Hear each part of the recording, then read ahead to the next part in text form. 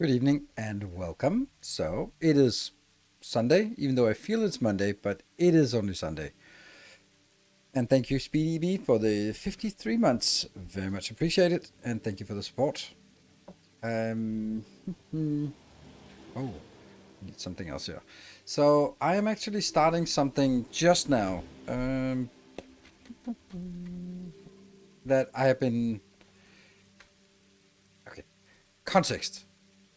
I'm a little bit affected by some personal stuff that has happened today. So, oh, thank you, Silver Season, for the 350 streak. That's amazing. So that's going to carry a little bit over. Um, then I'm also a little bit affected by the sheer amount of toxicity on my Factorio videos, and I was almost not making one this weekend. I had a little bit busy and had some other things coming up, and then I was like, fuck it, I can't be bothered because I don't want to see all this negativity. And then I was like, no, that's not great to be bullied out of doing content. But it does get me thinking, and about some things, and that's sort of the catalyst for where we are now in terms of, or what I was saying, that I'm just starting on something that it's something I've been thinking about for a long time, but I think I want to do a little bit more of it now. Um, and that is like sometimes I have these good rants here on Twitch, and I think that a lot of you are. I mean, it's not a lot of you here, but I think it's one of those things that watching Twitch streams is something you very often do on the second screen, and therefore it's very much about sort of having some pleasant talk and then looking at sort of progress and highlights, and then just kind of having it as a nice background. So having things as a nice background is, I'm not saying that's how everyone, but that's like a dominant way of reading, of watching, or sort of participating in Twitch is having it while doing something else, whether that's laundry or cooking or browsing your phone or gaming or whatever. That's kind of, it's kind of a secondary thing, which is perfectly reasonable. I do that myself. So, but that means that one of the things that I can add value with is sort of not necessarily so much about, hey, now we're going to be laying some more foundations. Let's do some foundations, and 1, 2, 3 more foundations. We'll of course do some designs and stuff, but there will also be a lot of other time. So sometimes I really feel that it's the good rants that sort of bring the chat to life, and just we can have some good talks about it. Also, I have so much things to share, but I don't have a structure to it. So I'm starting to sort of come up with topics. I just have a little log for myself about like topics that could potentially be a rant, or talk about something. Doesn't have to be a rant. Doesn't Rant sort of implies some kind of something you're unhappy about, but it could also just be a perspective on something, and then just kind of talking about it loosely here on YouTube, and then maybe sort of finding a way to make it into like short 10-minute videos on YouTube, so sort of interspersed between the factory content. It'll probably not be so much right now because Factorio is coming out, and that will sort of bring a lot of people back, I expect, I hope, and then we'll deal with all the toxicity of that. But sort of after Factorio, then the question is, yeah, then it'll probably be something I'll also add content about, because the factory genre is seemingly dying. That is basically. Oh, see, that's a good comment. That I should have some talk about it. Is the factory genre dying? Because I think actually it is, unfortunately. Like, Factorio is at the end of the cycle, Satisfactory at the end of the cycle. Dyson Sphere, they kind of gave up. Captain of Industry, it's not released yet, but it is a finished product. Shapes 2 is done. So, and there's nothing on the horizon. And then, like, so from that perspective, it's like we don't have like a new expansion for Satisfactory that we can look forward to, or a Factorio 2.0 that we can look forward to in a couple of years, or anything like that. So it doesn't look like the people who have stepped into the factory genre are going to continue. And of course, there could at any given time come a new player like Satisfactory or Dyson Sphere came out of nowhere, but it doesn't seem like the games that, or the developers who have worked on it, are going to do it. Like, we know Voop are not doing it, we know Coffee Stain are not doing it, we know that Dyson Sphere is burned out, we know that Shapes 2 is done. They have mentioned something, they mentioned in one comment about Project 3, but you know, if that's like a one mention, then that's a little to go on. But it doesn't seem like there's going to be a vacuum. Wait, you have toxicity in YouTube comments. We are playing a factory game. Well, the thing is, and this is like another thing I'd like to sort of maybe talk about a little bit at some point, but we can sort of dive into that at this point. And that is, I feel, and this is about sort of in all interactions, you need to have a range. I had a friend, good friend, and everyone loved him, but I got a little bit annoyed. Like, I loved him as well because he was always cheerful, but everything was awesome. Like, it was just like, oh, it's so awesome. Oh, it's so awesome. And he didn't have any range. So there's nothing in his world that wasn't awesome, which kind of means like anything that then gets the label of awesome, just kind of, it just becomes meh because there's no range. If everything is awesome, nothing is awesome. And I think it's important to have that range of saying, this sucks, this is awesome. They're going, okay, now there's a range from sucks to awesome, and then we can sort of explore that spectrum, because that's my belief, that it is better to communicate that way. But that's not necessarily how, when you do that and talk about a game, then fanboys will come in and come roaring in and be super toxic if you're not all positive about everything. And I think it's important to say like, oh, I don't care about this thing here. But this thing I think is interesting because it could open up the possibility to do something, or I feel that it's missing something along these lines. Because that's kind of the analysis that maybe some of you are looking at the last 3 Friday Factorio facts and going, what is the sum total of this? What does this mean? And then I can go like, well, these are the things that change, but these are the things that don't change. So expect this to stay the same and expect this to be different. And then I can be like, I don't think this is going to change the fact that Volcanus is just the best place. And I don't think it's going to change our perspective about Gleba, because nothing has changed there. And therefore, and when I say this, it gets sort of like, oh, you're so negative. And yeah, sure, I'm not. I could be more positive, but I also am just not. I don't think it's particularly interesting things that they're presenting for 2.1. Like, this is the last update, and then they're like, now you can hook up a boiler to a circuit network. Like, all right, like it doesn't really do anything. Like, it's not. I'm also looking at it from the perspective of, should I start a new series for 2.1? And yeah, I have decided it, but I'm looking at it from the perspective of, is this thing going to change anything for our current way of playing? Not really. Which like, I'd love that to be some changes that actually affect the gameplay. And something like pumps works on curves, I'm like, okay, it's not going to change anything for us. And it's neat that they allow this because people play differently, but it's not something that's going to be affecting me or the way I play or the way I design. So, okay, that's not going to change anything. And the new models, like, okay, but it doesn't really do anything. Like, it's not going to be like, ooh, we need to revise. We need to find a new way to make quality because casinos are dead.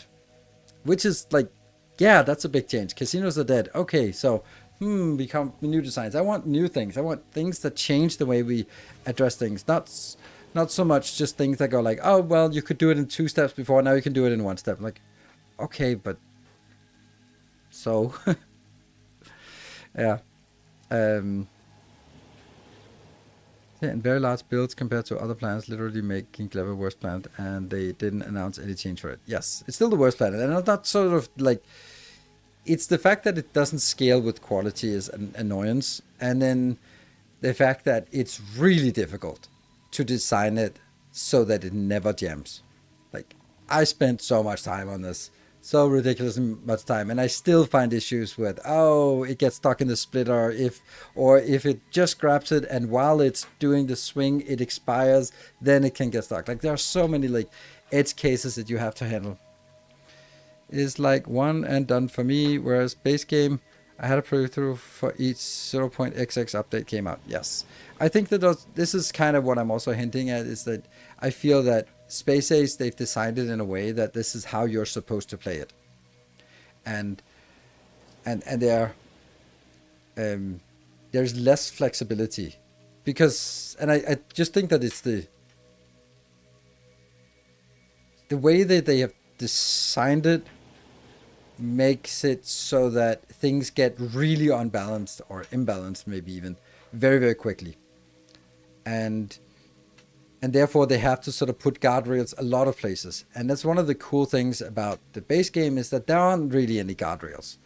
Like, there are some few things like, oh, you can't put productivity modules into everything. Okay, well, that's kind of there. But on the other hand, like, if a productivity module gives you plus 12%, it's never really going to break anything. But then Basis comes around and then suddenly you can get up to plus 300% with productivity. And then it kind of gets a little bit wonky, doesn't it? It just has, it's more susceptible to just completely run away. And therefore they have to put more guardrails about what you can do and what you can't do. And that sort of narrows the solution space and makes more builds look very similar, and more ways of doing it. And even though we have many more planets, it's like, if you want to play efficiently, there isn't a whole lot. It's not like, ooh, I'm going to make a mega base, I'm clever. I'm going like, okay, you're just a masochist. You're not doing it because it's effective. You're doing it because you like hurting yourself. Still missing a space elevator. Yeah, I think that I know it's never going to be there, but my feeling is that if I could sort of go back and help, and this whole idea about one location on the planet, it just lends itself so much to the fact that it's a space elevator, because otherwise there's no reason why there's only one landing bay except for balance reasons. But if it was a space elevator, so like, of course there's only one, because the space elevator goes from point A to point B, and then that's it. I hope they have surprises. Yeah, I don't think so. Very mid.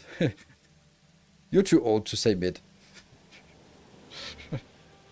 I don't think they have a big surprise for us. I like the Spidertron, for example. Like, I don't think they have that, because it I don't know. I think this is about sort of wrapping things up, and you can see that many different parts have been built on. So, well, it's 2.1, so a minor change, so nothing breaking should be introduced. That's not really the case.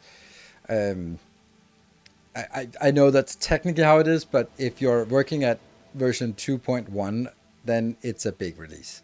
It's a major release. The 2.0 was a DLC, so it's basically doubling the game. So it's something that they've been working on for 1.5 years is a big fucking deal, right? So yeah, it's not like a trivial small thing. It was in October 24, so it's been 1.5 years. So if you only produce a release every 1.5 years, and you have a team of 20 people working on it, like, you can't call it a small release. It doesn't matter if it's 0.1, it's a big fucking deal. And we are like, but I also think that you can see that they've been putting effort into sort of polishing, and go like, we really wanted this thing, but we never got around to it because it was not the most important thing. But now we can get around to making boilers and heaters part of the circuit network, or that kind of thing. And we're going like, yeah, that's fine. And someone has been working on it, and they've been spending some time on it, and that's fine. But my perspective, I would rather have omitted that and then added some things that would change the gameplay.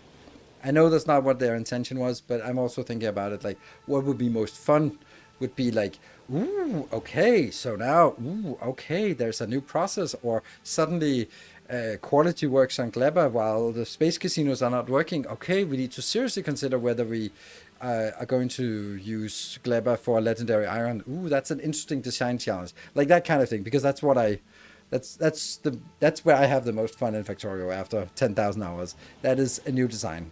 And I'm not going to do new designs based on a new graphics for ruins in water on Fulgora. That doesn't generate any new design challenges for me. So I don't really have particular interest in it. So,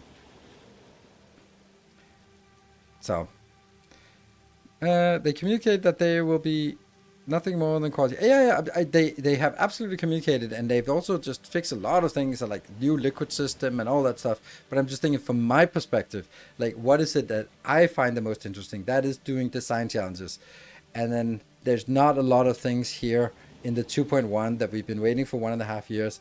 That makes me go, okay, scrap all my blueprints. Let's start over. Let's design it in a new way because everything is different. And I know that wouldn't they've not said they wouldn't, and it wouldn't be a good idea if they did it. But that's still what I would have hoped. Like some things that were like, okay, this is interesting. Suddenly you can use productivity in this or quality here. That actually changes the way that we would address something. So are you going to planet mods into your next playthrough? Nope, I will not, because then it won't be a 2.1 playthrough. I want it to be a 2.1 playthrough so we can see what is new in 2.1. And if I mix it up with just random new planets, then we don't get a feel for what it's like. Plus, I like to make designs, and making designs that only work with a certain mod under certain conditions is completely irrelevant. So some designs will change, but nothing fundamental. Yes, that's true. They changed the fluids so that some of the redundancies we built into some of the designs for sulfur to oil processing isn't relevant anymore. But or sulfur to steam. It's a small thing, but sure, there will be like updates to things.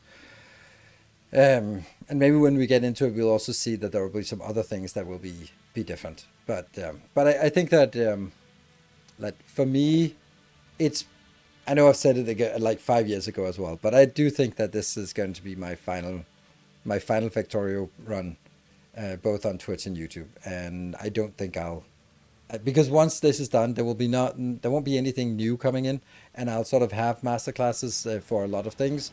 Then what would be the spark that gets me into a new playthrough? That would be like chat interaction. I think that time has run away from that, and then it would be mods, and I have 3 streaming days a week, and I don't think that's going to increase.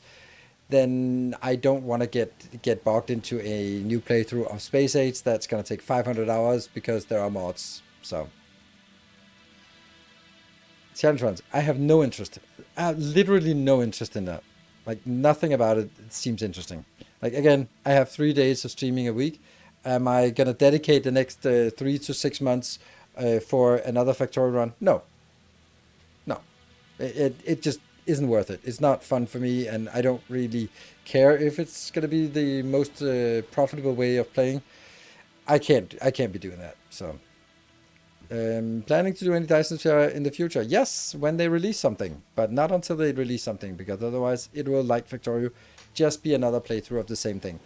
I need something to change. Like I need the game to change before I go back into it. There has to be a different experience. Otherwise, I'll do exactly the same as last time. The TSP is dead for more than a year. Can you say 3 years? It's going to be 3 years at least from the last release. The last release was 2023, 15th of December. So they're developing. Sure as hell not the fastest developing.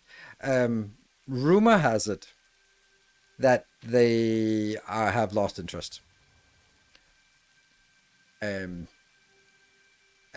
yeah, so that's because they are part of the Chimera games. So yeah, that's why I'm some anno maybe. I'm not looking for other games. As I said, I have 3 3 streaming days a week, and there will be things like we know that Valheim will be in there in September, so that's probably going to be Factorio until Valheim. After Valheim, there'll be a month or two of Valheim, having fun with that, and then something else will come up. And yeah, so that's my content plan moving forward. It's not going to be as it was 5 years ago when I was streaming 6 days a week and releasing one or two Factorio videos every day. If the SB rumor is true, the game had so much potential. It has potential, but I also think that they should have called the last release 1.0, because for all intents and purposes, it was a completely nice and finished game. And then when they do the next thing, if they'd done that and then they waited 3 years and released the DLC, then it would be like, awesome, everything is awesome.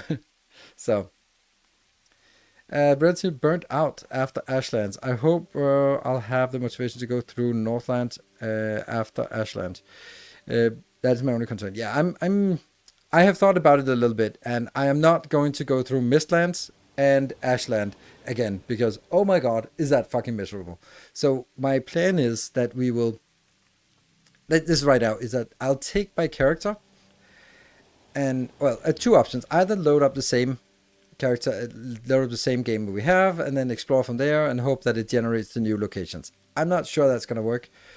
The other one is that we start a fresh world, but I take my character from the existing world into the new world. And the point of that is, the point of that would be that we can trivialize a lot of things, and we won't be spending so much time on chopping down trees, because they'll chop down in two hits instead of in 10 hits. So those kind of things would just make it a lot easier to just speed along and work on moving forward, right? So that's the intention, that we can then steamroll, and we don't have to go to Mistlands except for the things that we want to get specifically for Mistlands. But at least there will be like, not everything is super dangerous, but we will get some brain goop and stuff like this that we need for crafting and potions and stuff like that for Ashlands. I don't know. Maybe it'll also just be the same old world. I also want to play with Templars and moderators, so that we can sort of play in the same game and we can go on adventures together, or we can sort of someone else can help build and farm stuff, and just that would be awesome. So I think that was really fun. Ever thought about playing X4? Yes, I have thought about it, but I'm not gonna do it. But thank you. I don't think I think it's a game that it's just lacking a little bit of something. Like, it's a little bit too bare bones.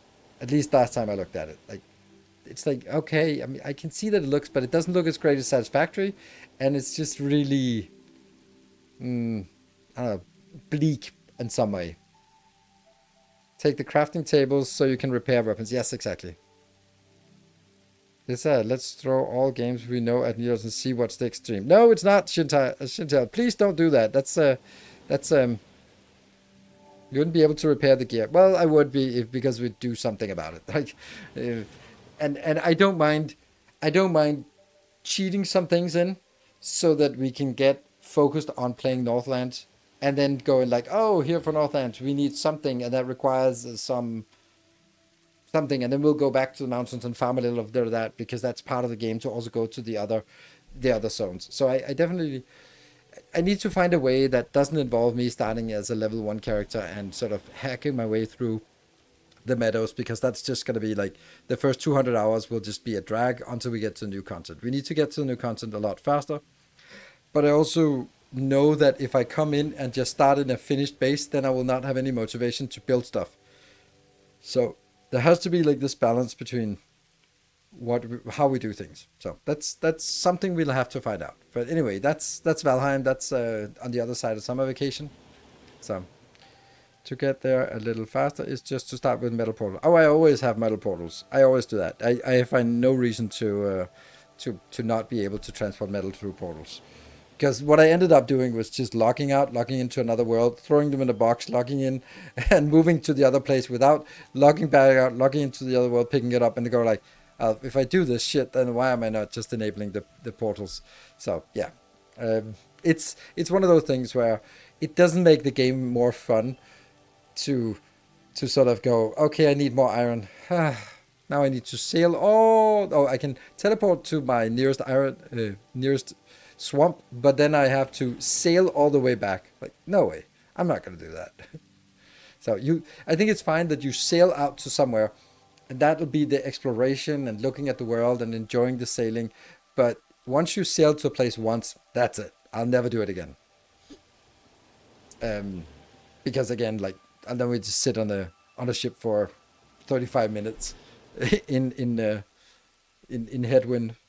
So yeah, so we don't know when Factorio is coming out. It could be Monday because the original release was on a Monday. So maybe it's just bloop. There we go. It's tomorrow. So I don't know if this is the last stream of Satisfactory. I have to admit, and maybe that's also why I wasn't so um, super enthusiastic about like releasing it next week, is because I'm actually having a ton of fun with Satisfactory, and I'd really love to to continue with with this Satisfactory playthrough, because I think we're making good progress and it's fun, and I would love to sort of see how far we can go. Actually, just complete it, right? That's what I said. Factory is an amazing game. Yeah, it's very chill and very relaxing, and the way we play it is really good. DVD Tuesday. What DVD Tuesday? What does that mean?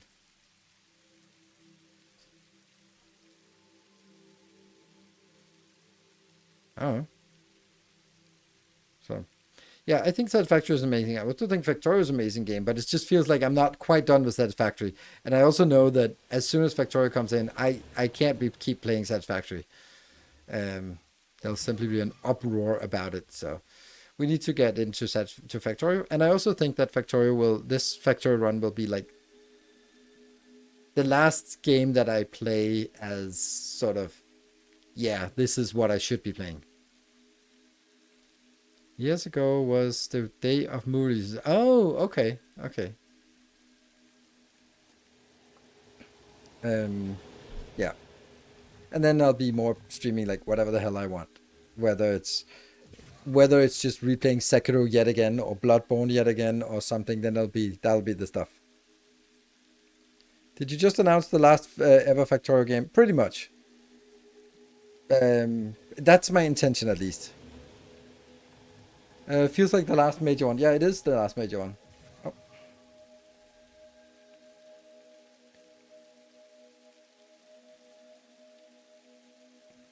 okay, so that's just my sister inviting me to birthday. Auction not included run. There is a lot of stuff. This should not turn into a throw everything at me. But no, I'm done with auction not included. I think it's amazing they keep adding things, but it has become so complicated that I get overwhelmed. Even I get overwhelmed by all the new stuff, so I revert back to the old stuff, and then that's kind of like, if I just revert to the old stuff, then I'm playing the same game I played 3 years ago, and if I'm going into new stuff, I get overwhelmed and kind of paralysis. So I'm like, ugh. So is way too big, and most new stuff is way too endgame-ish. Yes, it's just, it takes too much effort to figure out how to abuse the game mechanics with the new random critter plus the new random plant, and that's kind of the essence. So it's really, I think I'm done with Auction Not Included, but I'm really looking forward to Away Team. That's going to be interesting to see. Do you have access to 2.1 beta? No, I do not. They don't do that. Well, they did it for Space Age. I had access to that for a month in advance, but they haven't asked me or contacted me. I don't know if anyone else has access. I don't think so, but I don't. Keep coming, quit Victoria, and build up hours on substructure. What the hell is substructure?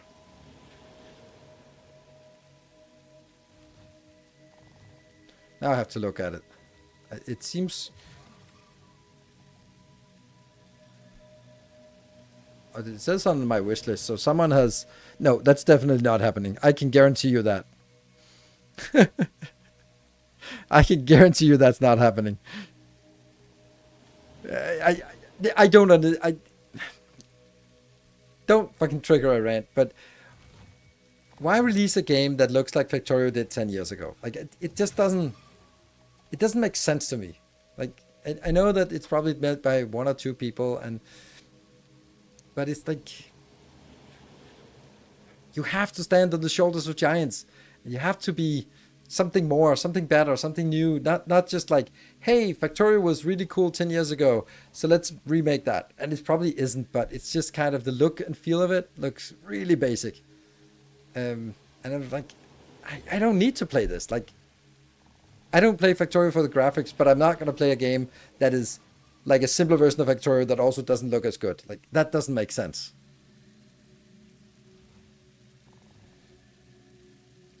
So, well, Factorio devs quit Factorio, so they probably thought it was a good idea. Sure, but and I'm not saying it's not going to be amazing, but it just like, I don't get it. Like, I don't get why you design something that's just that looks and feels like a Factorio mod. That's because that's really what it does. They have inserters, they have belts, they are sidedness on the belts, they are sort of I can see the compression on the belt, like you can see the like everything, and they have red long-handed inserters. Like, it's just a mod, all right. It's just a mod. Like, why does this need to exist? So I'm not gonna answer Bionodan like a million times. We need to get into the game soon. Any idea what Ruben's doing? No, I don't. It's one of those things like, if I had inside information, I couldn't share it. I do have some information on some things, but in that case, I can't share it. Or if I don't have it, then I'm speculating like everything else. Of course, I could have heard a rumor or something. So I think you could play exactly the same game with existing Factorio mods. Maybe. Yeah. Yeah. I'm not streaming so many hours and then getting into something like Pandan just doesn't make sense. No, I would want to, if moving forward, like if I could, it's something I wrote to the moderators. Picard, thank you for the 58 months. I'm just gonna go on this little rant and then we'll go into the game. When I look back on last year's gaming streaming content, and I think about what were my highlights for 2025 in terms of streaming, then I must say that it was actually Blueprints was the best. Like, Blueprints was such an amazing game, and I can't remember I remember there was another game that I also mentioned as super amazing, really. We'll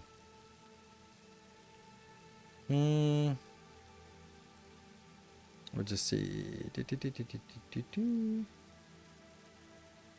Yeah, Hollow Knight Silksong. Like, Hollow Knight and Silksong was also just like insanely fun. And the irony is that neither Blueprints or Hollow Knight Silksong were particularly popular or particularly profitable or inside my established niche. It wasn't playing Foundry or Factorio or Satisfactory that was sort of my highlights. Blueprints, as in the color and as the son of a king. Blueprints was, and like playing games like that, where it's just like, that's just absolutely amazing. And there are still games that I haven't played that sort of, well, that like Lies of P is a game that I know nothing about except that it's absolutely amazing. Expedition 33 is also a game that I know nothing about, but is also really amazing. And I would love to play those kind of games. Like, I remember when we played Portal 2 and Portal 1 and Portal 2. Holy shit, that was amazing. It was a little bit stressful, but like being able to just play variety streams, and I know that will just completely sink my channel, but maybe that's just time to do that. Or whenever, and then of course when a new game comes out in the simulation genre, we'll play it and maybe make a couple of episodes. But and hope that there's something coming out like Dyson Sphere that just comes out of nowhere. I also think that another thing is that in this day and age with AI everywhere, let's go in. It is harder to distinguish I think a lot of content creation is dying. Like, gaming, if your spiel on YouTube is that you are the best, then that's probably going to be a hard one to maintain in the age of AI. And like, something like what I do, like good designs and structured tutorials, I mean, in 5 years, AI knows better than any people how to play a game efficiently and can do like I think so. I genuinely think that that's kind of how it's going to be, or at least that there's a very high likelihood. So, what is the only competitive edge as a human content creator? Uh, that is, in my opinion, the human part. That's the human part because gaming wise, I'm lost. I will never be doing anything better. Um, but it's the part about like the human experience. Like you're actually talking to a human. It's a real human person. Old man comments on AI. Yes. And yeah, I think that it's really hard when talking about AI because it's either becomes like doom and gloom, like we're all dying and who cares because the world is coming to an end, or it becomes like it's just a fancy chatbot, and and I think the truth is somewhere in between. But I also think that a lot of the stuff, like the amount of shit on YouTube already that's AI based, it's a lot, and that's not gonna be. That also means that as AI become better at just emulating, uh, getting the right thumbnails, you're also going to face competition that on that parameter. So yeah, um, that means it's going to be harder to sort of make a splash in terms of getting visibility because you're competing against something that's just better at getting attention. By YouTube social media comments and metrics is extremely common, not necessarily for you. For young creators, there are services that can shield creators from it without completely blocking it. No, not that I know of. Hey Shen, thank you for the 37 months. It's been a while since I've seen you here, but good to see you.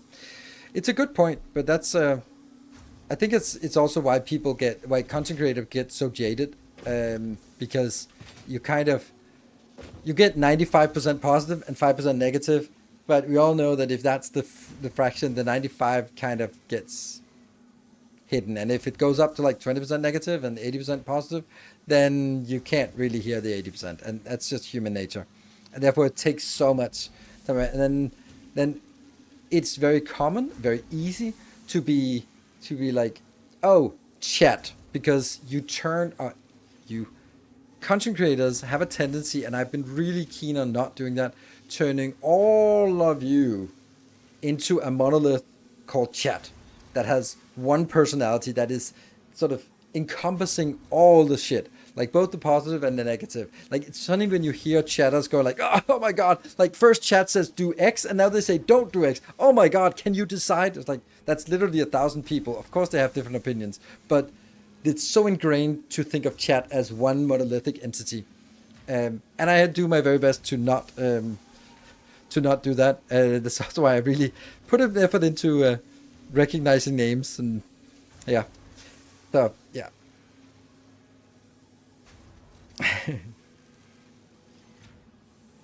yeah, human illusion, but it's much higher pace. Yeah, generate content for AI to swoop in. Yeah, and that's so. Anyway, what is this factory we're looking at? This beautiful, glorious factory is something I couldn't help myself. I actually built it after last stream. We had built the outline, and then I started tinkering with it, and then tinkered a little bit more with it, and suddenly I was like, "Oh shit! I just built it. Let me just see if it works." So this, ow, ow, ow, ow. Oh, you don't get knocked over anymore. That's sad. That's one of the good little highlights. So what we have is we have over here. Ah, don't fall off. We have fuel coming in. This is an inbound for fuel. And that goes below. Over to the other ones. And then we have plastic coming in. And out we have circuit boards and nothing. Oh, there. AI limiters. Speaking of AI. And those are now being created. And then we'll have a look at what it looks like. Looking good. I have no overflow for this, so I'm just basically saying like fill it up and then leave it as it is. I could have an overflow, maybe I should, I don't know. And let's go upstairs and see what the actual factory looks like. These are, of course, if you are interested in playing Satisfactory, these designs are of course part of the blueprint package. So they're here. All this the 1.2. And now I also posted on Patreon, so we can find it there. And then of course all of this is all the ones from 1.0, and they're still very valid and eligible.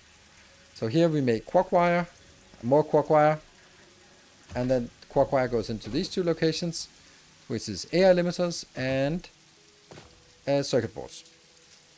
And there's a little, no, there's actually a surplus. We have enough of everything coming in. And then it just goes down here. So basically this build is how many, 5 tiles long? 1, 2, 3, 4, 5. So it's 5 times 8 point something. So that's about, who knows what that is. 9 times 5, 45, yeah, something like that. 40 something circuit boards per minute.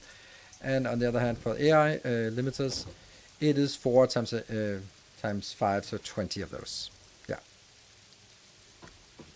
Do we know when Factorio update is dropping? Nope, we do not. The Space Age was dropping on Monday. So, maybe Monday? So, I think this is a brilliant factory, and I've also just put pillars on it. It works by making the Caterium here. We can only get a maximum of 300 Caterium without using water for it, and I don't want to use water. So I love this one. So something I'm also thinking about, like, I just said this about like the monolithic chat thing, and there were no comments to it. Like, I'm also really keen on hearing sort of let's see, which one goes up? That goes up. Okay. Like, if there's someone who has like a perspective on something, and just by all means weigh in. Oh, whoops. Yes, this looks like the inbound.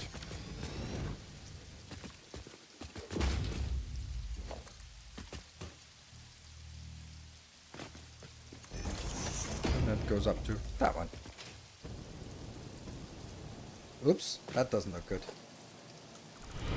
Woo, Shen, thank you for the 10 gifties. More shall enter the fray. Thank you. Wow, that's nice. So that is a potential for getting a train started. So if you're sitting on a sub, then now is a good time to throw it in there.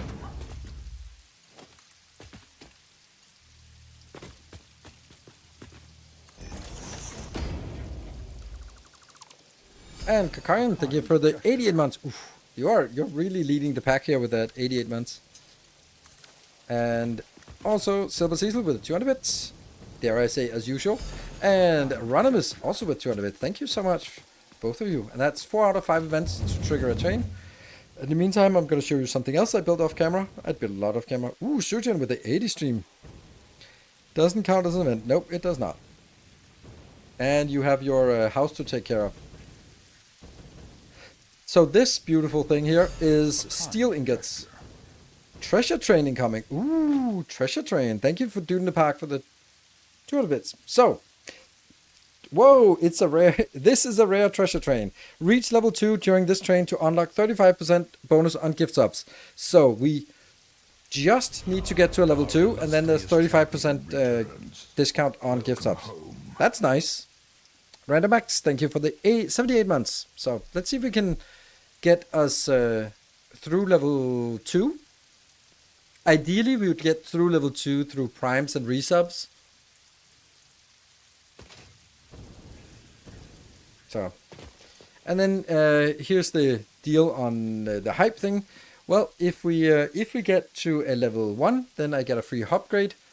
There's not much we're missing there. If we get to level 2, then we get a free hard drive, or later on the summer slope if we want it. And on Tales of our endeavors. On level 3, we get flying for the rest of the stream. Level 4, we get free build for 1 hour. Ooh, and level 5, of course, is extra an extra hour streaming. One red beer, thank you for the 5 gift subs. Amazing. So we are more than halfway through this level. So let's see if we can get there. That is OW Cousin, thank you for the 13 months of Prime. Daniel, tier 2 for 52 months. Thank you so much. And Master MSC, thank you for 61 months. And Warren, thank you for the 48 months. And then we are actually here. Whee! Shandon Techno, thank you for the 500 bits. Mr. Birdplane, thank you for 5 gifties. I think you didn't get to cash in on the 35% discount, but the discount should now be activated. So now 5 gifties should be 35% cheaper, which is nice. So now we also have the opportunity here to import steel ingots from these 2 locations. That means whenever we want to build something, we can also consider to also build it with steel.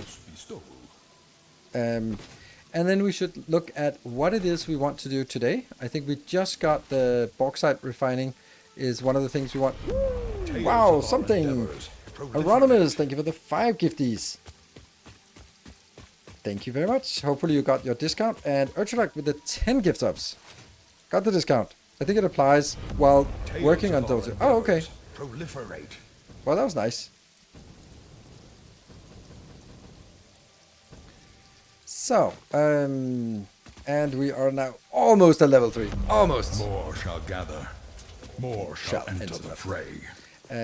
Okay, so I need to figure out if we have all of these things to get this. And Shen with another 10 gift subs. Ooh, look at that. Did you see? You're at 990 gift subs. That is amazing. More shall enter the fray. Where the hell are we doing? And Memstick with 20 gift subs. Wow, thank you. Well, that is definitely a level 3 done, and that's getting also to level 4. And Sushin with the 10 gift subs. Didn't you have didn't you say that you needed to focus on the house? Why can I not find anything? Where's my base at? Oh, it's over there behind. More shall gather. More shall enter the fray.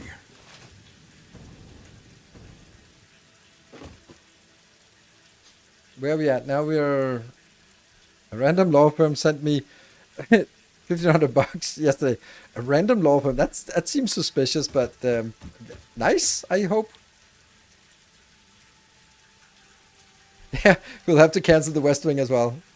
Yeah, so here's an interesting thing. And Shen with another 10 gifties. There we go. The big 10 or the big 1,000 subs, gift subs. Whew. Here's an interesting thing. Oh, I can rescan, but I did see before that if I rescanned, I wouldn't get anything. I couldn't rescan because there were actually not enough interesting alternate recipes available. Proper concrete, that's weird. None of these are particularly interesting, so... Yeah. So I can rescan this one and see if we get 2 new. Yeah, we got 2 new. Didn't really do much, so let's scan another one. I had to round up, absolutely. I understand you need to round up. So now we're actually at a level 4. That means I need to start figuring out what we can do in terms of getting this one. I love that how consistently this works. Pouring rain, very quiet. Okay, so computers. 1, 2, and then heavy. I need 100 of those as well. Yes. And then we need motor. 1, 2, 3. And we need some rubber. 1, 2. So we can't quite get it until we get more. Okay, so we need a little bit more rubberino. 28 of those. Okay, that's very close to 28. So we'll just wait and get the 28 so we can unlock this, which means that we... There you go. Smashing. Bauxite. Milestone reached. Bauxite is refined into aluminum products via a multi-step process. Considering your past achievements, you should have the minimum required skill to overcome these new production challenges. If it helps, many others have done this before, so if you fail, someone else will eventually succeed. Yeah, that's nice. Okay, so, there it is. How far is it? It's not so bad. I was about to say that more shall enter the fray. Aluminum is fun. Yeah, well, is it? So, Shen, thank you for the 20 more gift subs. So we have 1.5 minutes away, and we need I don't know. You guys can see it. 6 subs to get us to a level here. And now it's 1 sub. How about we sit and sit on this one and just let it sort of peter out here? Nope, that's not. Doing the park, pushing us over the edge. Tales of our endeavors. Stogard, thank you for the 1 gift up as well. And then Graue Dogge, I don't know what that means or what language that is. Graue seems like it's German. Our modest Thank you for the 5 gift subs. And Shen, thank you for another 5. It's all snowballs in, yeah. Tales of our endeavors proliferate. I next extra hour for... Oh, you need, I guess, need an extra hour for homework tomorrow. Oh, nice. Okay. So I think we need to bring our... Tales of our endeavors proliferate. Fortunately, it would be great curly hair. Oh, yeah, okay. Makes sense. Okay, so let's see. Our trucks here. Let's move down to this side. We also need some fuel. Get that.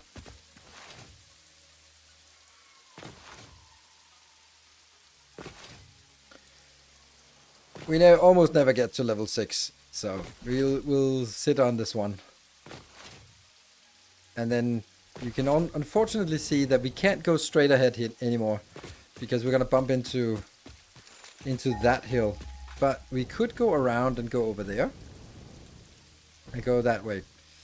Then the question would be, like, shouldn't we then use this one instead of going forward and then start going this way, and then yeah, let's do that. Let's try that. And that will be... And then I need tick tick. Blueprint, auto connect. Yes. We're gonna flip this one afterwards.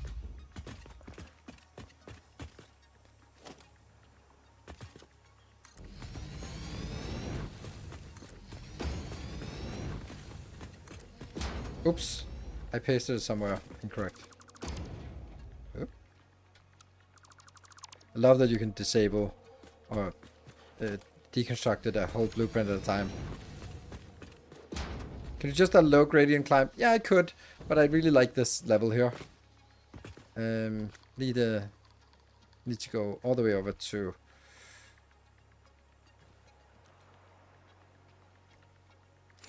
I want to see this on the map. I think it's down here.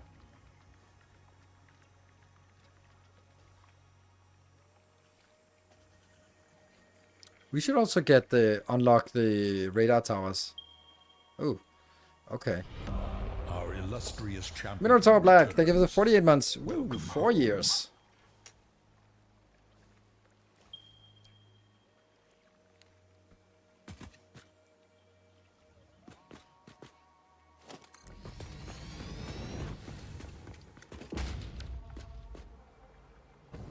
We'll still bump into that thing over here.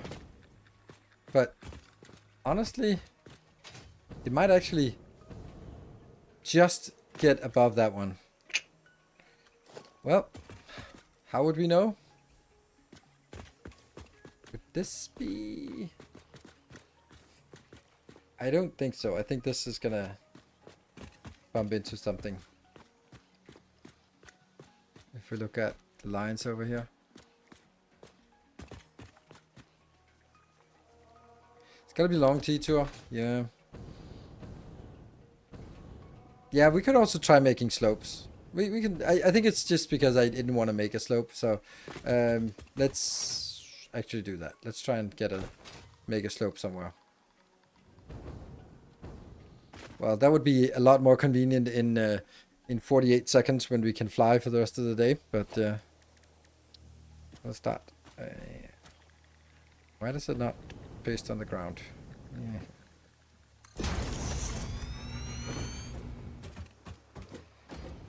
So, what would it look like? What would it look like? I guess it would look like some of this.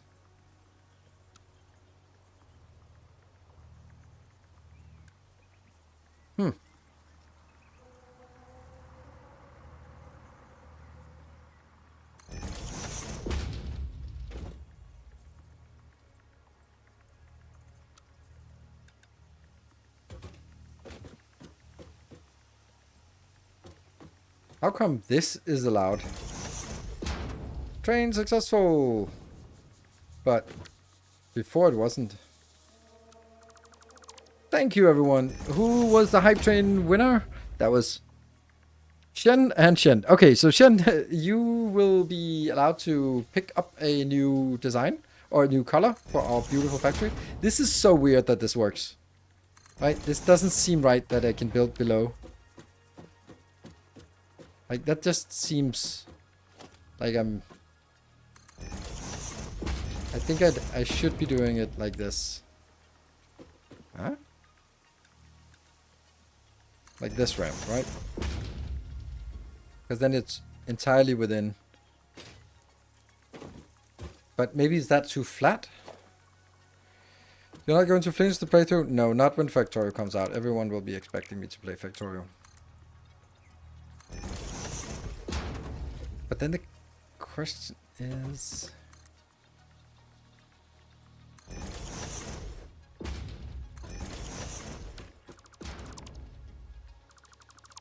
Okay, so let's start activating the stuff that we want. Creator mode, no build cost, flight mode. And that one, we'll get that. We can get one item, and that's a new hard drive. I don't really want a lot of hard drive anymore. But we do want this sloppy aluminum.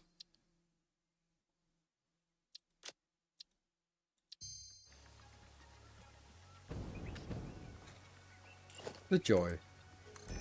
Thank you, everyone, for supporting. That's so nice. And it's even like after 1 hour, and then we are already flying. That's brilliant. Brilliant. Perfect. Here. Oh, that was an aggressive sound. I don't know if this is... Yeah, well, let's see. I need barriers along the side. Does that even work? They don't. But there was like some kind of barrier that worked, but not this one, right? No. Oh, they're railings. This one. It kind of sucks that it's...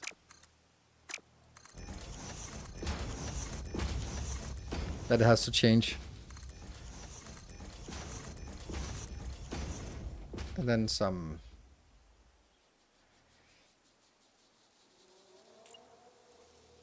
purple.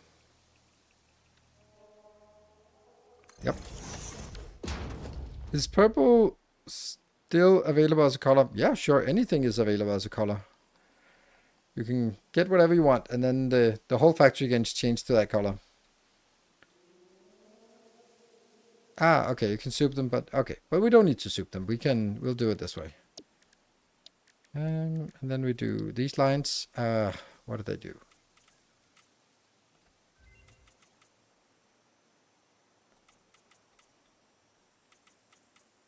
Isn't that how it was done? And there's... oh, right. There's something in the middle as well. Yes.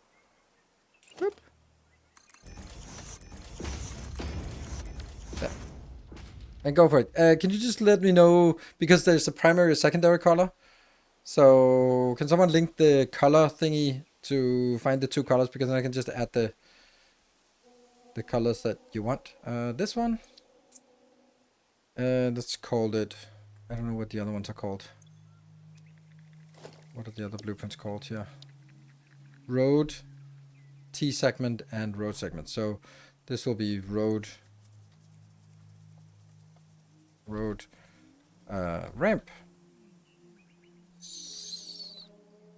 Right. And I need an icon that will be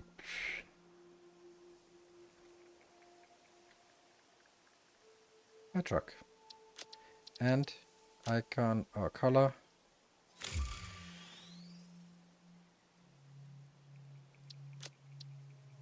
And set category here, here. Save and exit. Save and don't exit.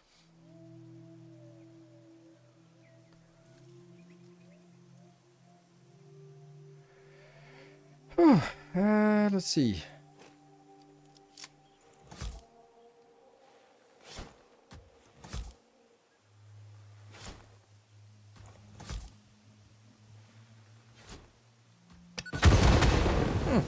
I missed that one. Okay.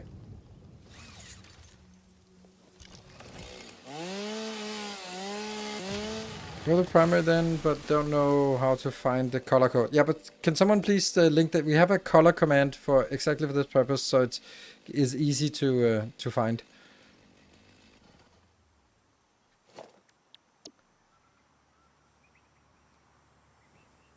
Eight. There, color. Yes, please. Thank you. So let's see, does this look correct? Yeah. It's a little shame that we don't have the same barriers. Oh no, it doesn't exactly link up, does it? Vertical notch. There you go.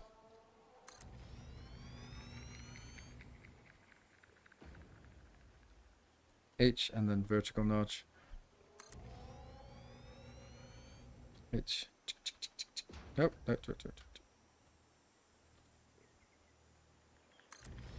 Ah, I don't think it's enough.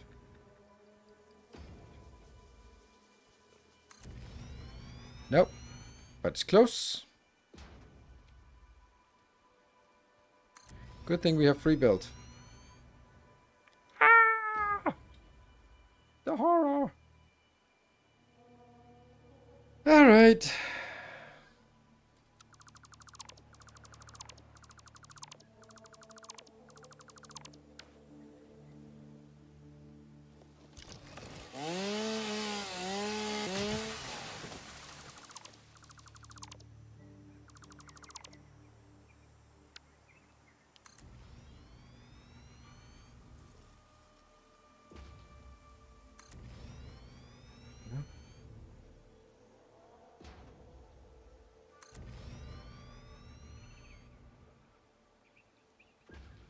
Hold and notch it up. Hold and notch it up. Hold. Notch. Better work.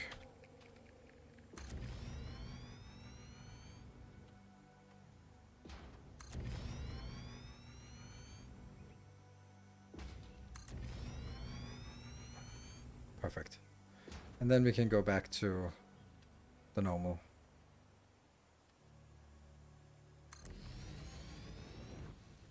And we should probably... Should we start heading down already now? Well, let's try and see if we can head down here.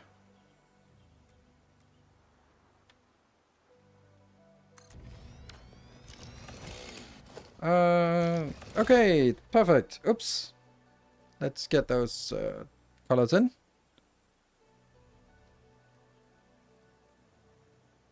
Always one off. Was one of them one off? That's... I hope not. Colors. Here.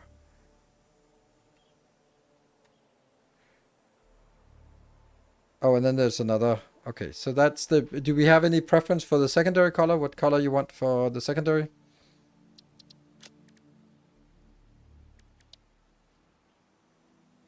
Thank you.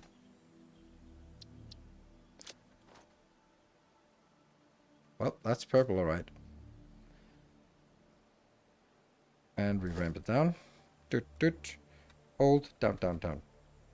Yes. And that looks like it was perfectly ramped down. Then I really want to figure out how many ramp ups I did. I wonder if... Did I really need this? Yeah, I did. Okay, so how many ramp? 1, 2, 3, 4, 5, 6, 7, 8, 9. 9 up ramps. Yeah, heading to the monochromatic swamp? Yes, we are. Okay, so 9 up, that means also 9 down. And that's 3. Wonder if these can be exploded now. Like, some of the other things could be exploded. Nice. Lots of spiders. Yeah, spiders are not bad. Cut it. Why would I? Is there something for cutting it? Don't explode. Oh, okay. Is there something interesting?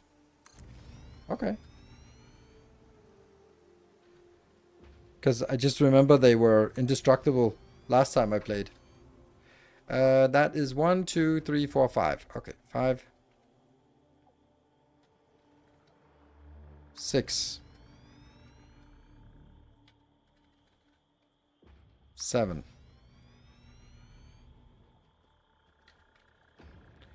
8.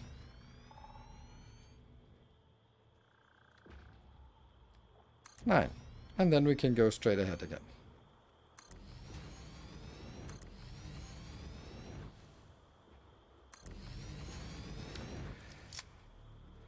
Yeah, it is really the monochromatic swamp.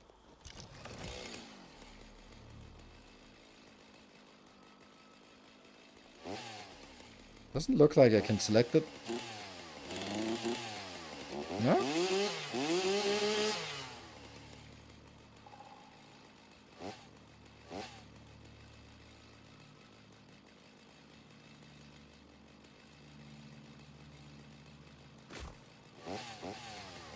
Doesn't work.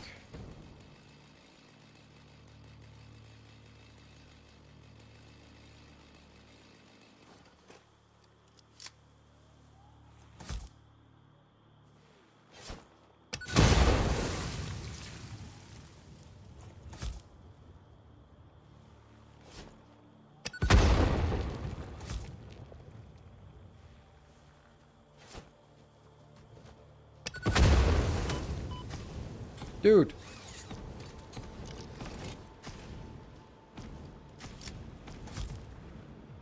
Oh, hold on, hold on, hold on, hold on. There's something we need to do. Da da da. No. There. 7 and E. There. We are going to make a rifle.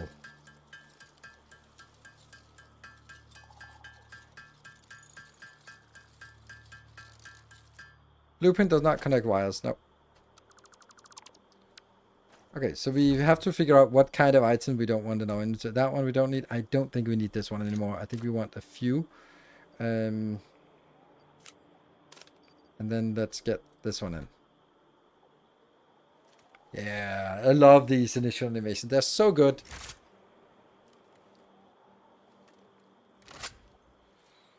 I would imagine that the reason why they don't connect automatically is because it would be inconsistent, or it would be difficult for it to know which ones to connect to, because belts are sort of like, when a belt connects to something, then it also blocks other connections. But a power pole and a power pole, and then there's like 3 power poles here and 2 power poles here. Do we want all connections or one of them? And does it really know which one?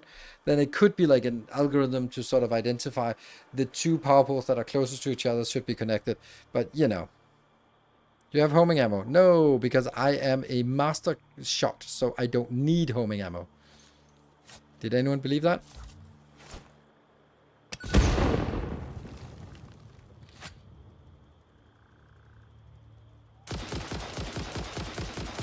Look at that. I shot something that didn't move.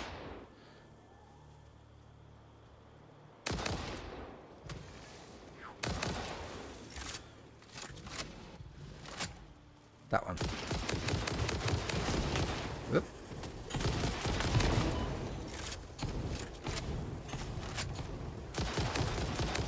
And how useless this ammo is. It's super cool, but it's also kind of useless.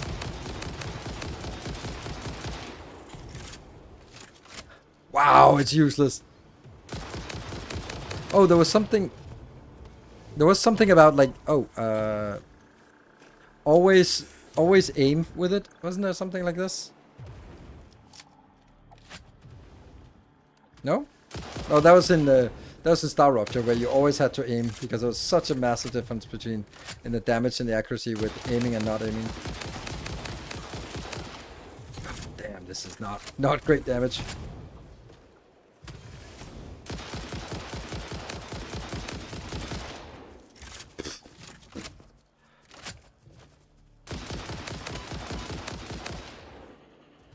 Okay, now you.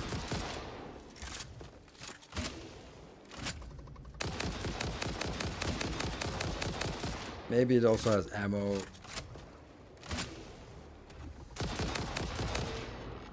Armor up front or something. God, that took a while. Oh, there's still more.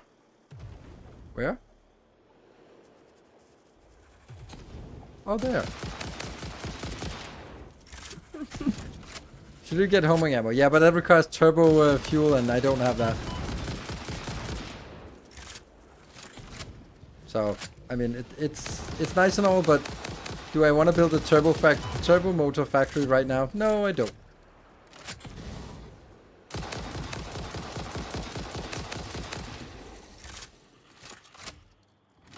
I feel that this has been nerfed. I remember it as not great, but this is kind of pathetic. And by kind of, I mean ridiculously lousy.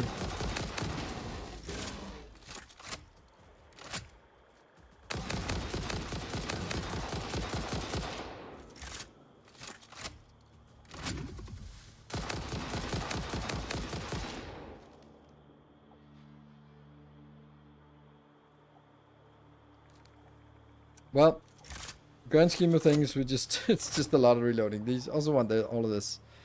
Okay, so this one we will also want. Oh, really?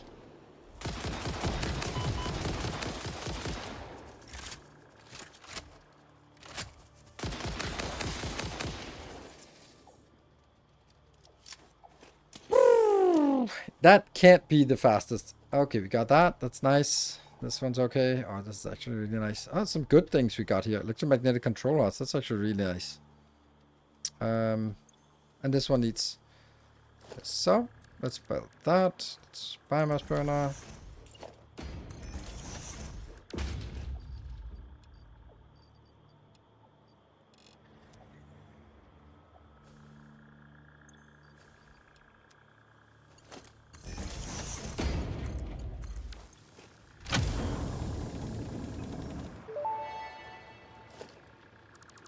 Damaged hard drive recovered. Return it to the MAM where it will receive the best recovery and rehabilitation care available. Good. Back up here. And then we do a mem, and then I do a break. Okay, so let's see what we got. Hopefully some new and exciting stuff. Very much not exciting stuff. Rubber concrete. We can rescan, and then we should get sloppy alumina. Whoop, whoop, whoop, whoop. That's what we want. Yes, please. Perfect. Because we don't have a lot of eligible ones, so we are more likely to get what we want. So, homing uses high-speed connector. Okay, I don't have high-speed connectors either, so I mean, okay. We want to get it. Yes, you're right. Twitch 626. Yes. Good. So, we'll be back in 2 minutes. Thank you for joining, and be back in a bit.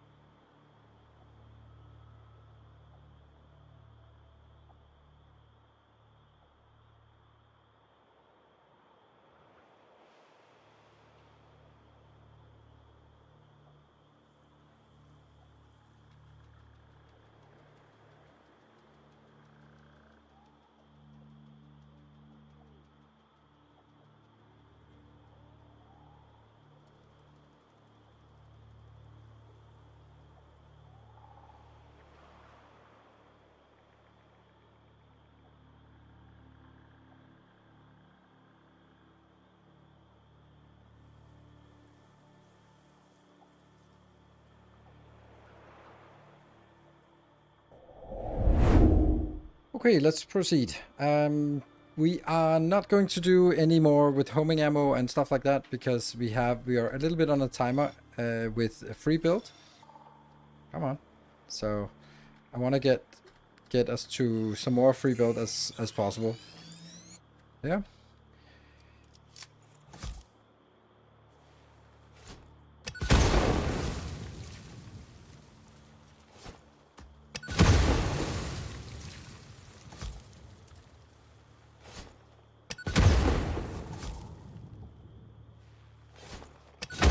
There, that should clear the path for us moving forward. And let's again scan for bauxite, see where that is.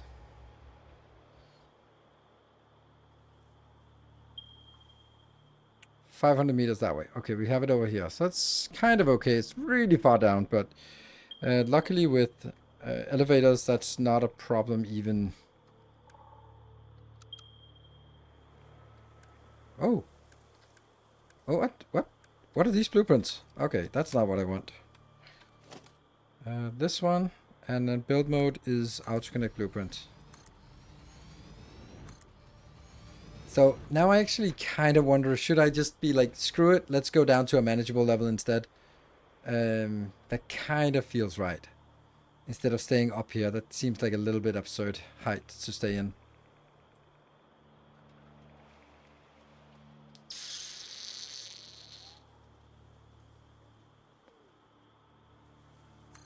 Will never be, I don't know. Like this is really lowlands, so we need to get up on the other side at some point anyway.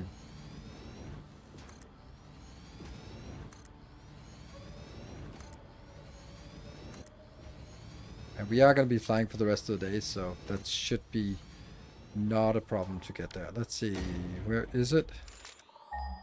Is it here? Or is it... Oh, it's in there. Okay. So... maybe this one will take that out and make it a... there. And so this will be where we want to build it. Now we need to switch over to just build random crap.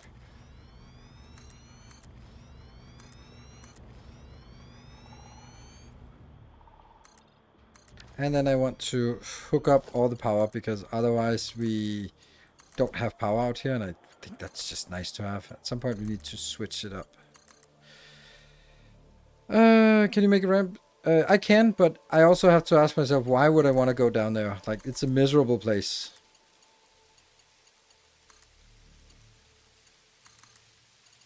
So, and if I stay, whether I stay at 100 meters up or 200 meters up, doesn't really make a difference for me.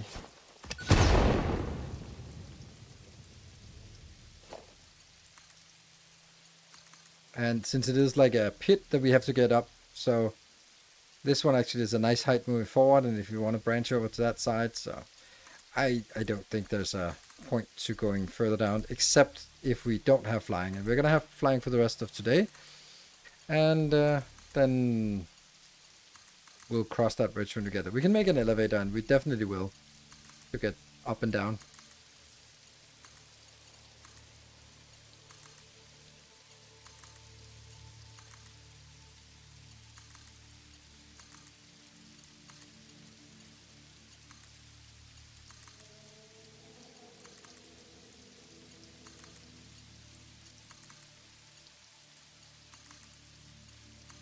And there, good.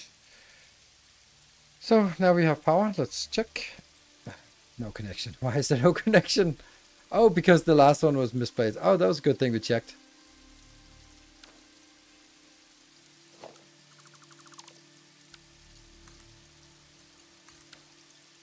Good.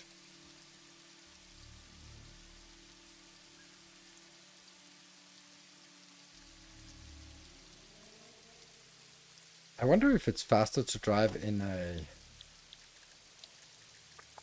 Explorer.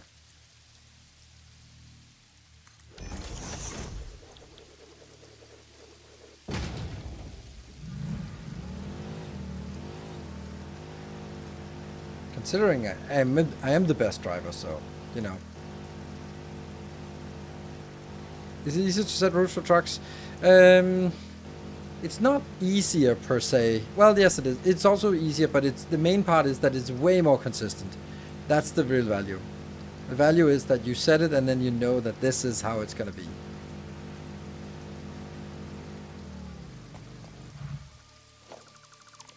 So, we need to build the sloppy alumina build here.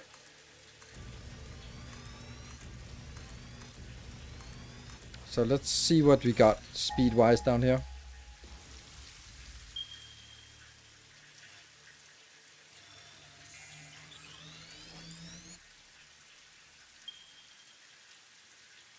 Impure, pure, and normal.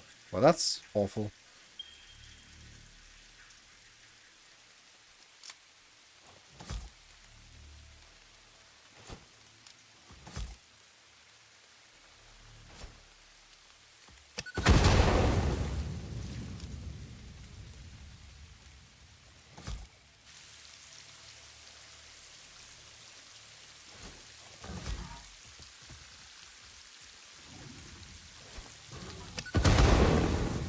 They need 3, I guess.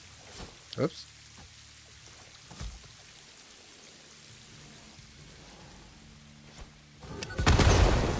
Yes, 3. Where's the other one? Oh, there you are. That's 1. Oh, they're fighting. Nice. These ones need to get this treatment.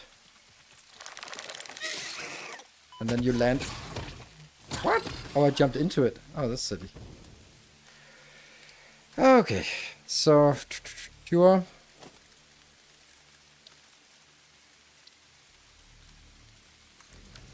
The pure is 240, 600, which you can't get. So this one can get 240 out. Okay.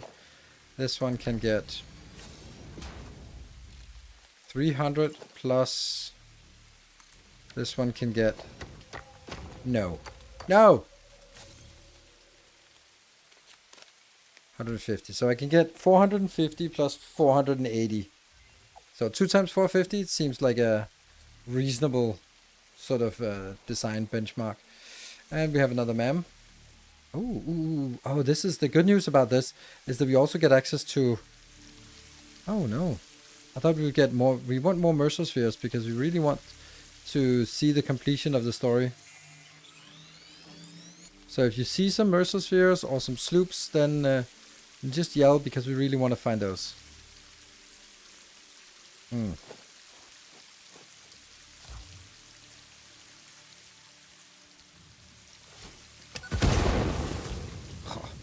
The radioactive one.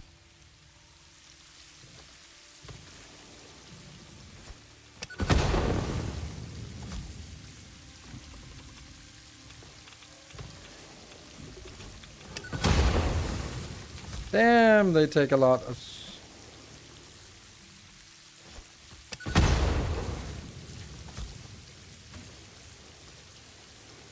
How are you actually? There we go. Does it stop being radioactive now?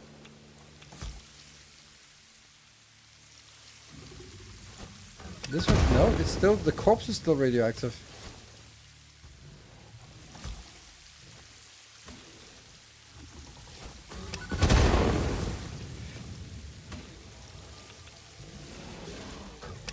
There we go. Okay, let's see what you got.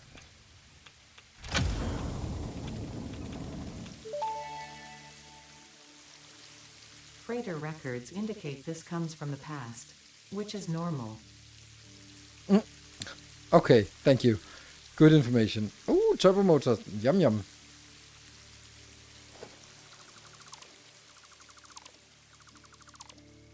I just delete them afterwards because it's cleaner. Then when I see them at the distance, I know that it's already been taken. Oh, and it's we have some junk here.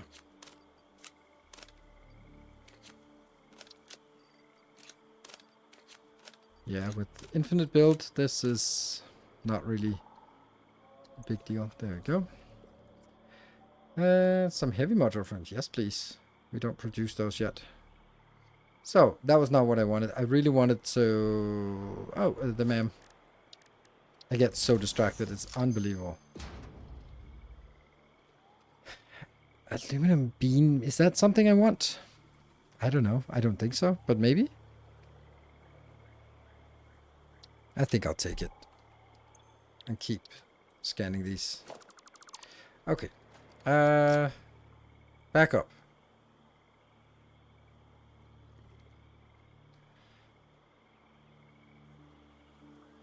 Oops, that's a little bit too much up.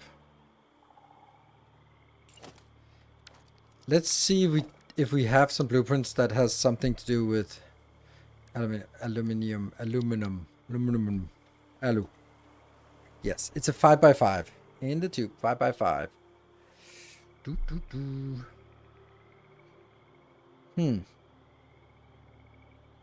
Looks beautiful. I would also imagine that this is the sloppy kind. I kind of need to place it here just to figure out what it does.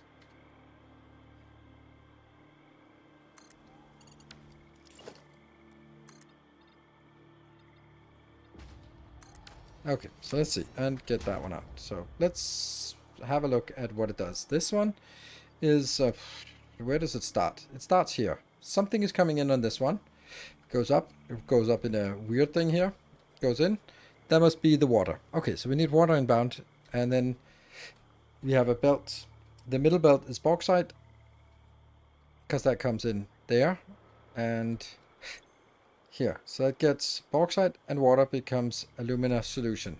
That goes onwards into the other one, where it takes alumina solution plus some coal. So the other thing here must be, that's from the below. So the lowest one is coal, the middle one is bauxite, and this one is water. And those are the three things that go out. Then this one is making alumina scrap and recycle some water. The recycled water goes in, and this is why it comes in from the top, because then it implicitly prioritizes this part somehow. And then it goes out. What is it? This is 360, and this each of these is 60. Okay, so this module is taking, everything else is built at ratio, so it takes 200 bauxite in, and I can get, I think I can realistically say that I can make, let me see, what are we getting in? We're getting 200 in, and what are we getting out? 180 out. So it's pretty much the same. So I have one of 150, one of 300, another one of potentially 600. So that would be in total 1050. And now I'm assuming, but I think we can assume that we have it with the output here, because, well, that's kind of gonna happen. Yeah. So yeah, I like that idea. That we're basically going to take it in on two belts with, how much coal do we need? 120. So we need 5 modules of this, which means 5 modules of coal. That's 600 coal. Do we have coal anywhere nearby?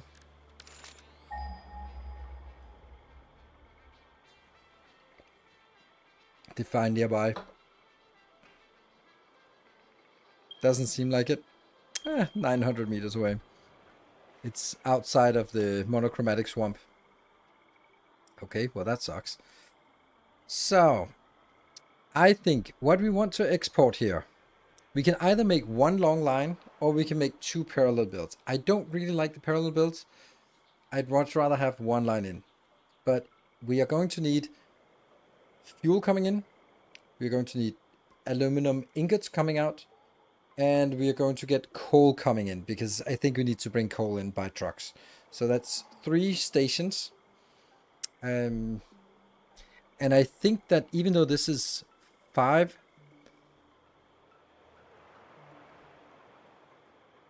yeah, then I'll have to make some kind of adjustment to the inbound.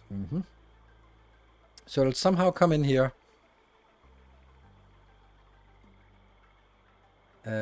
Usually I would have it like this, I think.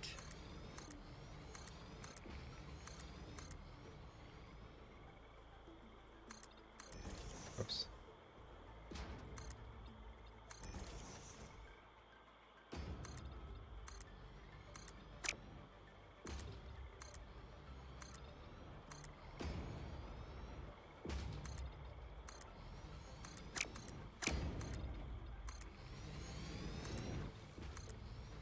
Now I have to remember how I built it, the one that we started at.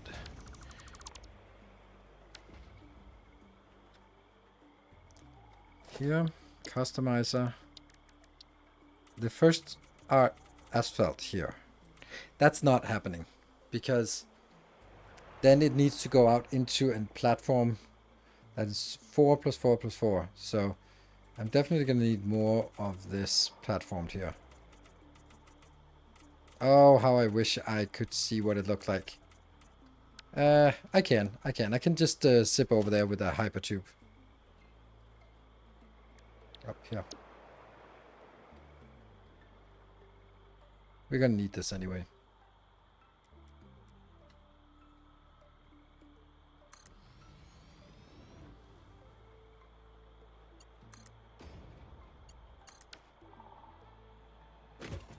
Huh, it's also funny that Nobelisk's running out.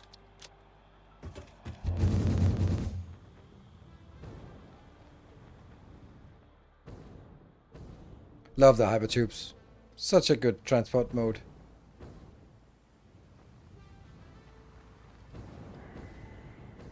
Yeah. Okay, so this is in my opinion, a perfect build for this one. 1, 2, 3, 4. 1, 2, 3, 4, 5. And this blueprint is, yeah, the blueprint here is 1 line of asphalt and 3 lines of this. Yes.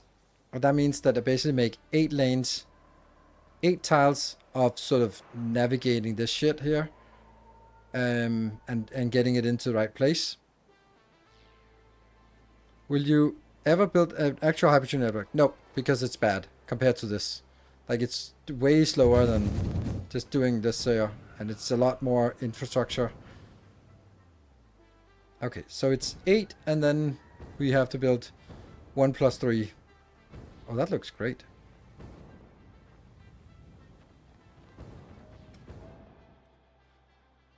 So, 1, 2, 3, 4, 5, 6, 7,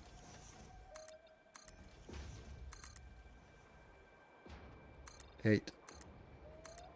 And then this is the blueprint one.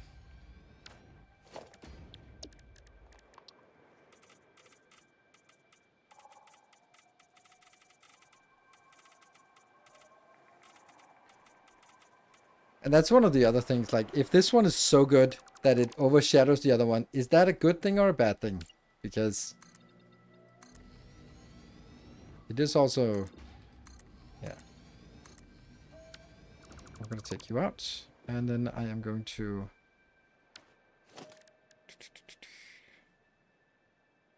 yeah, so it's overshadowing, it's so good that it will overshadow the other ones.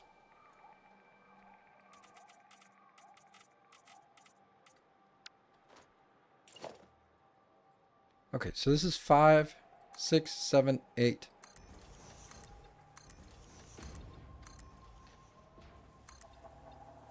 Or there. So now that means we can build blueprint, the here, the truck station.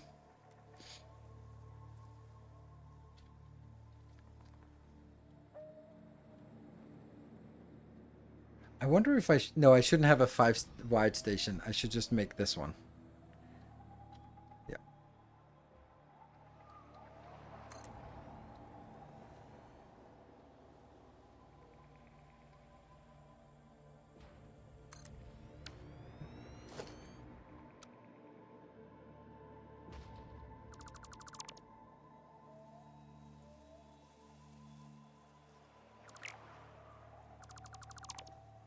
Working.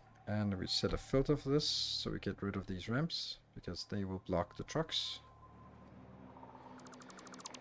Okay, so the middle one will be... alloy ingot. And this one will be fuel. Fuel station 3, maybe? And this one will be alloy ingot coal. Oh.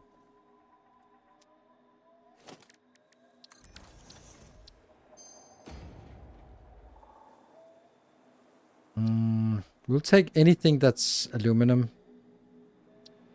Or we'll rescan. Alclad, yes. Alclad casing, whatever. I'll take it. It might be useful.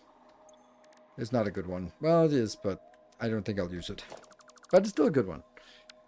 Okay, so now we have the structure here. Then we need 1, 2, 3, 4, 5. That's 1. And then from here...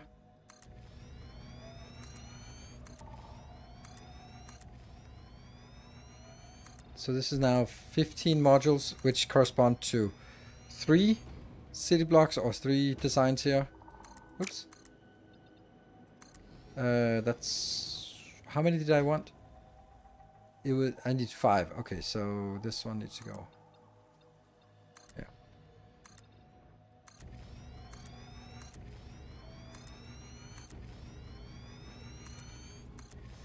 That's perfect. Now I want a elevator somewhere. Not inside this, because that's a blueprint, but I could make it like right next to it, right? Because this is yeah. This is fuel coming in, so it's not going to need that much space. So here would be a good place for an elevator. See if I can figure out how that works. It's under transport. So elevator floor.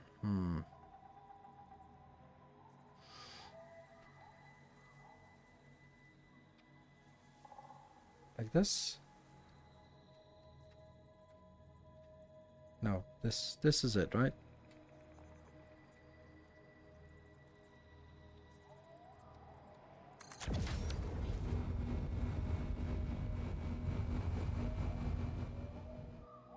That did not seem like it was... Look at this. Something is flying. Where the hell is it flying to? Well, that's interesting.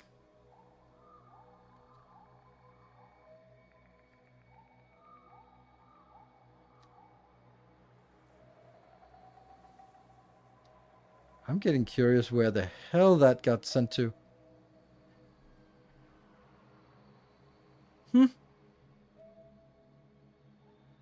Well, I don't think that's going to be what I wanted, but now there's an elevator over here. What is this ring? Yeah. Need 400 megawatt. Ugh.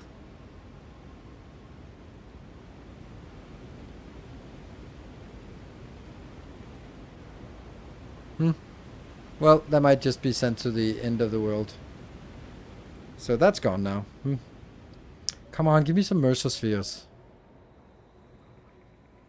I want some Mercer spheres or some...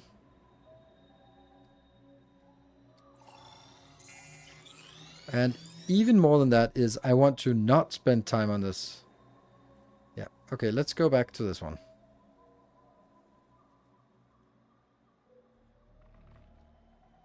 Mercers are a little bit more difficult to see than the slugs. It's a pretty good thing. Oh, look at that. It actually got built. It just kind of threw them really far away. Okay. Okay, that's...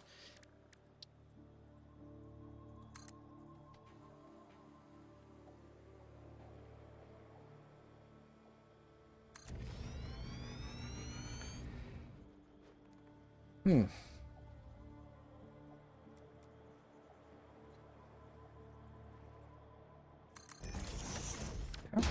And then I built the floor here. Actually, that didn't even need to be there. Because I could sort of bring this down here. It doesn't matter.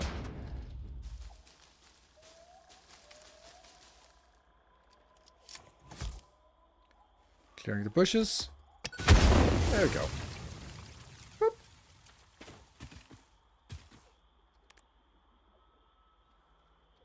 Because this will also be how we get power somewhere useful over here. No. No, don't... What? Oh, that doesn't seem right, does it? It does say that it's connected. Mm-hmm.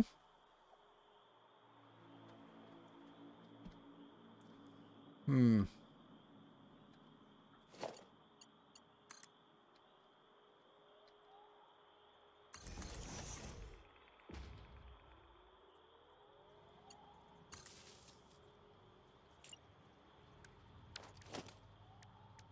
Power socket level. Oh, that's not it. Power socket level 2. Replace. So you can now go over and tap that. And you can go over and tap. Yes. And they are now powered. Yes. And then that gets powered. Good.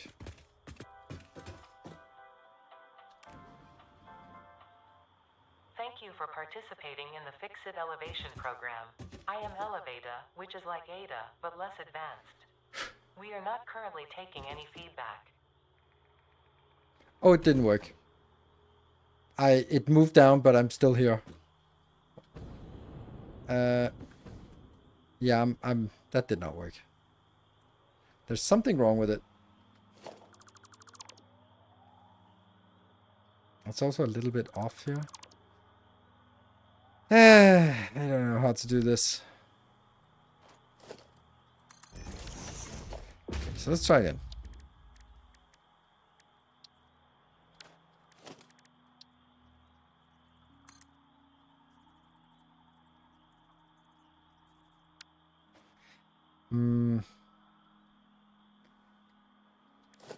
Yeah, but it always creates one stop. So what I'm going to do is I'm going to...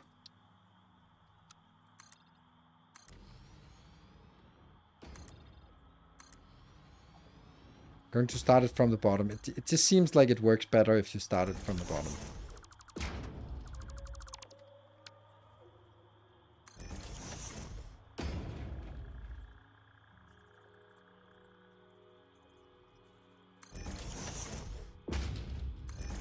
There.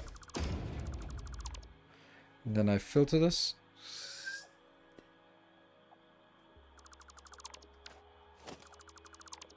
Good. Then I'm going to start from bottom. Hello.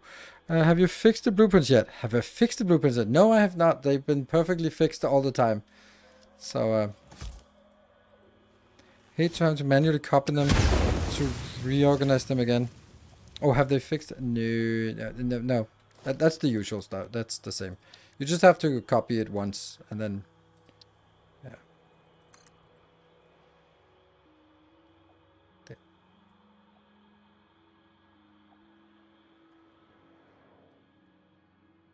There. That looks good, right?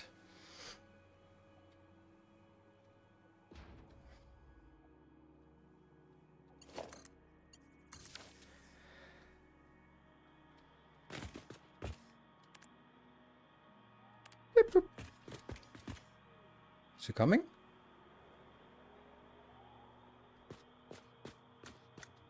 It is. Okay. We want to see if it works. There. Now there's only 2 locations. Previously there were 3, which I think was because there were 2 on top of each other. I think this is it's a great addition.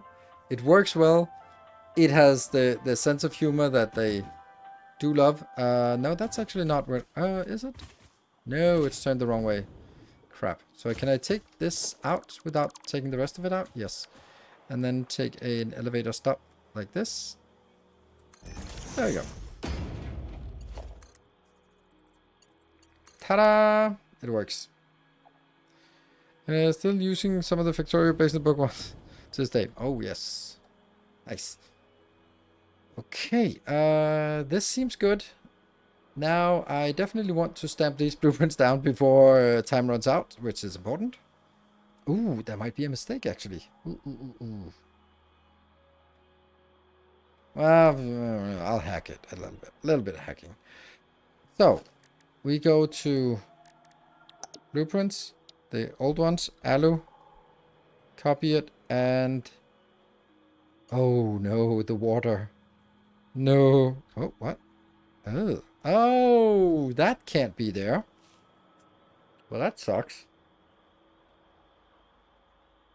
I didn't think that would be a hard... Yeah, I thought that would... Okay. That sucks. Because that's actually a really practical location. Yeah,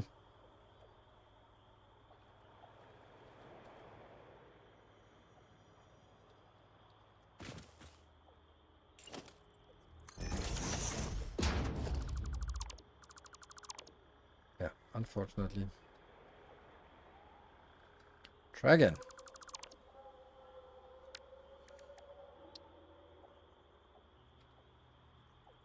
Oh, it doesn't snap to this one. Okay. Oh, it did just then.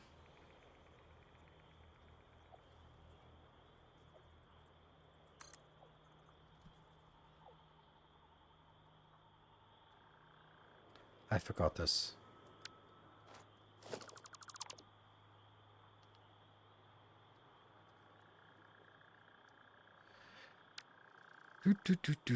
No. This one. And snap.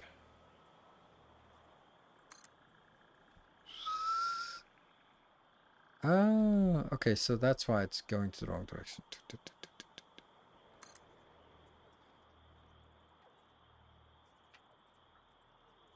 It'll still clip? Nope. Will it? Yes, it'll still clip. Yes.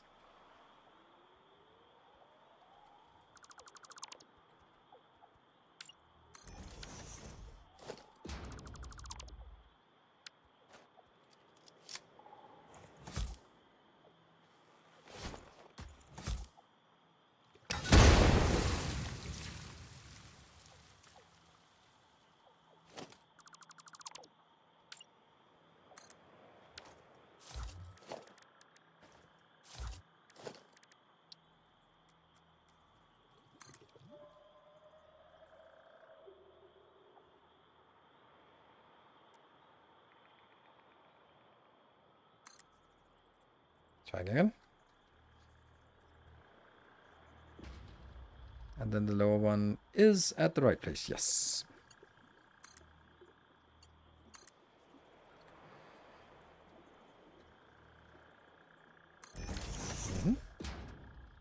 So that looks like it's working. And then we just need to hook it up to power.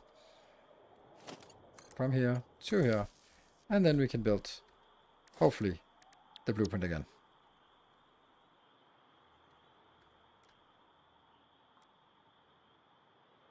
And do we think this is the input? Nope. This is the input.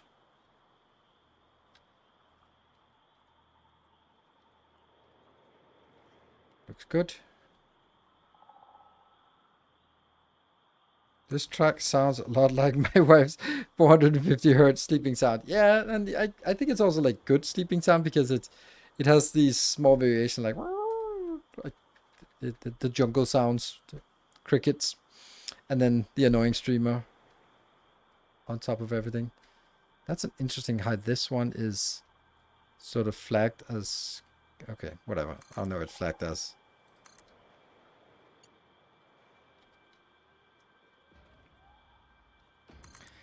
Three. When is our free build running out? That's 1 hour.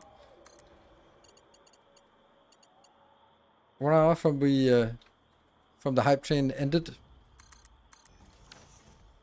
I would think it's soon, but hopefully not now. Not yet. So that's purple. And also, Shen, if you're still around, you chose the secondary color as black, which is not a most inciting one. So if you want to choose another secondary color, then feel free.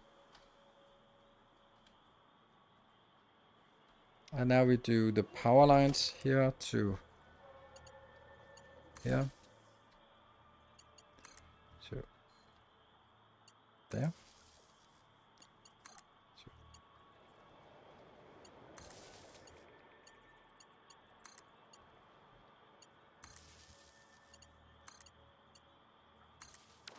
And that should turn everything yellow. Yes. About 4 minutes from now. Okay, cool. So that's, at least we don't lose the build time. And we just need now water coming up here. So where's the nearest water? Here-ish, I guess. Can we put water on this? Let's disable that. Let's disable that free build now. We also still have a free unlock that we need to do. There. Well, luckily we got the most expensive stuff done. Yay! I'm new to this game, but 1.0 is a DLC or standalone. Why might this be last of Satisfactory? Ah, yes, that's because Factorio 2.0, 2.1. And that's not an update, it's just the last content update for the game. So, seems like a good time to put some effort into it again. I know this looks silly with these long stilts here, but it's kind of the only thing I bother to do.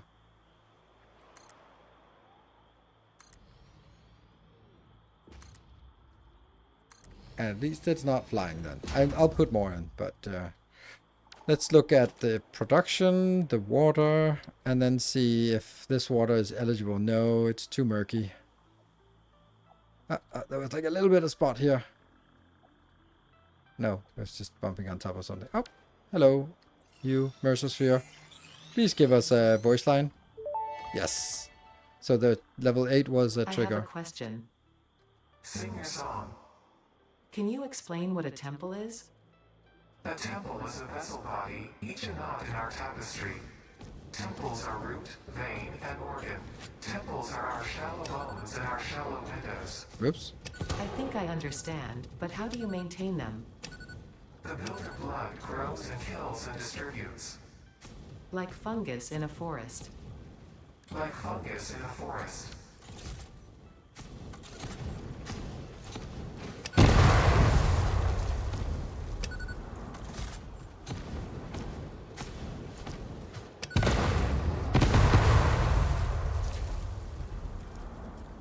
Okay, nice.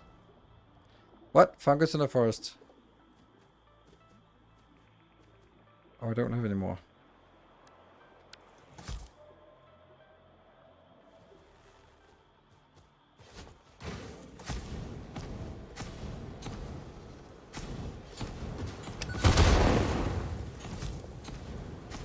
I was so looking forward to getting the gun, but... Oh, hello. Wonder if I can hit these. If only I had homing ammo. Shouldn't someone say that now?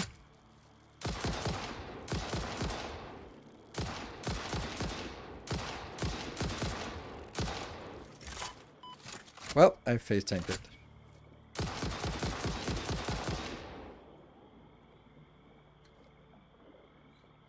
Oh, that's a pickup on Marcellia. Nice. Interesting.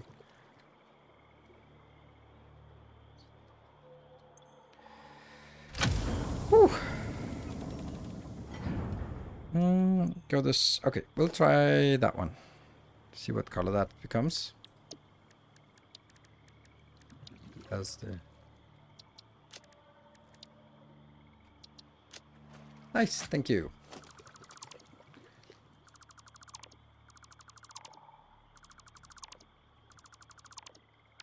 Is that a cooling thingy? Yes, it's a cooling system. Nice. So that's also a rare thing.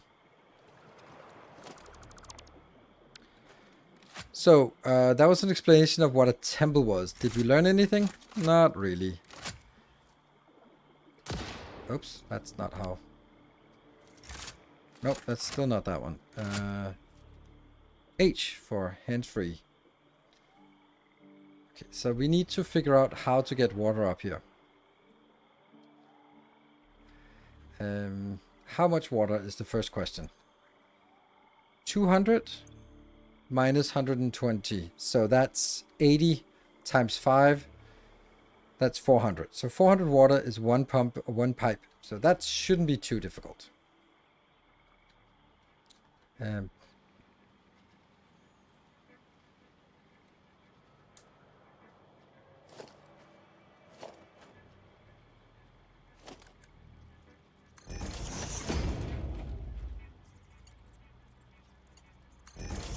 Yes, and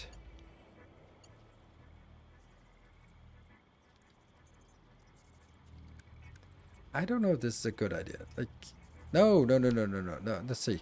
This is the coal coming in, so the coal's not coming in from here. The coal's coming in somewhere else. So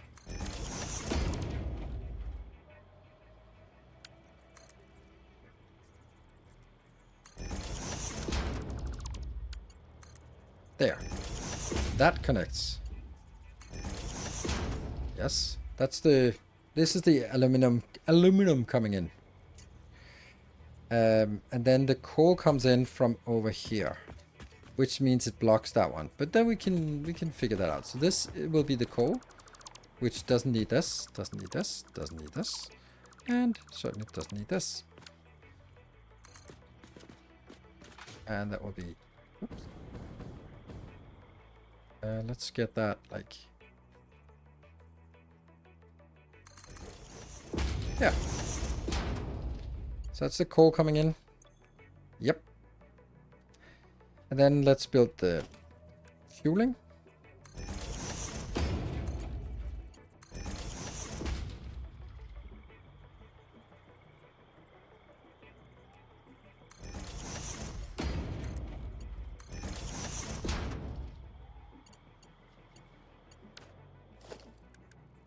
This can unfortunately not be part of the blueprint because it would go below the size of it. Or, yeah, in the floor, I'll go down, and then that goes forward. And the next one, this is where we then get it outbound from here.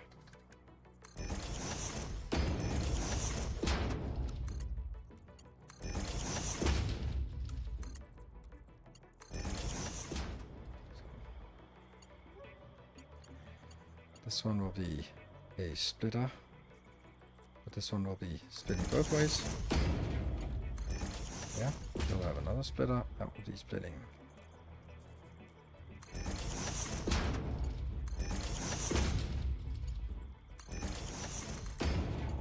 And that's the power. Great.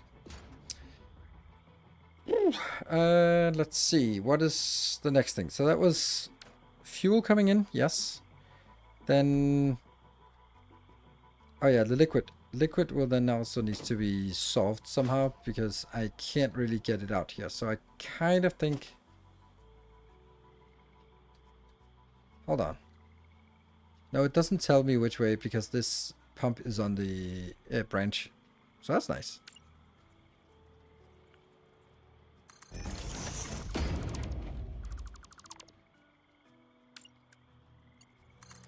Pipe Mark 2. And then I think I want to get it down here.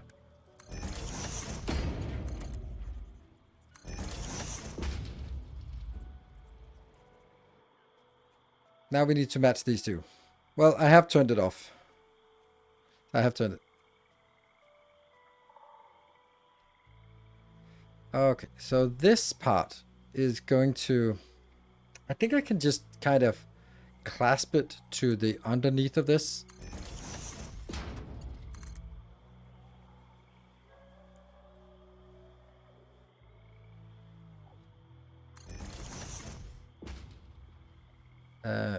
Hold on. No. Here's a problem. This is a belt of 480. And I need 1000 in. That's not going to work. So we need 2 times 480. Which obviously is not going to work until we get the next type, next tier. So we actually need 1 going in, and then we need to figure out where we can build another line. And pretty obvious, I would say, is that we need another line here. Seems like a... Ooh. Wouldn't it be nicer if they were next to each other? Like, they could be out here, like this.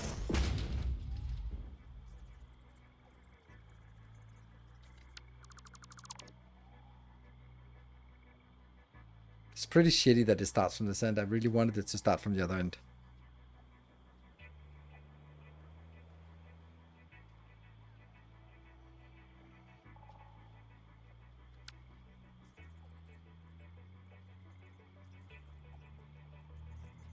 So I kind of want the idea that now I could actually just bring it in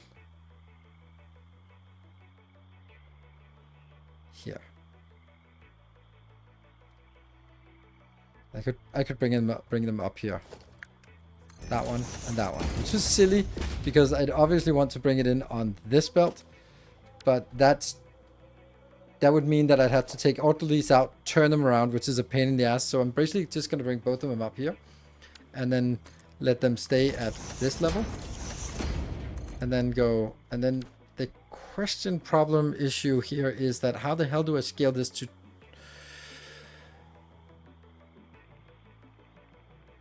let me see. One of them will go to the first 3. Because that's 600. That will be the one here. This is the pure one. So the pure one will go into what makes most sense. These two go into the front. This one go into the back. Yeah. So the back one can handle 3 modules. So that means 1 module here. 2 modules. 3 modules. And then we kill this one. Oh, no, no.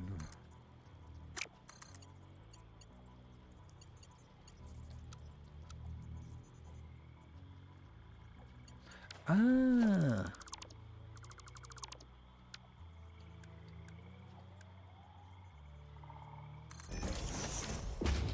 What are you doing?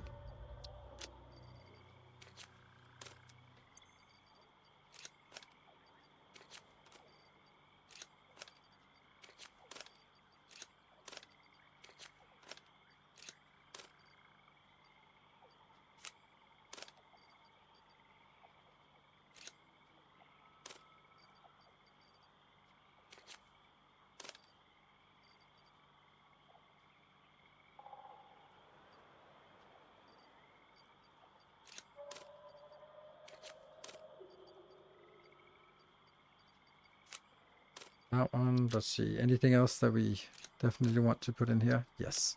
And also that one.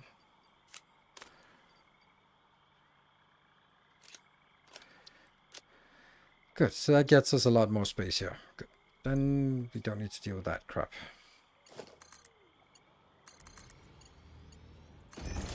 Good. Is this not aligned? That's not aligned. Nope.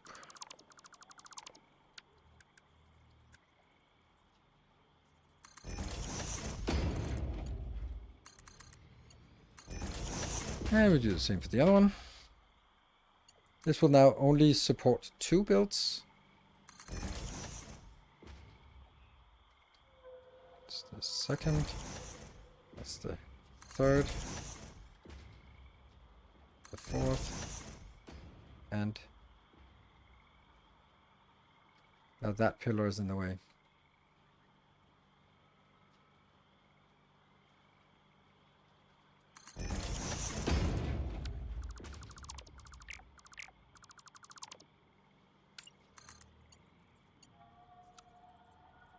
See, the pillar's in the way.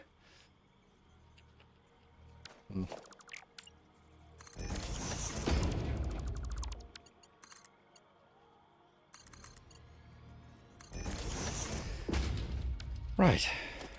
Much nicer. Much nicer. That actually means that it comes in exactly the same place as the other one. Sweet. Is that the strat for this game? It is the strat for the game in my sense, where I don't bother with the with a lot of the hassle of not doing it like this. So yeah, for me it's my strategy, and I know it's a strategy that a lot of people hate and feels like it's not playing the game and why are you even random. Oh, that's fine. That's fine. But I like it. I dislike trying to build a factory, planning it out, and then figuring out that there's some indestructible piece of terrain that ruins my build. And after doing that a number of times, then I'm like, we're going to stay up here in the sky, and it's beautiful, and it's perfect, and it's awesome, and it's nice. And if they didn't want that, then they would have added gravity and support pillars and stuff like that. So there must be intended behavior from the game. Good. Let's see. This is the big one. So what I need to do now is I need to build. Now we need to build. We need to see if they have not fixed the abuse here. So we're going to be a little bit abusive, using a little bit of a, I don't know. Do we call it a bug or unintended behaviors or whatever?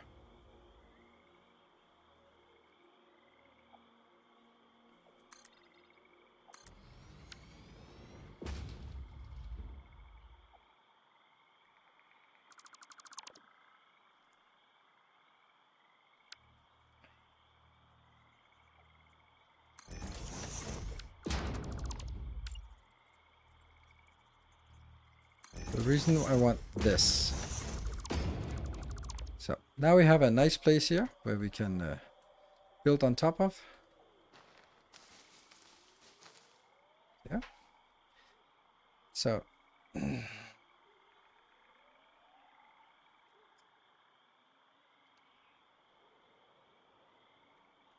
let's see if I can figure it out.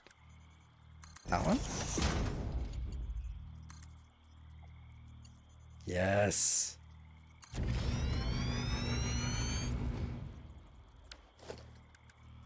So what did I do? What was the magic trick? The magic trick is that if you build one of these, you can only build them a certain distance up, and then it says, nope, you can't do that.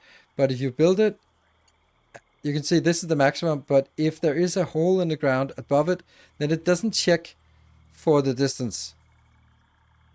Whoop. Didn't free build expire? Yes, free build expire. You can see that the cost is below. It says how much it costs. So we can now make these as one stretch instead of sort of making intermediate stops along the way. That one.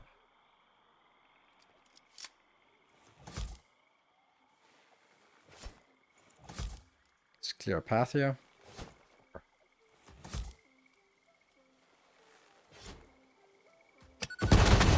Yes. That one is also annoying.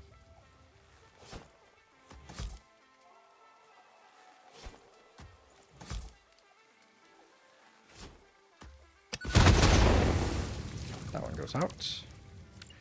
Goes back in and then points. Maximum 600, which obviously we can't get yet. We'll go over to curve. I really like the curve. It's such a nice way of building things on the ground.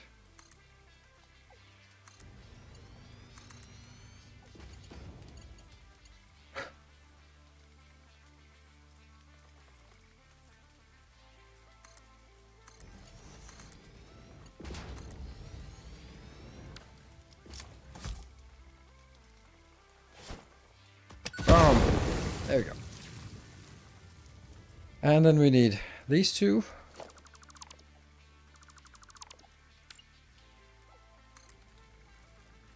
To merge somewhere. Let's get that in.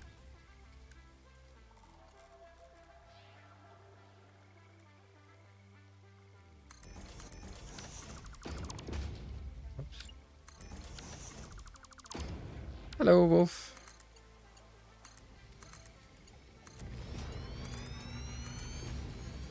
Oh, that's not good.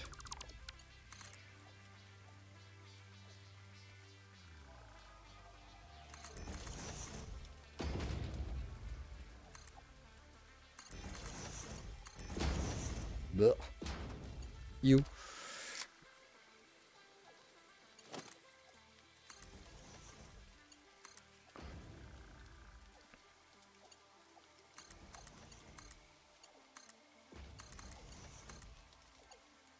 Is this ready to... It's ready to fire up-ish, but we don't need... We're still missing... These are so difficult to pick up. Oh, maybe I have picked it up. Yeah, whatever. Like, I don't really want to hook this up just yet. Because if I do that, then they start feeding in, and I want everything at once. Good. So this I would deem as ready. Yeah. Then, and that will go up, get that in. So that's one item. The next item we want inbound is coal inbound and fuel inbound. So maybe now is actually the time for us to start building the next part, the tracks here. So let's take a short break, and then we'll be back, and then we'll make the tracks coming in. We'll also make the tracks to go over here and find some coal. Actually, maybe is there some coal in this location that it would be easier to access? There's something down here, but I don't think that's easier. Like, we have our coal power plant here, but there was also something here, wasn't there? And how much coal did we need? 600 coal. Ooh, that's a lot. All right, anyway, we are going to take a break and be back in 2 minutes. Twitch 27. Thank you for joining, and thank you for the glorious hype train that gets us an extra hour today, so we get lots of progress. Cool. Be back in 2 minutes.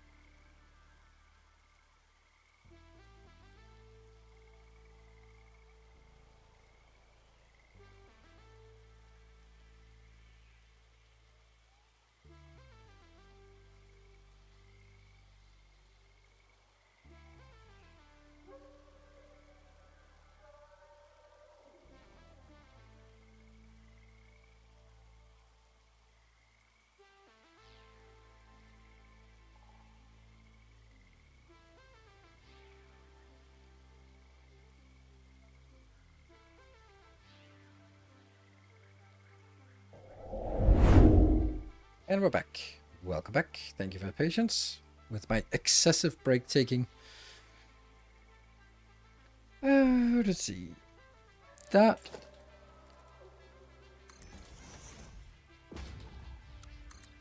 Zoop. Zoop.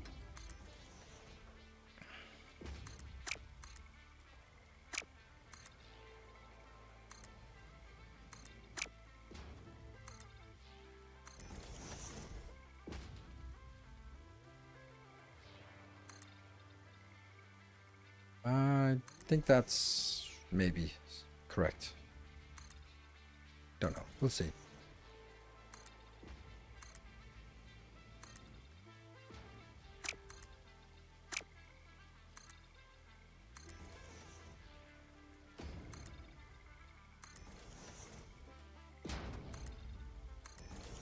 Okay, so now we are going to build that one. Okay, so let's see if I can remember how to do this. Like, a lot of people were saying you can just get it the other way in and just use the scroll wheel. I don't get that. If someone can explain to me how I could get this to go like that. Okay, never mind. Well, now that's the way that I've designed it, so that's gonna be the way it happens. This intersection, I can't remember how to do into these intersections, because I think that I found out that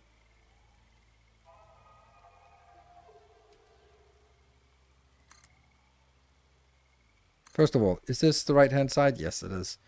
And then that's 1, 2.5, and it has to be like 1.5 is the correct path. Like this is a correct turn. The weird thing is that a 2x2 turn doesn't work. It has to be like 1.5. So I want here, and then I want that to be here.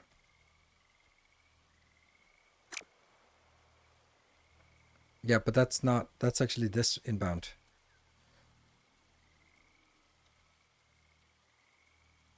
But it also needs to go over to that one, which will be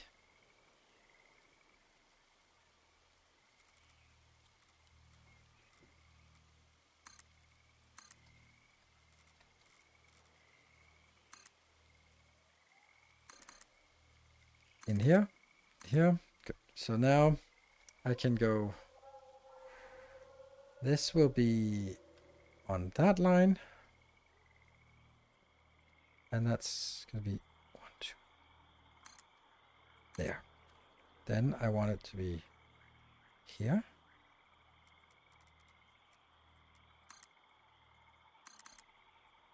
That's a correct thing. So now I want it to go from here. 2, 3.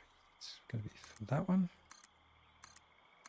Yeah, so now that comes into this one. Good. And I'll do the same thing on you.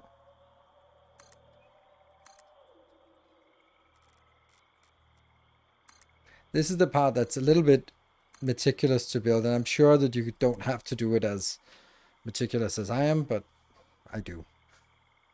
Then from here and in, then the question is, can I go from here to here? No. But then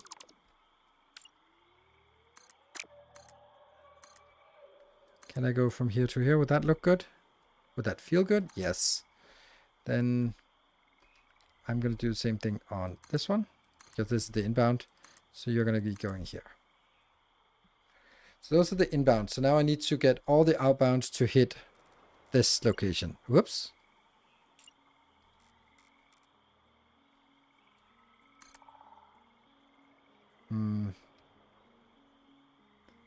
The trick here is that here I'm driving on the lines between the foundations, but right here I drive in the middle of the foundation. Otherwise there's not enough room to do a loop.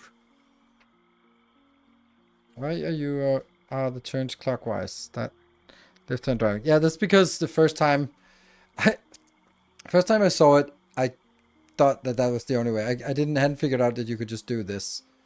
So so I was like, it has to be this way. Damn. And then I signed all of it like this, which is kind of annoying. But you're right. Let's the question is then, do we perpetuate something that's incorrect, or do we say, well, now that we fixed it,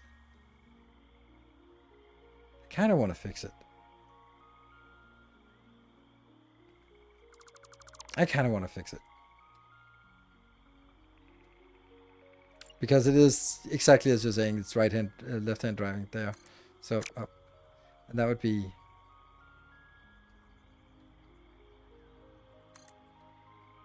yeah.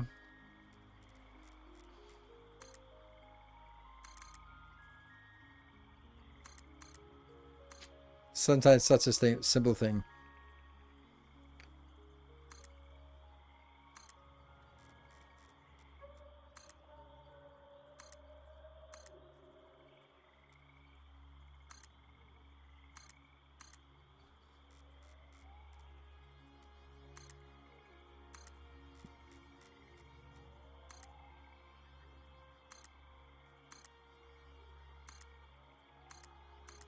Ta-da!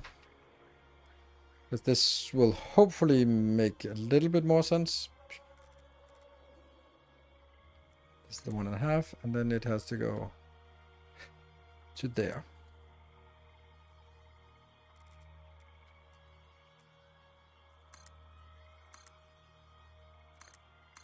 corner, corner, and then I need...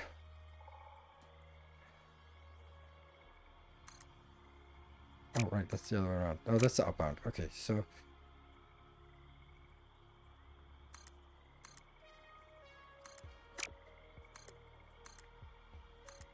That would be easy. Then from here... From that one, and then be here.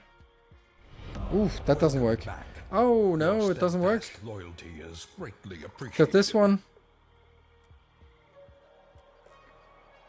would have to be something here. And Empedocles, thank you for the 3 months. I just finished Alchemy Factory and really appreciate your blueprint on Patreon. Thank you, and thank you for supporting on Patreon. That is how this modest little community is working. There, we'll just do that. There. I forgot you can also do the straight ones. So now they're coming in from this side, and then they have to go out here. Which I guess...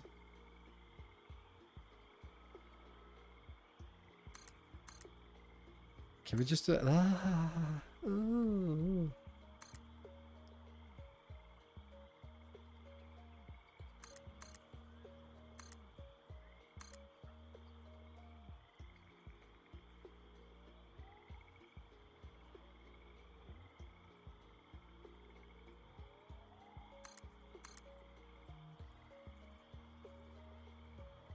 Where's this one? And then it becomes something that looks very symmetric. Yes! That looks very symmetric. Oh, I love it.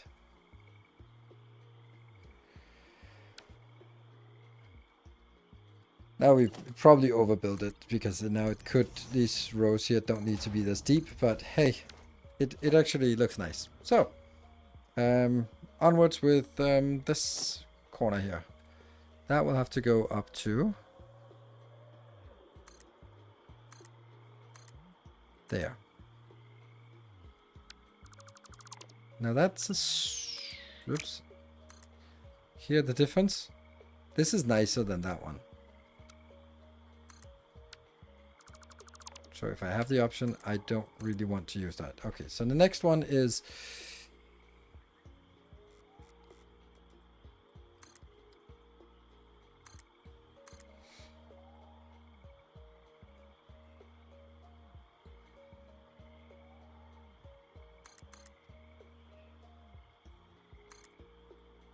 Ugh.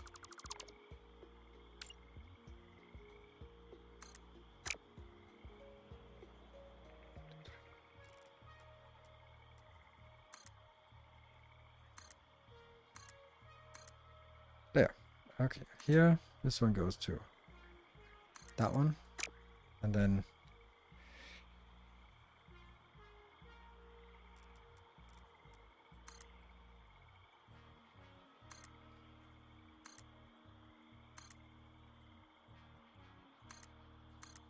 there.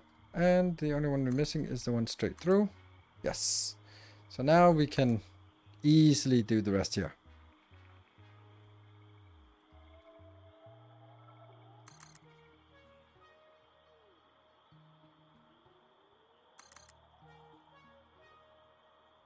I really honestly hope that Factory doesn't come out tomorrow. It feels so weird to say that, but I really love this space, and I just feel it's a little bit of a shame that we don't get to explore it more if we just have to leave it at the wayside tomorrow. But, I mean, can't really have a Factory release and go like, yeah, I'll cover it later.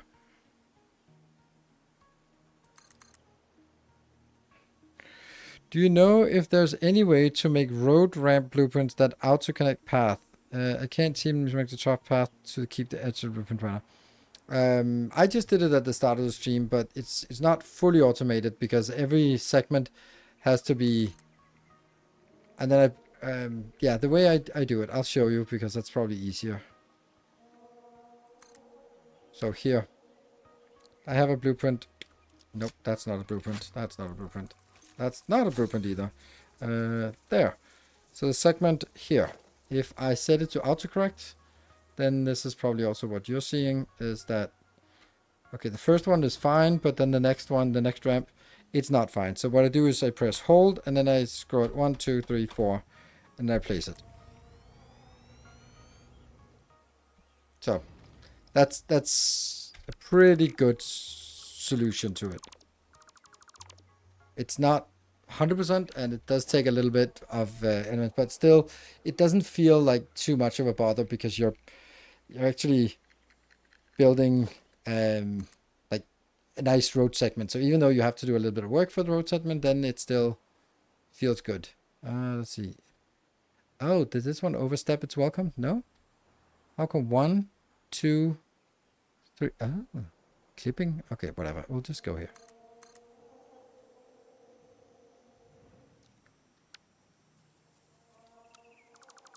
Ah, because it'll try to connect to the path that was below ground. That was why. Wonder if this one goes up. We'll see.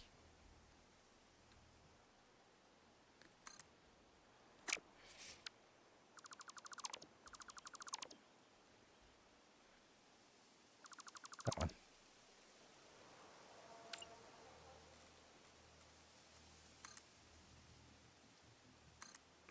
Building the ramp with the vehicle path into it. Nope. I'm not. I probably should have, but I don't. That's actually not true, this one. This has to be up here and then go to that one. Then you can go here and then you can go here.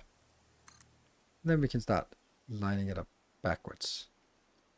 So once the good news about this blueprint here is that once we have connected it to the rest of the network, we don't actually have to do anything else. It'll just simply connect to that network.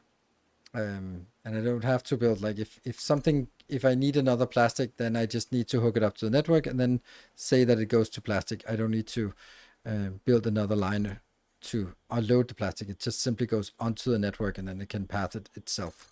This is basically Rails. Ooh, interesting.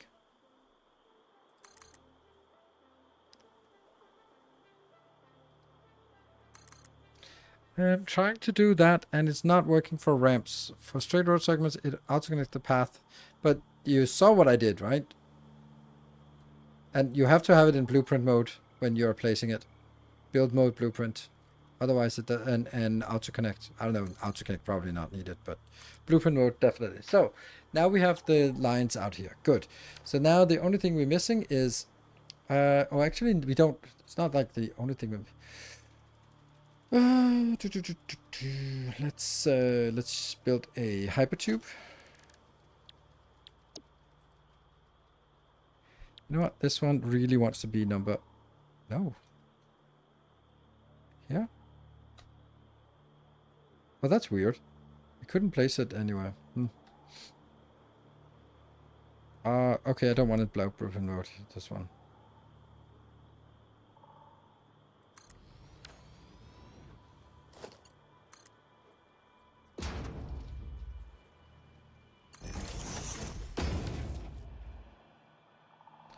So. Yeah, water and coal. Yeah, water is true as well.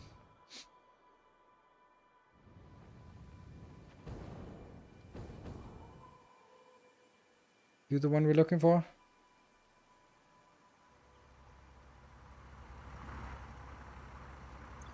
No.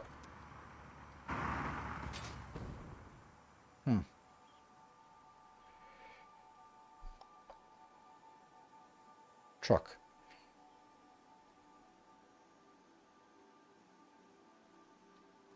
Thanks for recommending the Captain of Industry in your stream some time ago. It's really great game, very difficult in the way that you have to think at least 2 or 3 steps ahead. Yes, that is perfect description. That is it. That is it. Hello, fellas. And yes, this is the one. Vehicle path. It goes now. Boom, boom, boom, boom, boom. And fuel station. Fuel station 3 is a bad name. There. Yes. This one should have a different name. But it is going down here. So now we should see it go straight ahead. That did not work. Damn it.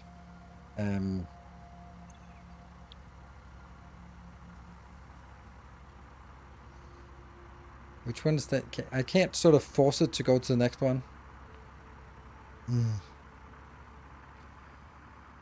I don't want to sit here and wait for this. It's nice to see that these are working, but I'm not sure that it is actually working. Whoop.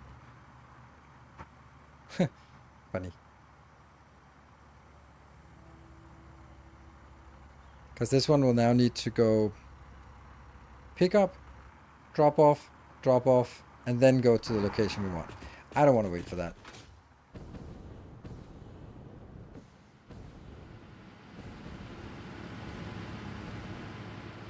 Ooh, power might actually be a problem.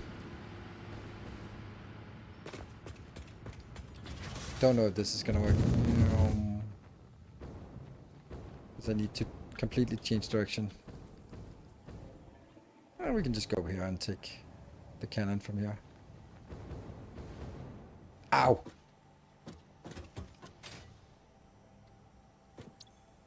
Scanned hard drive. Another, ooh, electrode scrap. I don't know what that is, but I'll take it. Select reward. I just, everything that's aluminum, they're going, ooh, even though it's probably not as ooh as I think.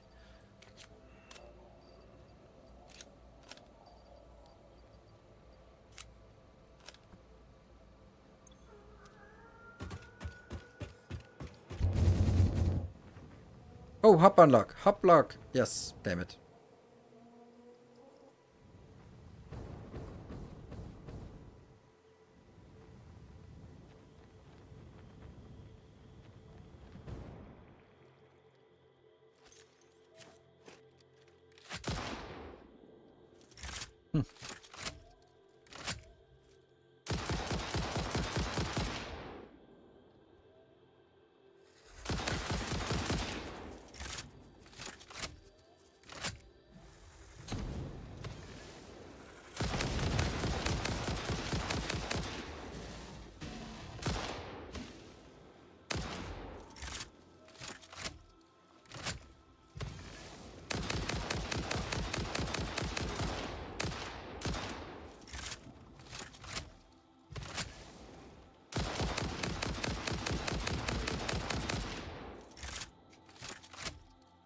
You dead?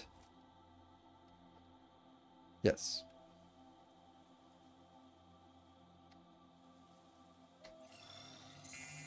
The creature drones and trains. Oh, nice. What's new in the Satisfactory update?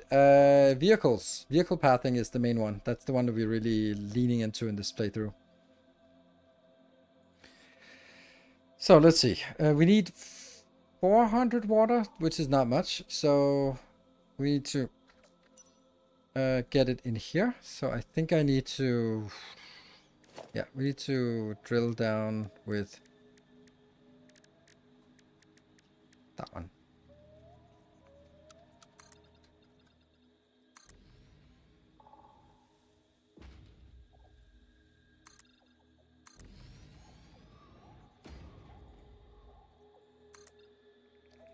There.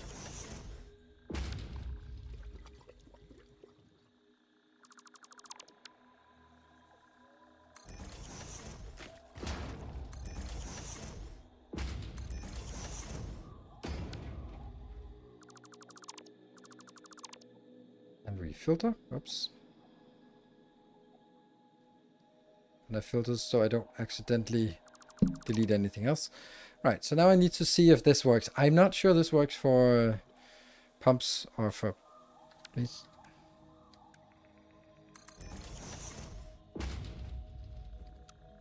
I want horizontal to vertical. Yeah, it doesn't work. Damn. Yeah, missile launcher would be nice, actually. I agree.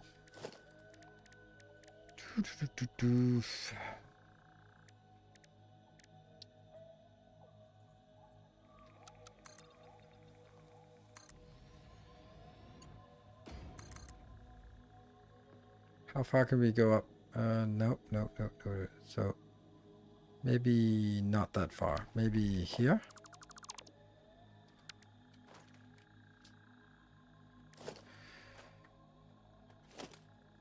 This is a weird way of doing this, but That's Our what it illustrious takes. champion returns. Welcome home. Hey, Tommen!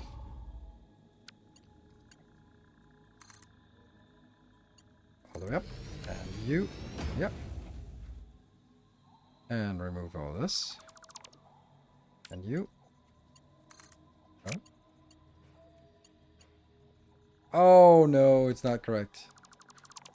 Somehow kind of connecting to the wrong side of the belt of this pipe. There we go. Now it's connecting correctly. Lovely.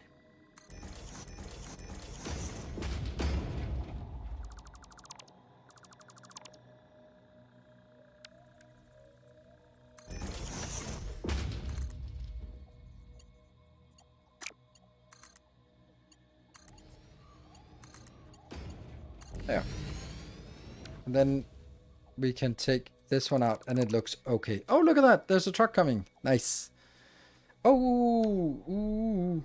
I need to hit this one as a unload. Hopefully maybe made it. Very gloomy. Are trucks better than trains? No. You are having to place rails as well here. They're just invisible rails, but you basically have to place them. It works really well once you build this system, but setting it up and figuring it out is a little bit of a hassle. But once it's done, it's pretty good. Let's see. Yes. And we should also see it coming in here. Oh, glorious. And we should see something. Ah, oh, that's glorious. I love when things are just working. Oh, I'm so happy. Cool. This one, it probably needs a pump or two.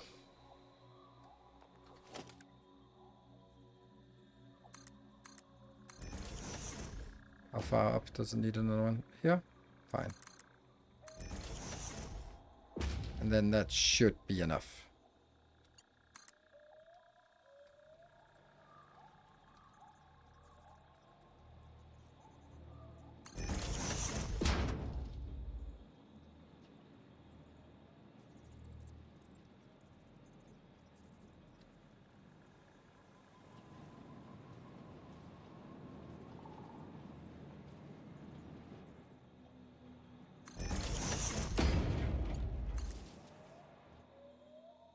Now that's pumping.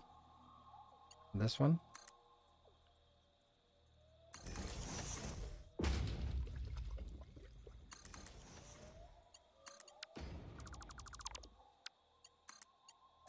There. Now you're pumping. Good. So now we need to get something in on this line.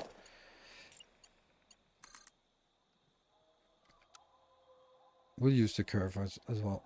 We just need to bring it out here.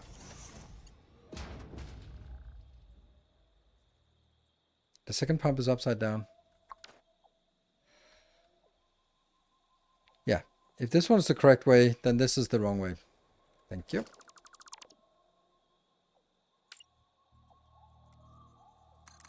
Do these daisy chain? Oh, we still don't have the daisy chain feature enabled.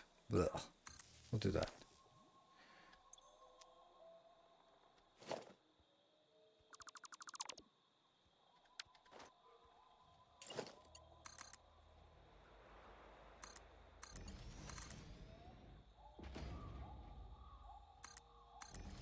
And then the question is, I just need 2 of these, right? So do I really bother with making it super advanced?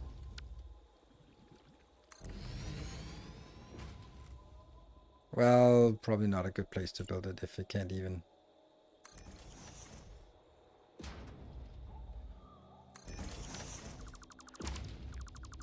There. Yeah. That one. And that one.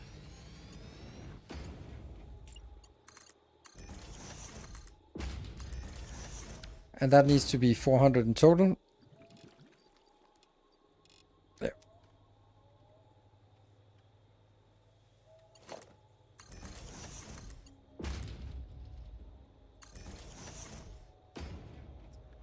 And do I also just think that I want to just put up...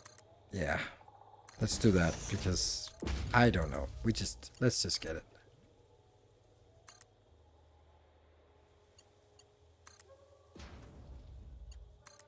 Good. Let's see. You put your vertical pumps on after the extractors on. It's a UI element that appears showing the pumps need to go. Yep. And I also use that.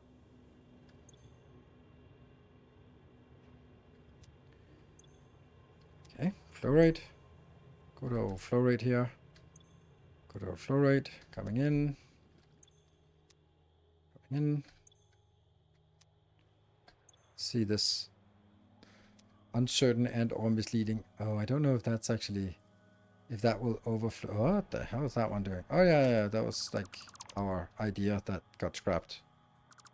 But we didn't clean up after ourselves. So that's now we only need coal inbound and then some pillars.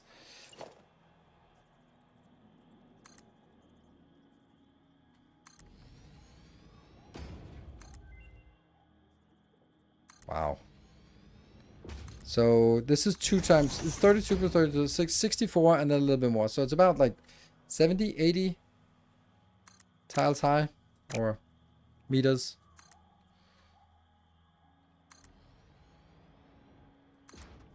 And we got another ma'am ready. I want to do these everywhere they are part of the blueprint. Well, maybe not. Maybe not the one that's kind of hidden in here, but everything else.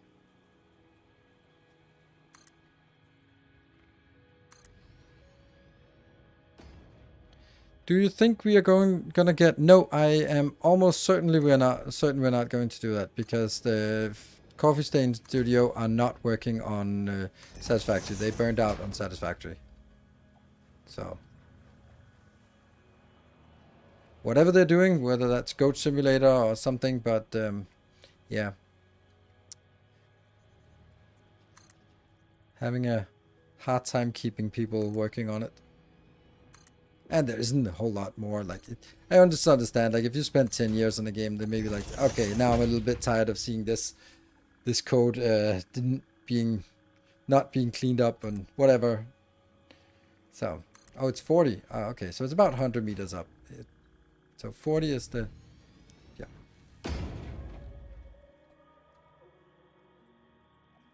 There are handrails.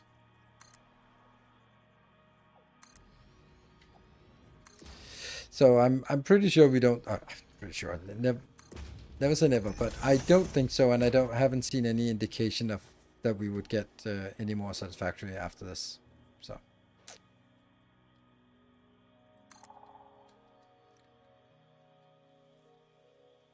And it's an interesting thing for me. It's like you'd be hard pressed to not call Satisfactory a success.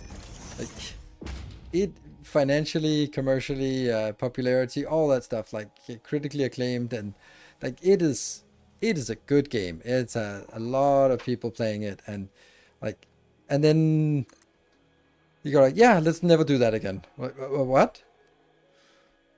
Like, I can only imagine, like, okay, so you tried having sex once, and you go like, that was awesome. Let's never do that again. That's not how things work, is it? It's like, oh, this was awesome. Let's do that again. What the hell was that? Just toxic. So yeah, things that are nice. Maybe you want to do that again.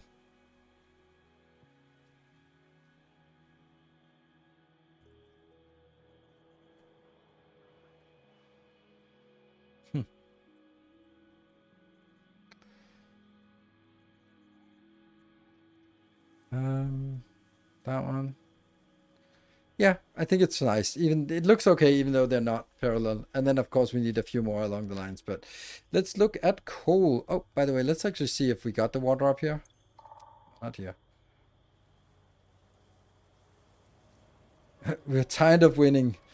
I think all Americans can identify with the "we're tired of winning" sentiment. Yep. Maybe not all, but the ones have found themselves here.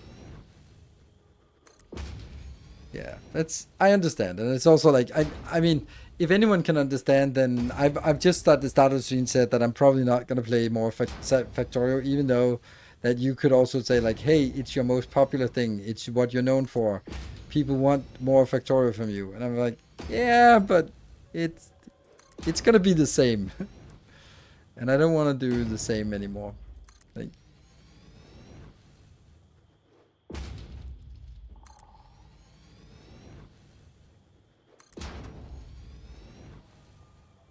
can you use vehicle path into blueprint? Yes, you can. And it'll also work. So I really should have it here. I completely agree. But then I still have to take it out for some things. Oh, this is actually edge of the map, isn't it? Yes, it's edge of the map. Oh no. Let's figure out where that is. That coal we're scanning? No, let's try scanning coal. There's a hard drive waiting for us. Even though this is further away, then it's probably maybe easier to get to. I don't know. Don't fall down.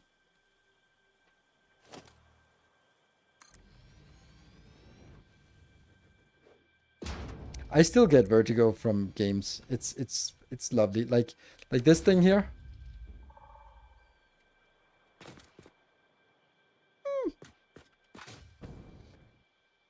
Ah, ugh, this is not great. Well, we do what we must. I watched a video of you building a self-building factory in Factory. What happened to that? Well, exactly that. I built it and it was done, and now there's not more to it.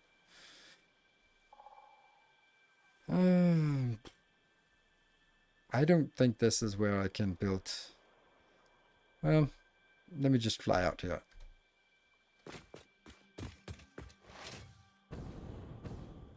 Okay, never mind. We have Mercer here.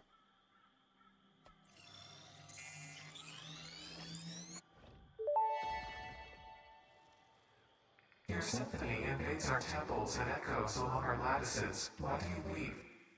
Growth, the future, an idea, and frankly, you. Is a tapestry woven with hands or with thoughts? Both are necessary, yet only one can't function without the other. We see your echo steps, shimmering symphonies that break upon our temples, but your song is alien. How long ago did you notice me? There's no long, there are only spheres. I wonder, was it always about survival, or is there something more, something beyond? Consume our blood and you will see our threads.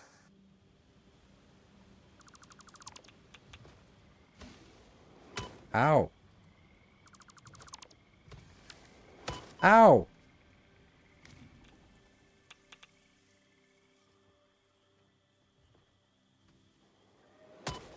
I've completely lost track of where my starter was. Is here.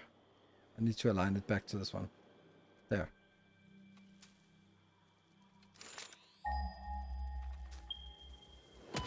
Ow!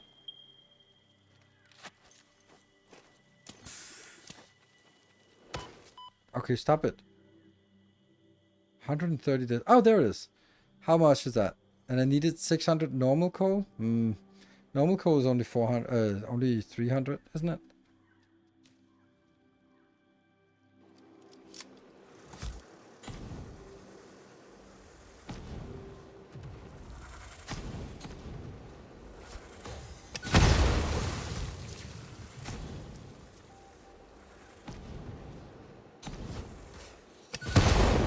Oh, nice. 2 for 1.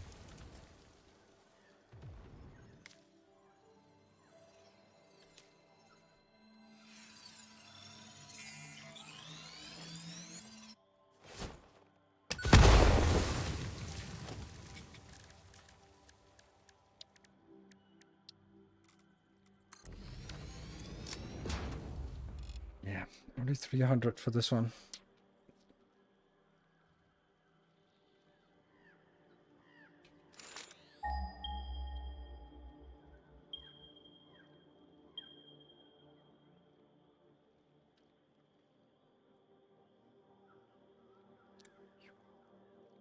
impure. That means we can get to 450. That's still not enough. Not unless we...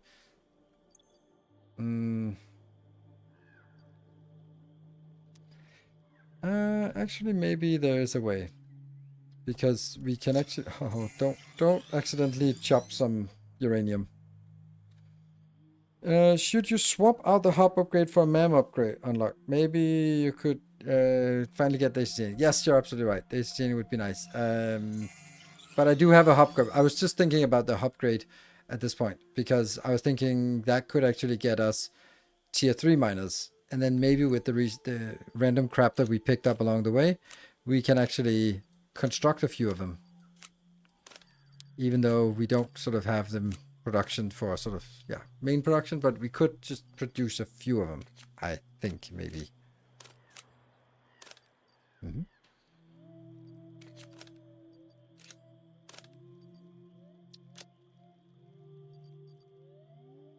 Crystal oscillators, can we also build that? Yes. Did we also get other things that were nice? And this was 120 times 5, so that is 600. Yeah, so we do need 600 somehow. And getting the other one won't help. What will help is actually getting us this MAM.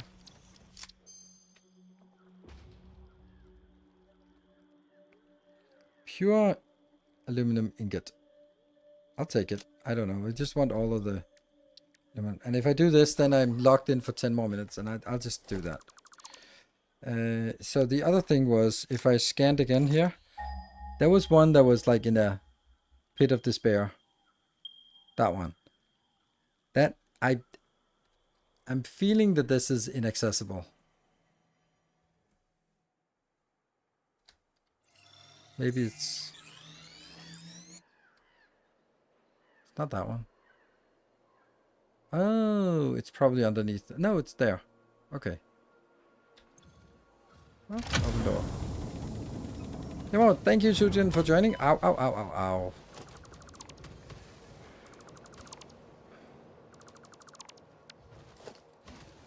What's that?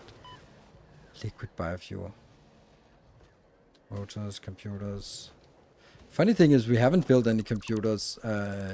Computer factory. Damn it. Ow!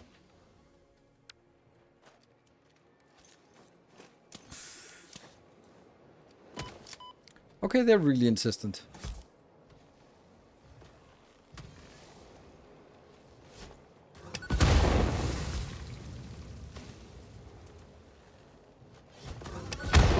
It's 2.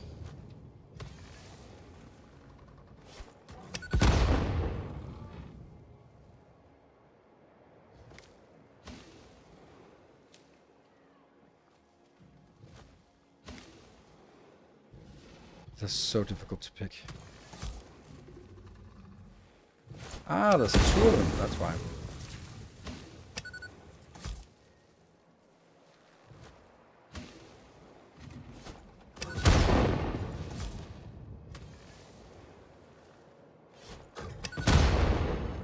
Yummy, yummy. Good.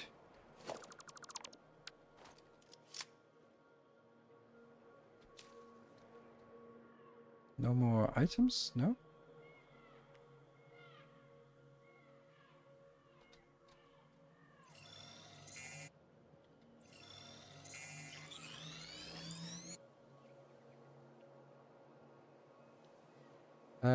There's our road. I think this might not be the worst location we could get it in and out. That's interesting. So this is like a completely useless barricade, because by the time we get here, there's no way we're not having everything we want to blow things up here.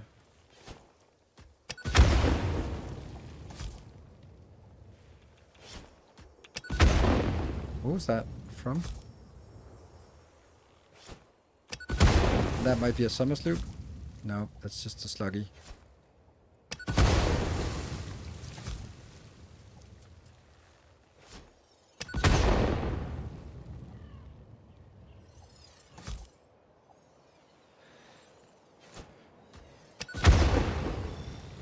Just a slug.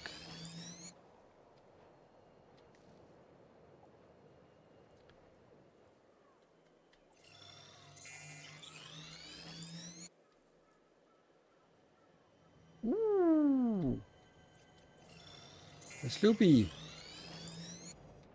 No, no, nothing.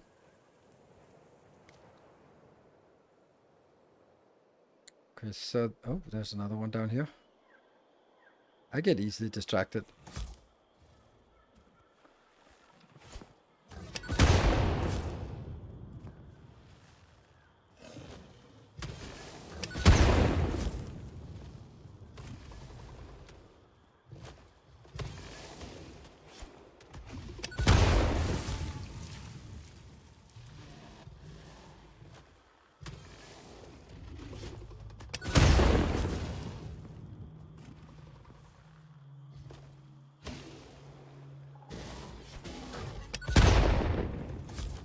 Okay. Oops, what the hell? Oops.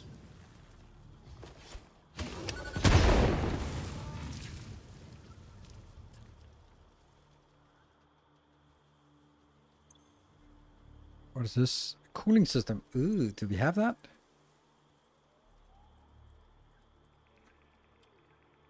$17. No!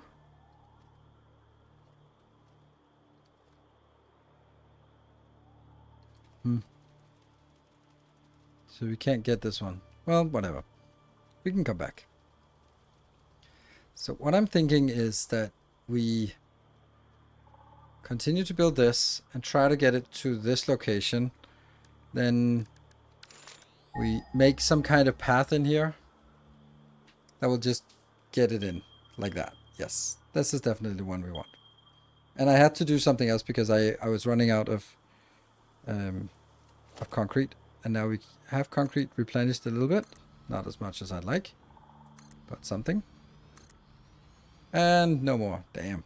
That was not a lot of concrete we got here. Okay, so I kind of have to go back for concrete. But I like this because then I can go out here. I can build a branch off. I can build a station. And then we'll make a sky bridge in and tap the coal. But some things we need to do anyway. That is bring this one back.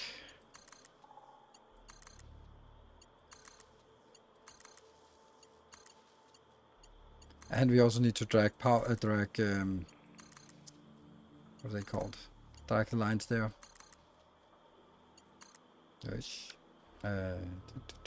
Dismantle, dismantle, dismantle. That's here. Yeah. We also need to drag the what are they called actually? The vehicle pathing, I guess, would be the right word.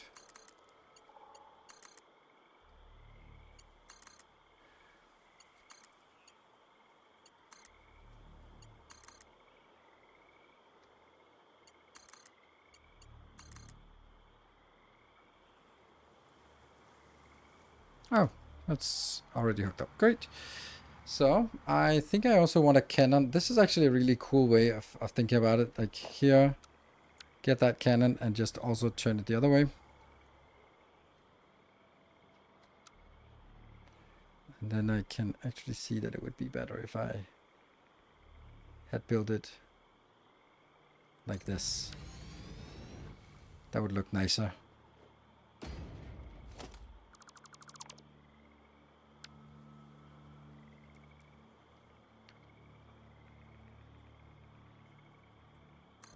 There.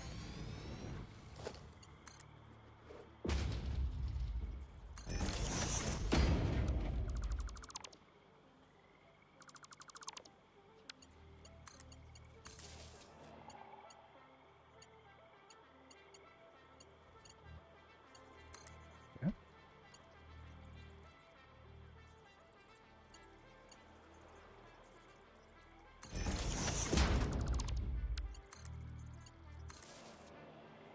Yes, so now I can bring it back. I'm gonna take this one. Go back and get some concrete.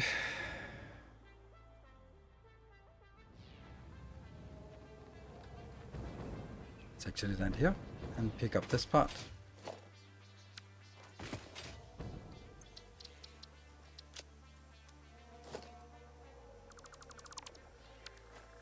And then this one.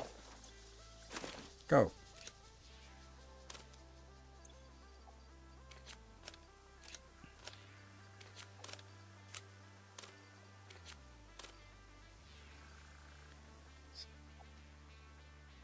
Okay, let's go back to the base here and do another unlock.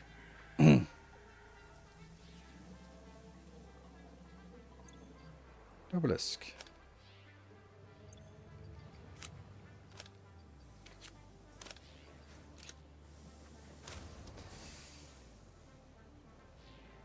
Yeah.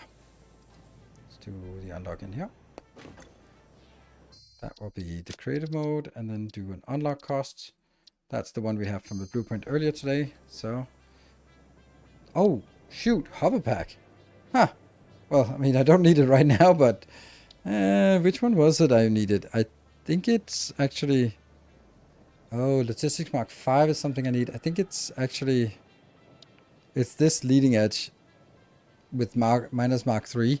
This is the one I want to get a Mark 3 miner, but it was not actually the one I wanted right now.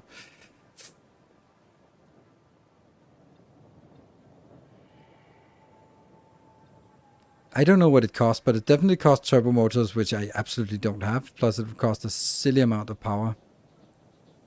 Like, what I'd really want is this one and this one. So, let's do this instead. Because that's the most expensive, and since it's free right now, then let's exploit that. The Miner Mark III provides top-of-the-line resource extraction potential, making it even easier to contribute to project assembly. Project part number 8, the thermal propulsion rocket, is the most complex project part of this phase as it requires turbo motors, and thus requires your best. Fix it, didn't think pioneers such as you could get this far. I am glad we have both proven them wrong. And, let's do the hover pack. That one, that one, that one, that one.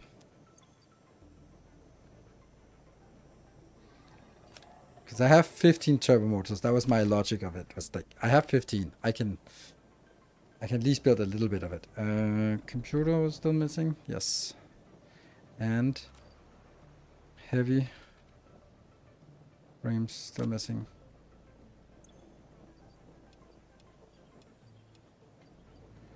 Good. And then we can also go over here and unlock something else that we need. Technology. I want faster upload. I think I should be able to do that now. Sam?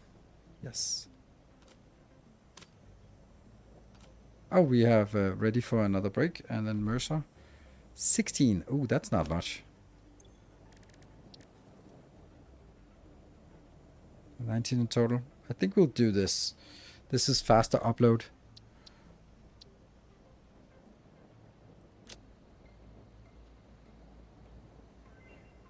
Okay, so now 120 upload per minute. Dimensional upload speed increased. The dimensional shift now no longer cares how complex the components of the original part are, I like and that will one. save each part as a single collection of particles that can be instanced easily.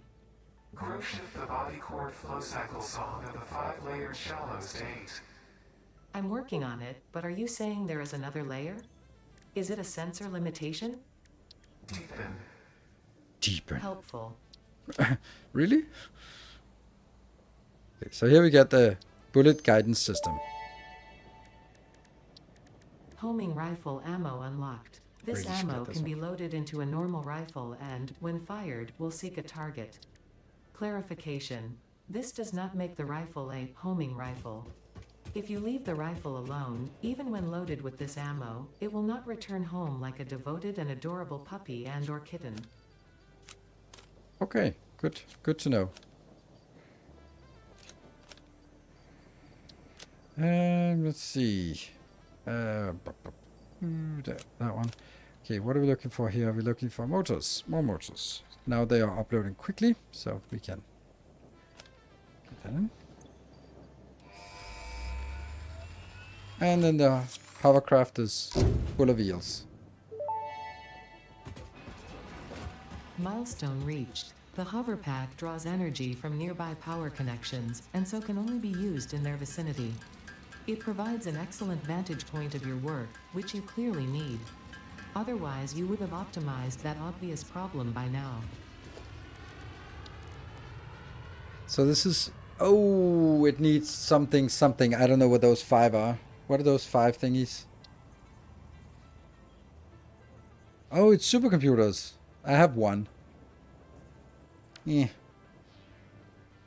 And we can't buy supercomputers. We can buy turbo motors because we have that, but we can't buy supers, right? No. Isn't that an upgrade over here? Nope, that one is. That one. Why do we not have this? Because we haven't done any high-speed connectors yet. Ah, that bothers me so much. Ah, we should be doing this. Alright, we got this. We got stuff. I can put you back out here. And I will fly out and hope that we have what we need. I like this. This is looking nice by now. Someone has been hanging out too much in Kibit stream. I mean, not too much, but not too much.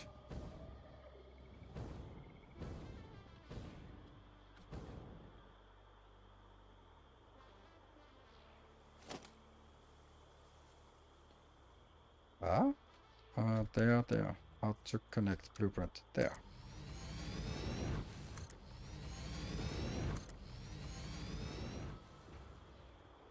Is it here?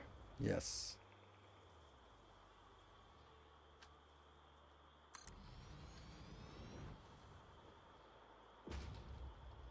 Invalid placement? Oh, it's because of this one. Yeah, chop, chop.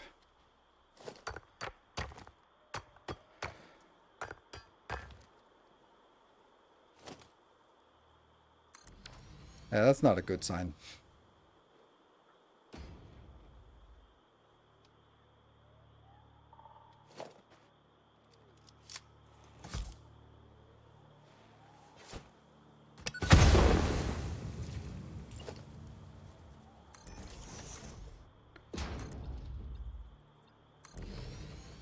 Put 5 in.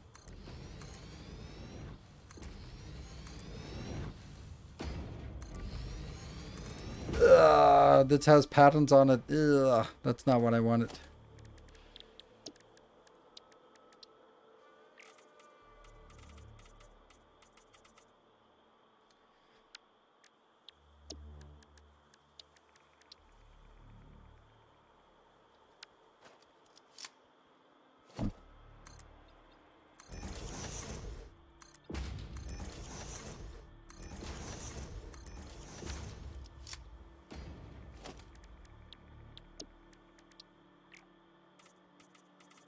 Oop, I forgot to break.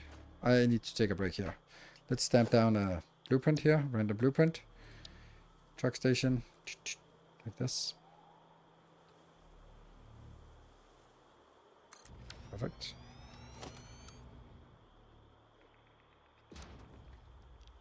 That gets taken out, and this one gets taken out. Good.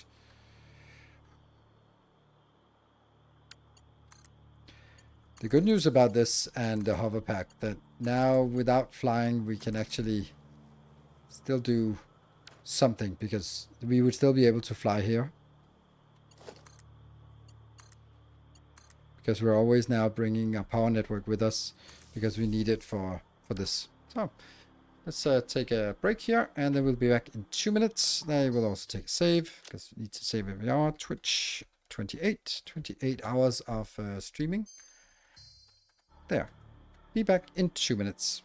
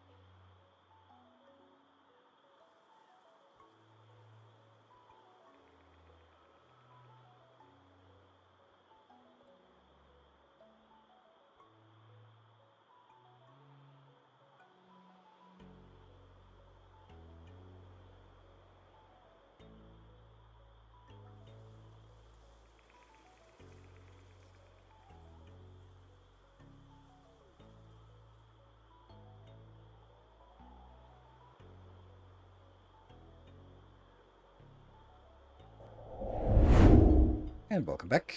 We have not just 1 hour, but we have 2 hours, a bonus hour, so that's awesome.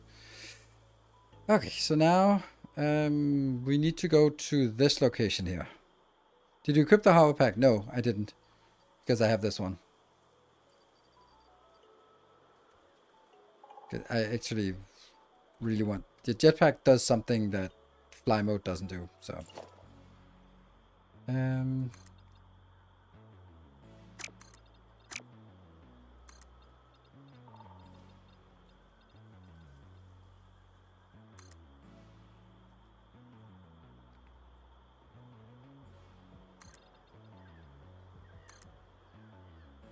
Nope, that's not a good place, so it'll be here.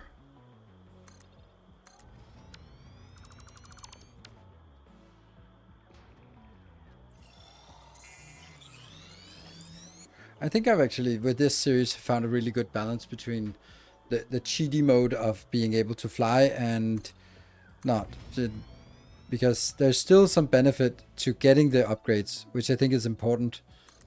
But it is also not super tedious because until we get this. And so it's not like unplayable until we get it. Or if we don't have a...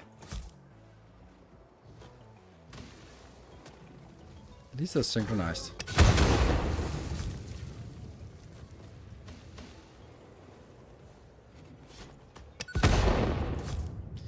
Really wish there was some weapon that was better than this. I mean, I know nukes, but that's a little bit not happening.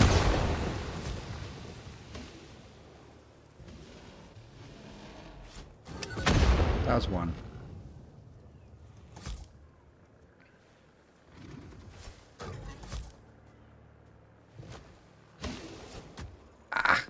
Bad throw.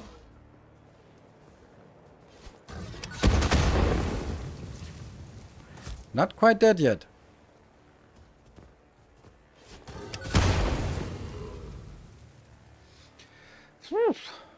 These two.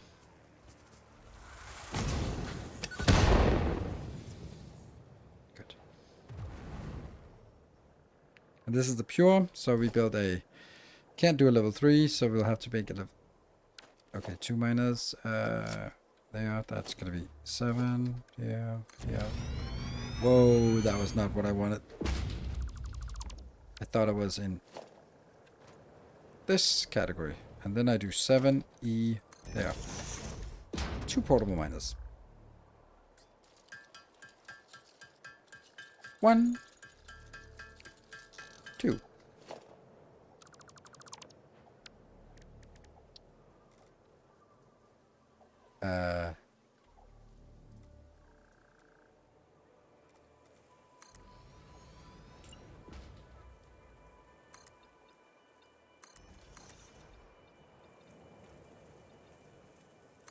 Fine.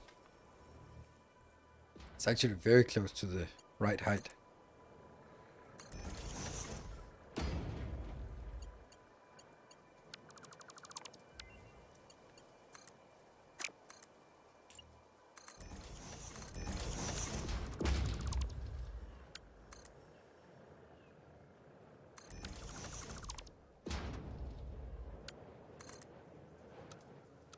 Straight.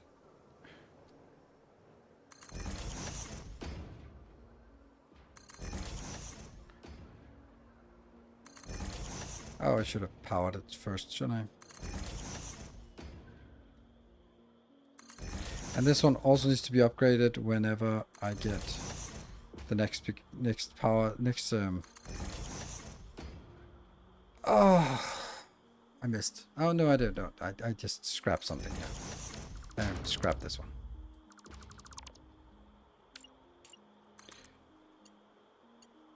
So here's another thing that's important, is that this will actually not be fueling, because I'm not going to bring fuel out here. So we'll just basically say that anything that comes out here must be fueled from somewhere else. That shouldn't be too much of a constraint.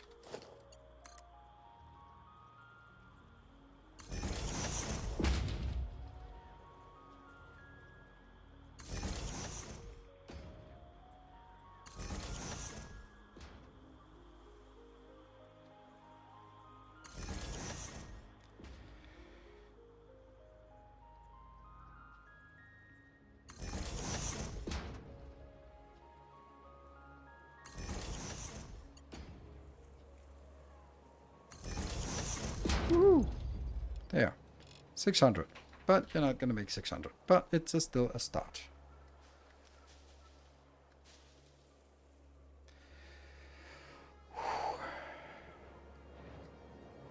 Let's see. Is it coming? Yes, something is coming. Great. Anything interesting in line of sight that we want? Oh, yeah, there's a sloop.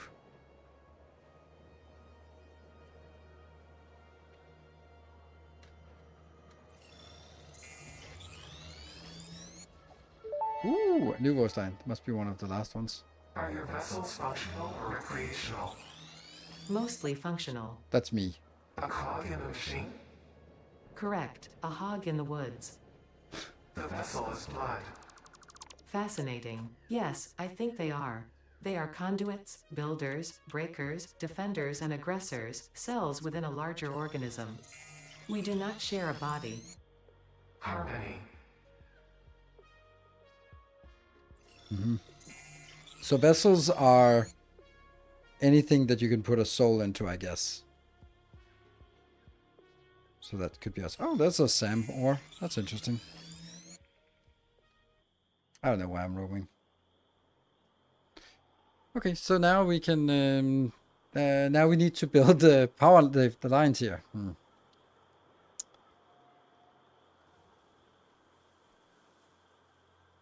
Yeah, the vehicle pathing. Oh, someone's jumping.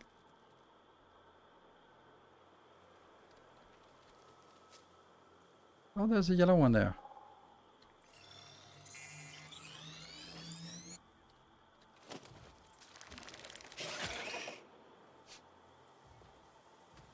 That's a very ambitious jump, but okay.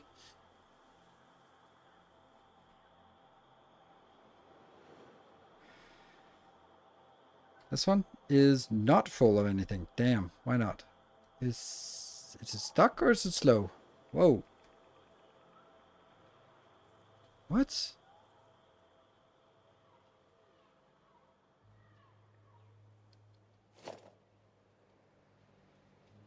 That's really odd, isn't it?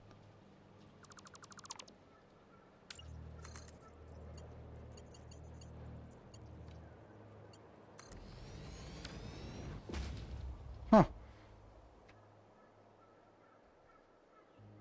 Well, I think we have to see it go all the way back because now I don't trust it. I don't know how that happened.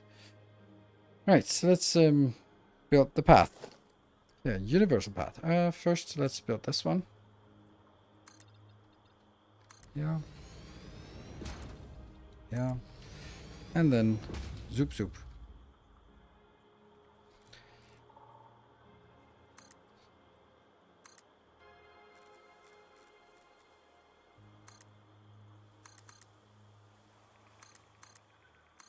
This one should have coal.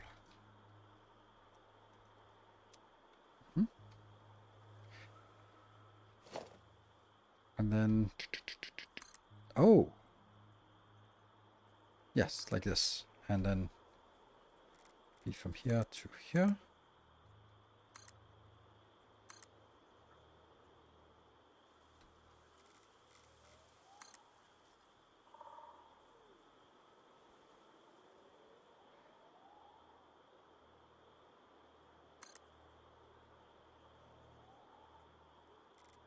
That would be here.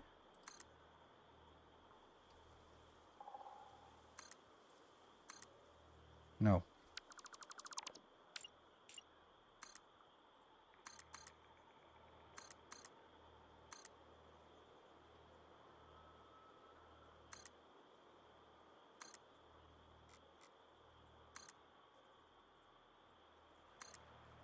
Oh, that can't be right.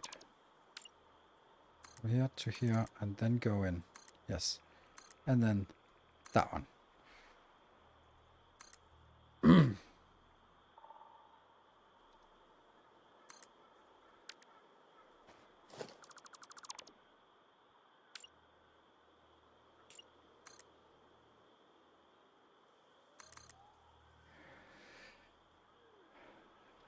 I think this one should be just a normal turn because I can't imagine that I would. Yes. Can't imagine that I would need to go straight ahead here.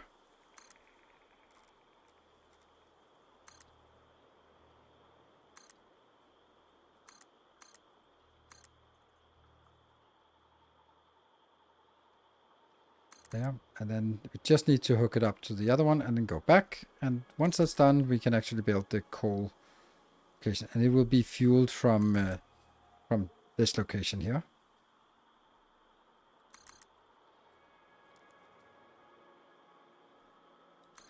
And then I guess it's actually fuel power that would be the next major thing, or some kind of power at least. Not nuclear. That's too expensive. But I guess fuel power would be the next big project because we. Oh no! Not fuel power, but it would be. What are they called? Those geothermal power plants, just running around, stamping down those everywhere.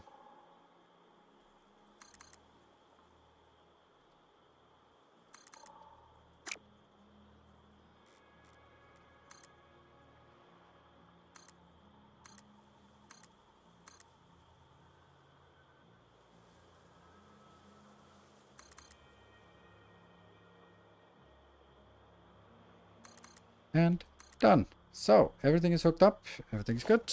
All we need to do is get a good old-fashioned truck, and that will be, yeah. We'll have to manually feed it some fuel, otherwise it won't work. This truck should be called coal. They should always have a name. This will go from coal, good idea, to alu coal. There, that's it. And not biomass, but packaged fuel as default. Let's enable it and see if it works. There's only like 3-4 pure geysers, or anything below pure doesn't generate a lot of power. Oh, I disagree. It's completely free power, and 100 megawatt is still something. I think that's a lot. I think it's like 22 in total and gets you a lot of power. So, especially because it doesn't really take anything. It's just, especially when we have flying, that we can just fly around and plop things down and hook it up with some power lines. So, yeah, I think that would be a valuable thing. So, let's see. Well, that's not great.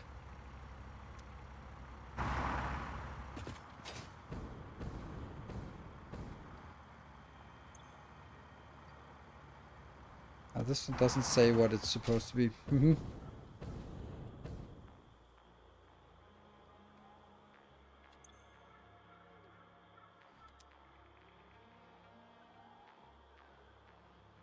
This is odd. Look at that. It somehow got stuck here again. I was saying I don't trust it, so I have to do it myself. But then I trusted it and then it didn't work. Lovely. Let's see if this one works.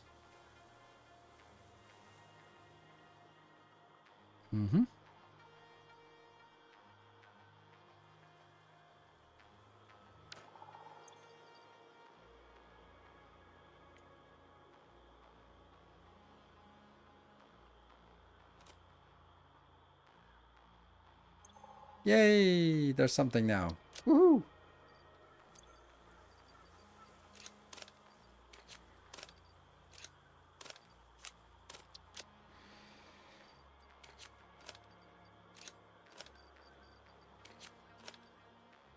And then this here, coal, truck, and this one's just called truck, and that's annoying because I'd like to know what it's called, what it's actually doing.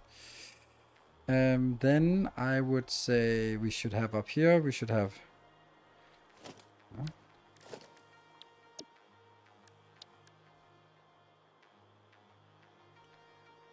See, I want to find the hypertube one. But I can't search for it because if I search for it, then I can't press 5 to get it on the menu. There you go, 5.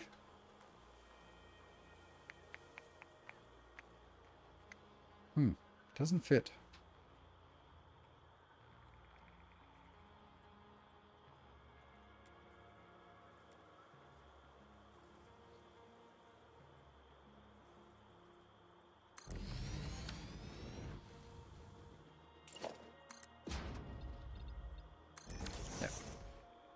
And now the truck is coming back. So let's see if it works when it comes back. And it's not powered.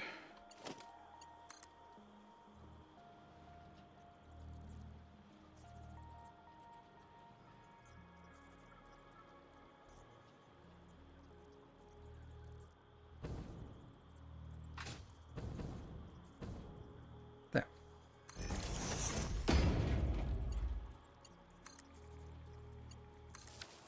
Here it comes. Let's hitch a ride.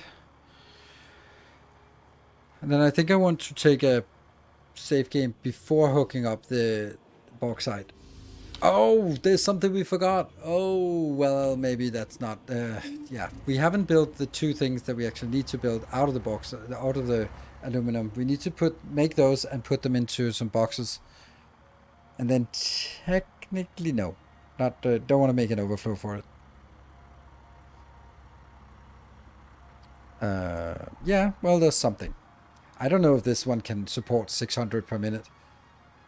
It's only producing 480 per minute. But yeah.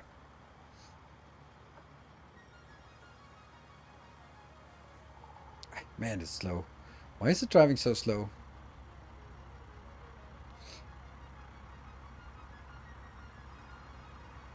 Now it's increasing.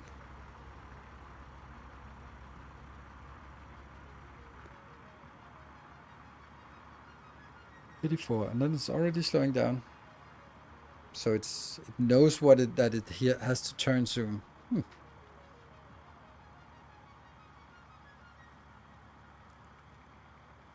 Oh,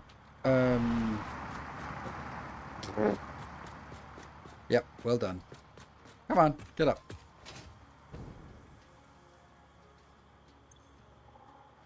Unload. That was the stuff I was panicking about. That's it. Unload, and this is a load. Yes. It comes in here.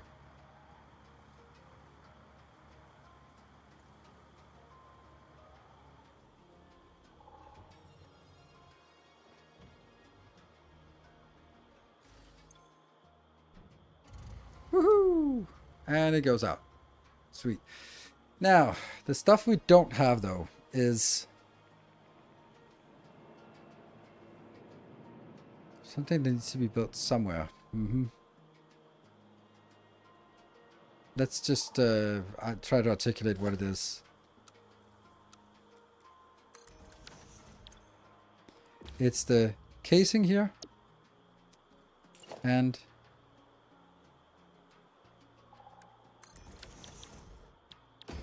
the sheets don't lie. Ugh. There is no alternate alkyd aluminum sheet. They must have copper. Okay.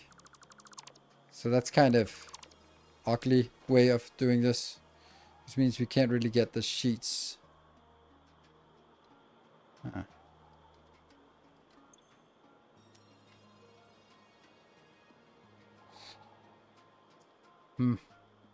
Bugger. Kind of forgot that. There's a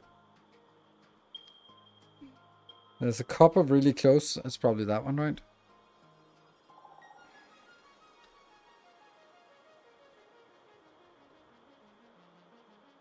But if I bring that up, what am I doing then? Then I'm basically bringing some... Oh, I don't even have the return path. Oh, right, that sucks.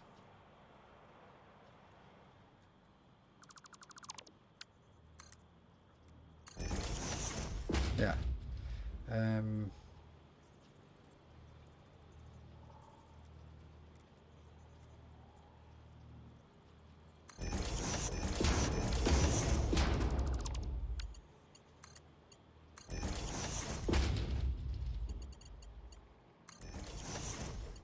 Because now I can also pull it out to the other side if I really, really want to.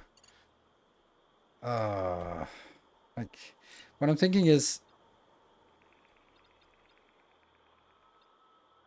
4 plus 4 plus 4. And then...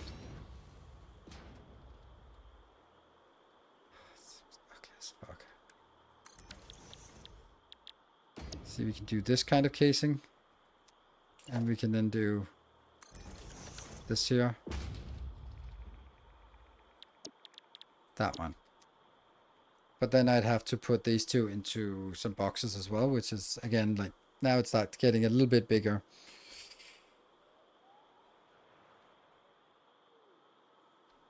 And I would need to get some smelting for this. This is 75 and this is only 10, but still. This bothers me. Profit lots from a little turbo fuel. Yeah, but turbo fuel takes very long time to build. Turbo fuel is super annoying to build, and you really shouldn't build it without blenders. So.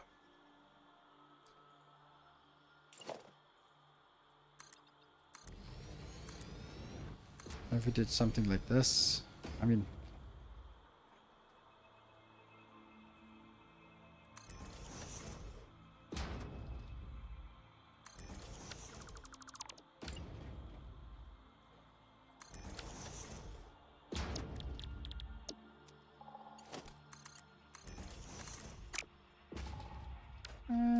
that actually is kind of irrelevant, this one.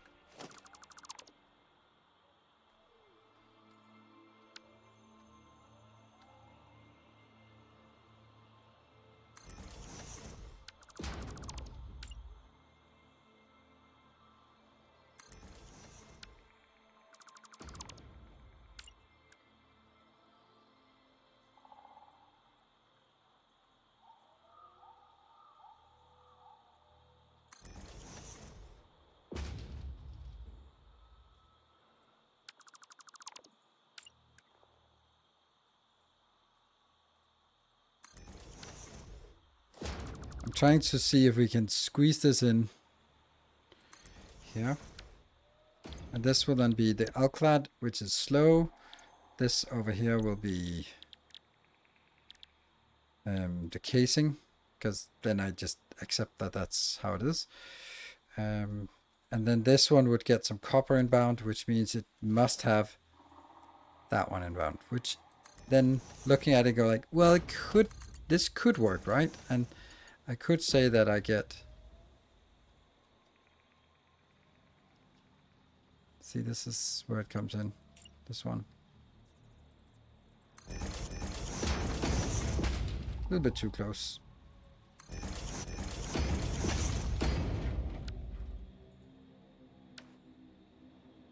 Or maybe this could also be made closer.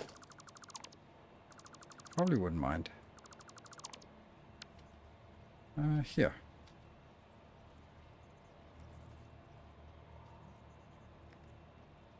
This is where it was. Now this is going a little bit back. This is now somewhere else. 1, 2, 3. Like that. In here. You're gonna go from here to.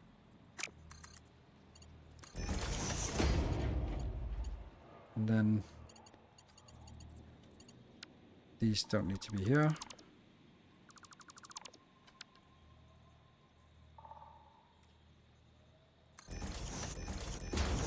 That should now be aligned. From here, all the way in. And then that's also... Ta-da! Nope, I don't need truck stop for the aluminum products because I don't want them to be going out on trucks. What I'm setting out on trucks will be the ingots, and that's kind of my design philosophy for all designs here, is that it's ingots that I export, and that means aluminum ingots, and that means steel ingots. Those are the exports. And this one can absolutely just be faster. 75, then it needs 25. This one gets copper, that's fine, and then it just needs like a simple build up here. I don't know, it feels a little bit like a hack, but also just feels like a nice little, hey, there's a nice little side thingy here.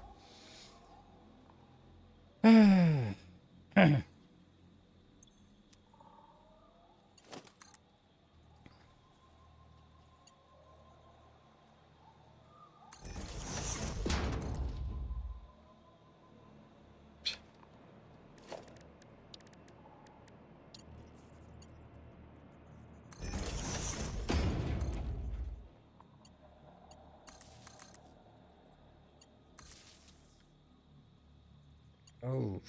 Hmm.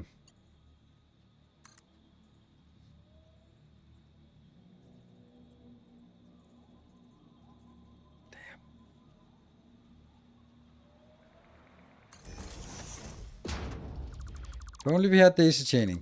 God damn it, I need the daisy chaining now. Now we're gonna get it. Now we're gonna get it. I keep forgetting. What did we get down here? Oh no! Oh, that's a waste. And this one I can't scan because there are no more. Oh, we junked the one.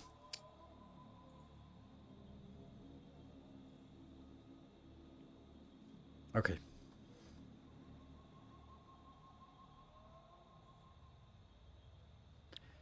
Anyway, that's the Caterium. It's this one. We need you. That means 50 of these and 15. Okay, so high speed.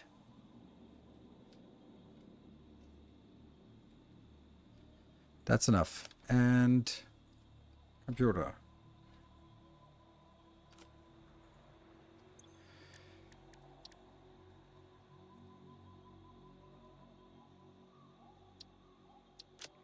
Ta-da! The one new research that we were looking forward to, finally get it. It's a lot Upgraded power connectors unlocked. Buildings now support 2 power connections, any of which may be attached to other buildings. Woohoo!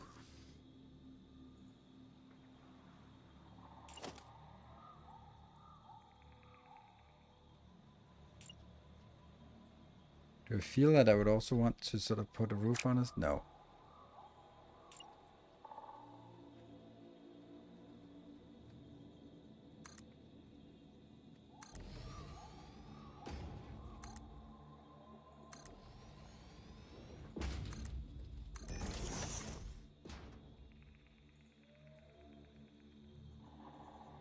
At the top. Yeah.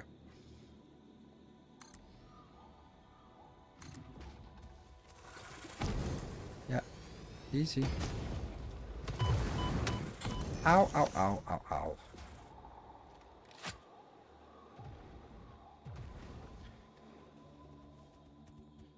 Oh, hold on. Wasn't there something like we needed? Ah, yeah. Okay. We did buy the homing one, but we didn't get any. So let's try and get...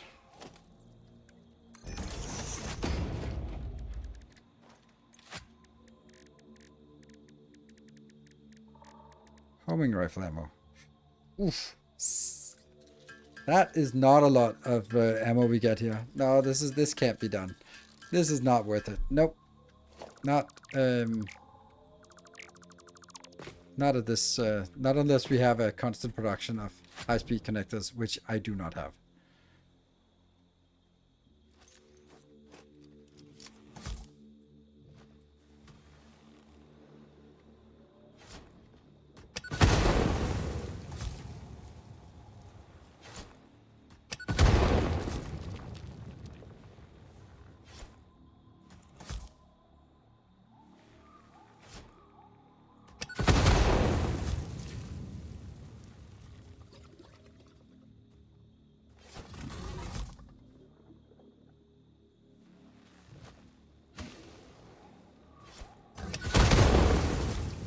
Boom.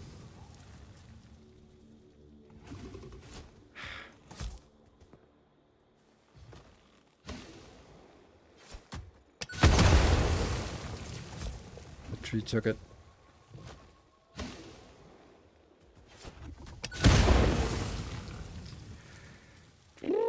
Okay, so we need to now go... Oh, that's a nice spaceship up there. Here, here, and vertical.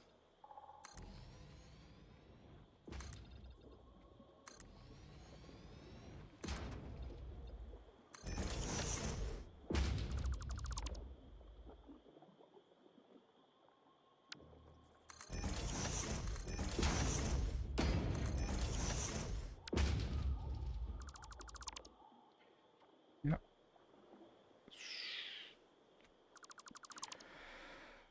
Okay, so that's a weird location. Do I have any chance of hitting this one? Okay.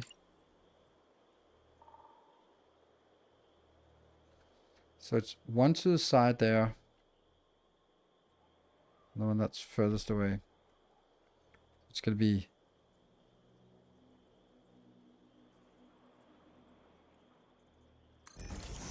right?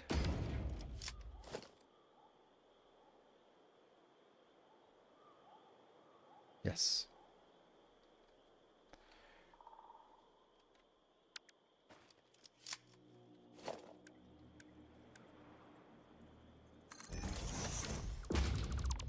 I think that's correct. It is. Perfect.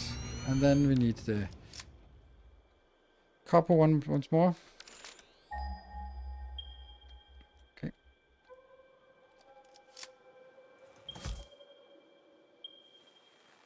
And we only need 25, so let's not worry too much about how much comes in. That's not it. That minor mark 1. Don't even know if it's...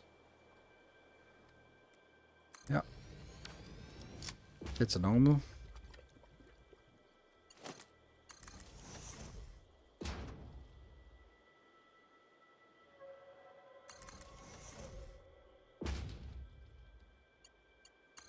Yeah, perfect. And then we need an inbound from here to there. It's not working. Curve.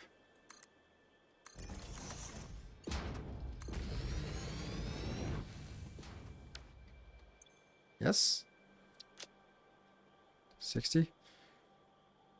You doesn't look good when it's clipping.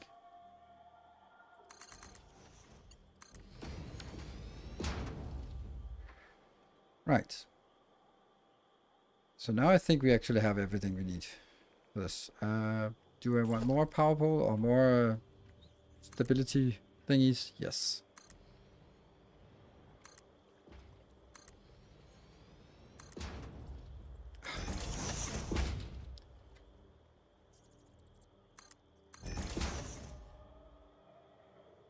I am going to put all of these because that's what I've done for all the other ones. So we're going to do the same thing here before we hook up the last bits, because otherwise it seems silly.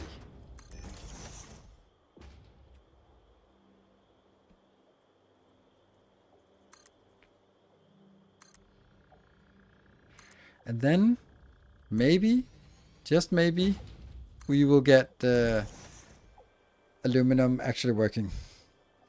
You also need truck stops for the... Oh, we don't sort of that. Okay, I was just... that was a long time ago. I thought there was a new message. This chat is too slow that even I can keep up.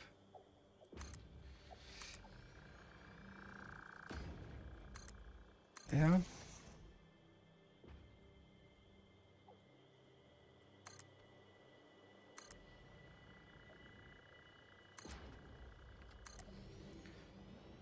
It's a little bit of a shame to get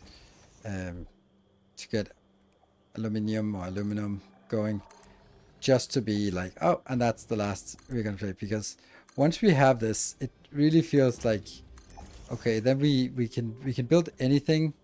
Of course, we can't really build anything because we don't have the power for it, but it's such a big gate to unlock the aluminum build, so that once you have that, it's just like, wonderful, like 600 speed belts, that kind of thing. And then cooling systems and turbo motors, and like there's a lot of things that are really nice to have here. Please don't clip.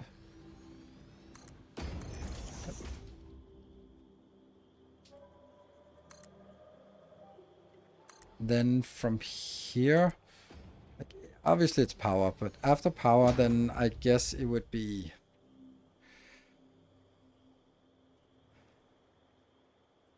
maybe probably computers. And it also feels weird, like when we sort of like, we've been living without being able to produce computers, and it just feels really weird that that's possible, because that's always like an essential thing to build. And now I haven't built it, and I haven't really missed it. And I don't think it's because we've been working on with free build. Like, I don't think any of this, no. Refineries don't need computers. The only thing that needs computers is manufacturers, I think.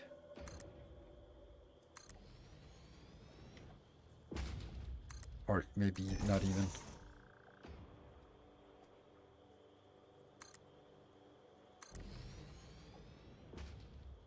It is a weird thing with Satisfactory when you think about it. Like, what are you producing things for? Like, you're producing things to construct, and you of course need a lot of stuff to construct your base. But after the base is constructed, or when you've built whatever factory you want, then there is no constant demand for products aside from whatever you throw into the mix.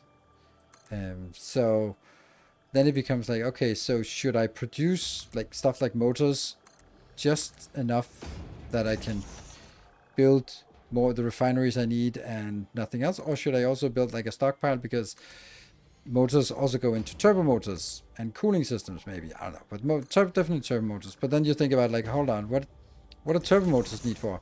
Well, nothing. They just need it for minus Mark 3 and I don't know, maybe something else. And then it kind of becomes like, hold on, wait a minute. So the only thing we're producing for is to construct the next step of the factory. Oh, okay. So you could probably handcraft your way through most of the game, or almost at least. It's like, oh, okay, we need to build a new factory, so let's handcraft some computers and some stuff. All right, factory's done. Produce stuff to save the day. Yeah, but are we though? Oops.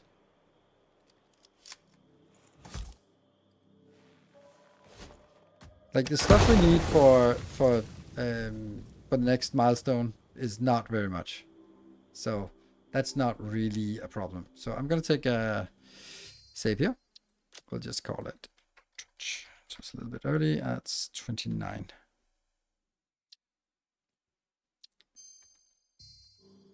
So now we hook up, and then we see if the whole thing works, or if there's some critical thing like, oh, it needs, I don't know. It needs ingots and not raw ore. I've done that so many times. It looks nice, like sort of rolling over and then coming into some kind of structure. I actually like these pillars. It's not gonna make it like a beautiful factory, but it kind of is claiming the territory below it and go like, this is the factory space. Could probably do some more solid pillars and it would just like look a little bit better.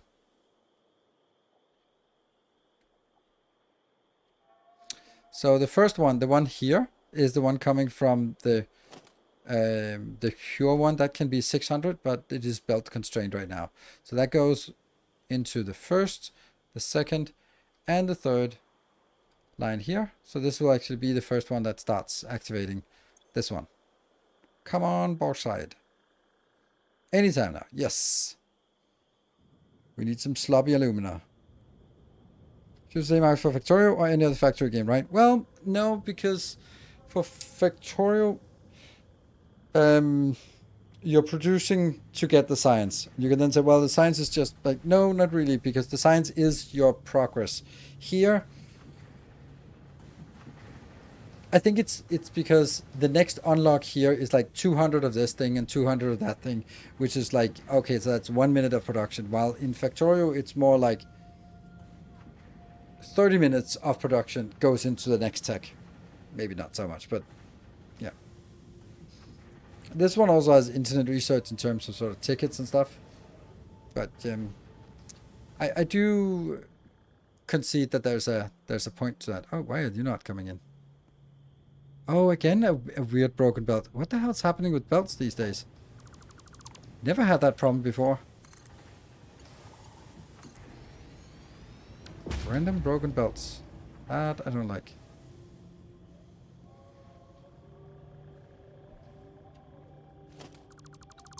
No idea how or why. You can't see if this one's connected or not.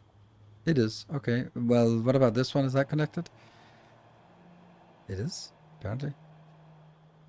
Oh, there's something that's not connected here. Ooh.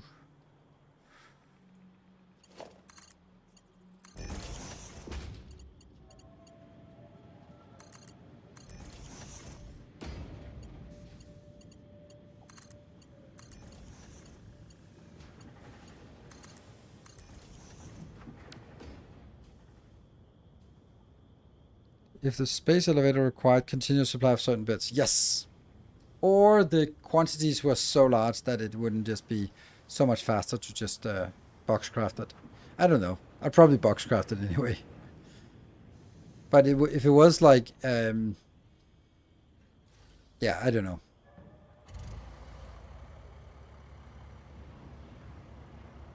Because I would never box craft things in Factorio. It just kind of doesn't make sense. And here we forgot the last bits. That is here.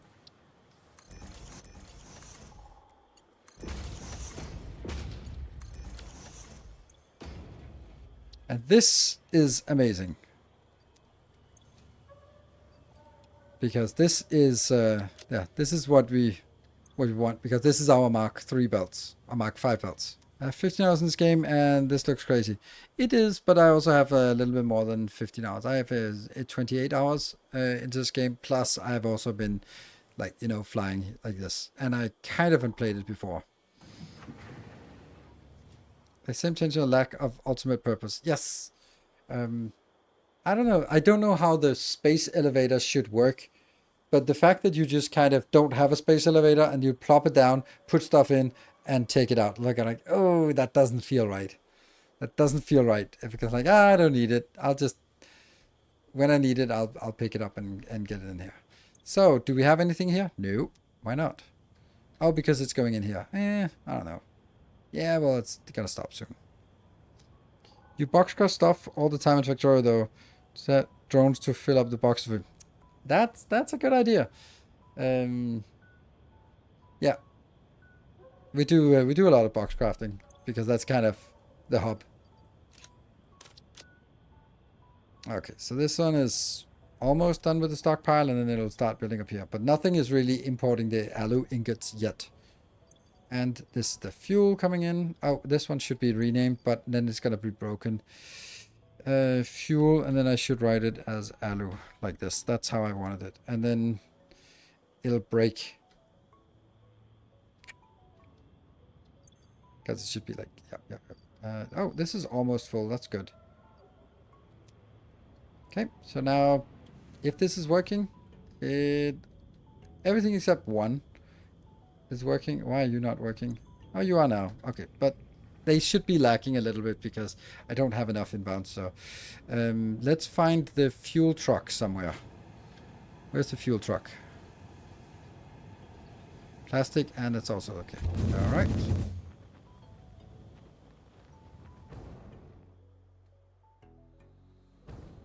I love the hypertubes. They just give such a good transportation. Ow. What? It was here. Oh, you ran away, did you?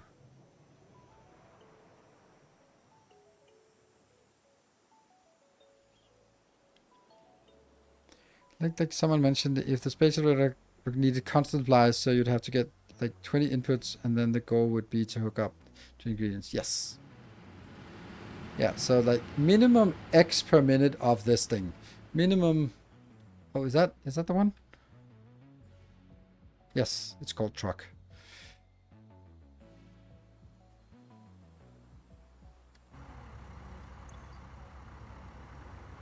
Fuel. Probably should be called fuel truck. And then vehicle path, and it lost. No, it actually could figure out when it's done, has changed names. That's nice. Cool. All right, that works. Can I die in this game? I was very close to. Yes, you can. And then you respawn back at your hub.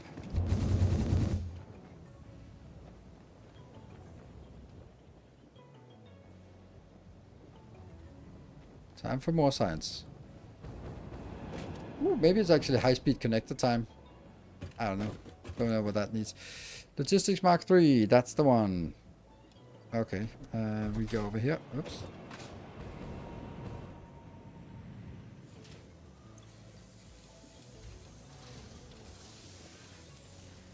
Heavy modular frame.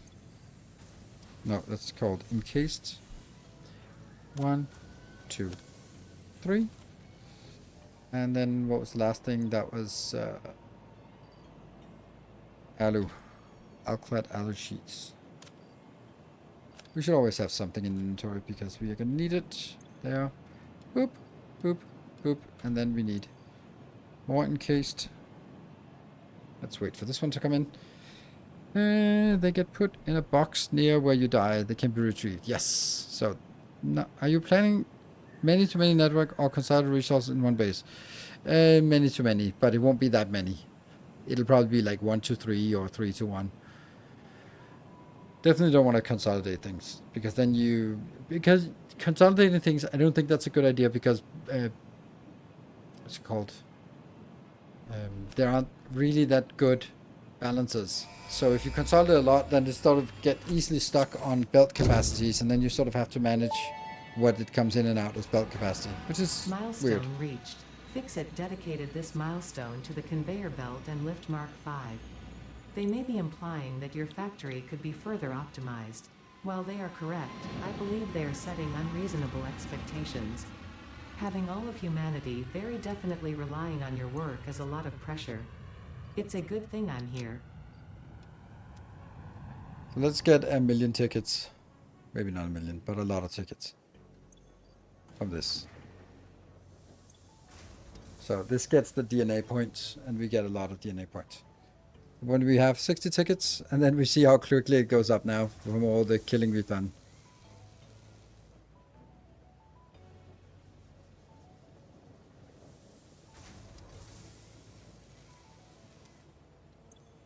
Yep, that's a lot of tickets. Which should buy us basically whatever we want. What's the power like? Not great. Well, yeah, not great. Let's see. Oh shit, sorry. It's called Remains, yeah.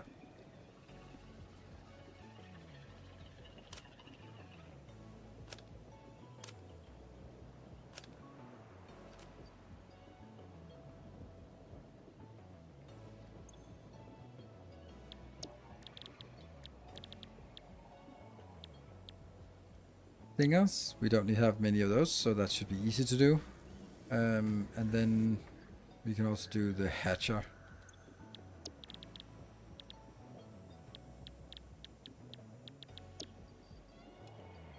Also be fast. Thank you.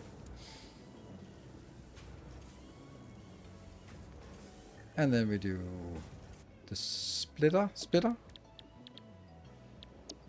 That's also one stack. And then from here we can put that stack in there, because then when that's done, we can get that back.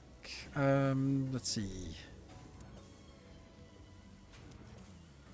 Right, let's have a look at high speed connector. How do we make that? We have 2 recipes.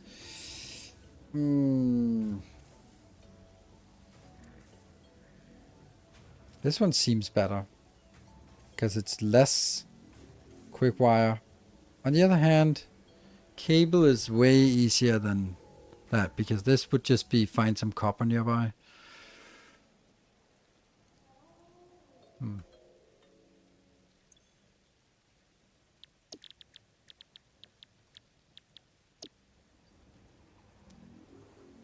Okay, we're going to take a short break, and then we're going to be taking a look at the high-speed connectors afterwards.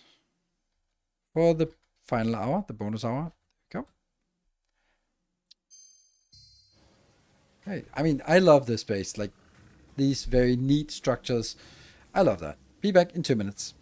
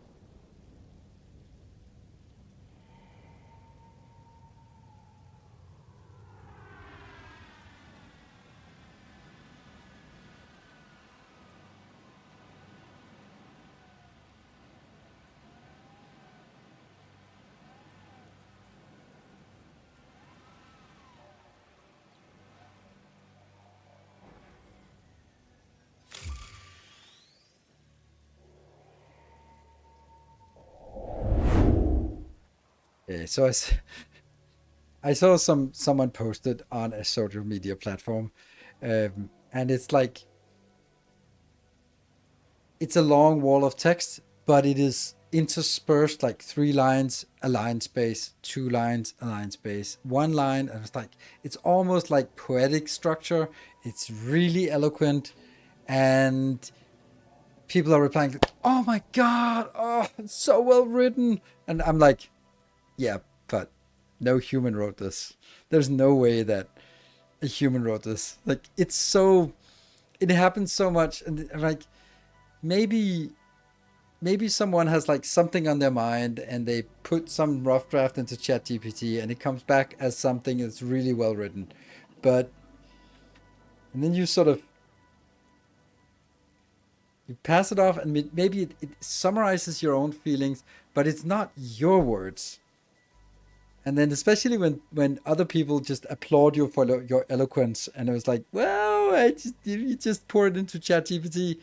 I do that almost every day. Yeah, but I kind of feel this is like if you do it in, let's say you're writing a report to a customer and you're maybe not the best in, yeah, in but writing these kind of reports, right? But then you sort of, okay, I know I got the facts, I got the conclusions, all that stuff. Let me get some more M dashes into it, um, and some more use of the word delve.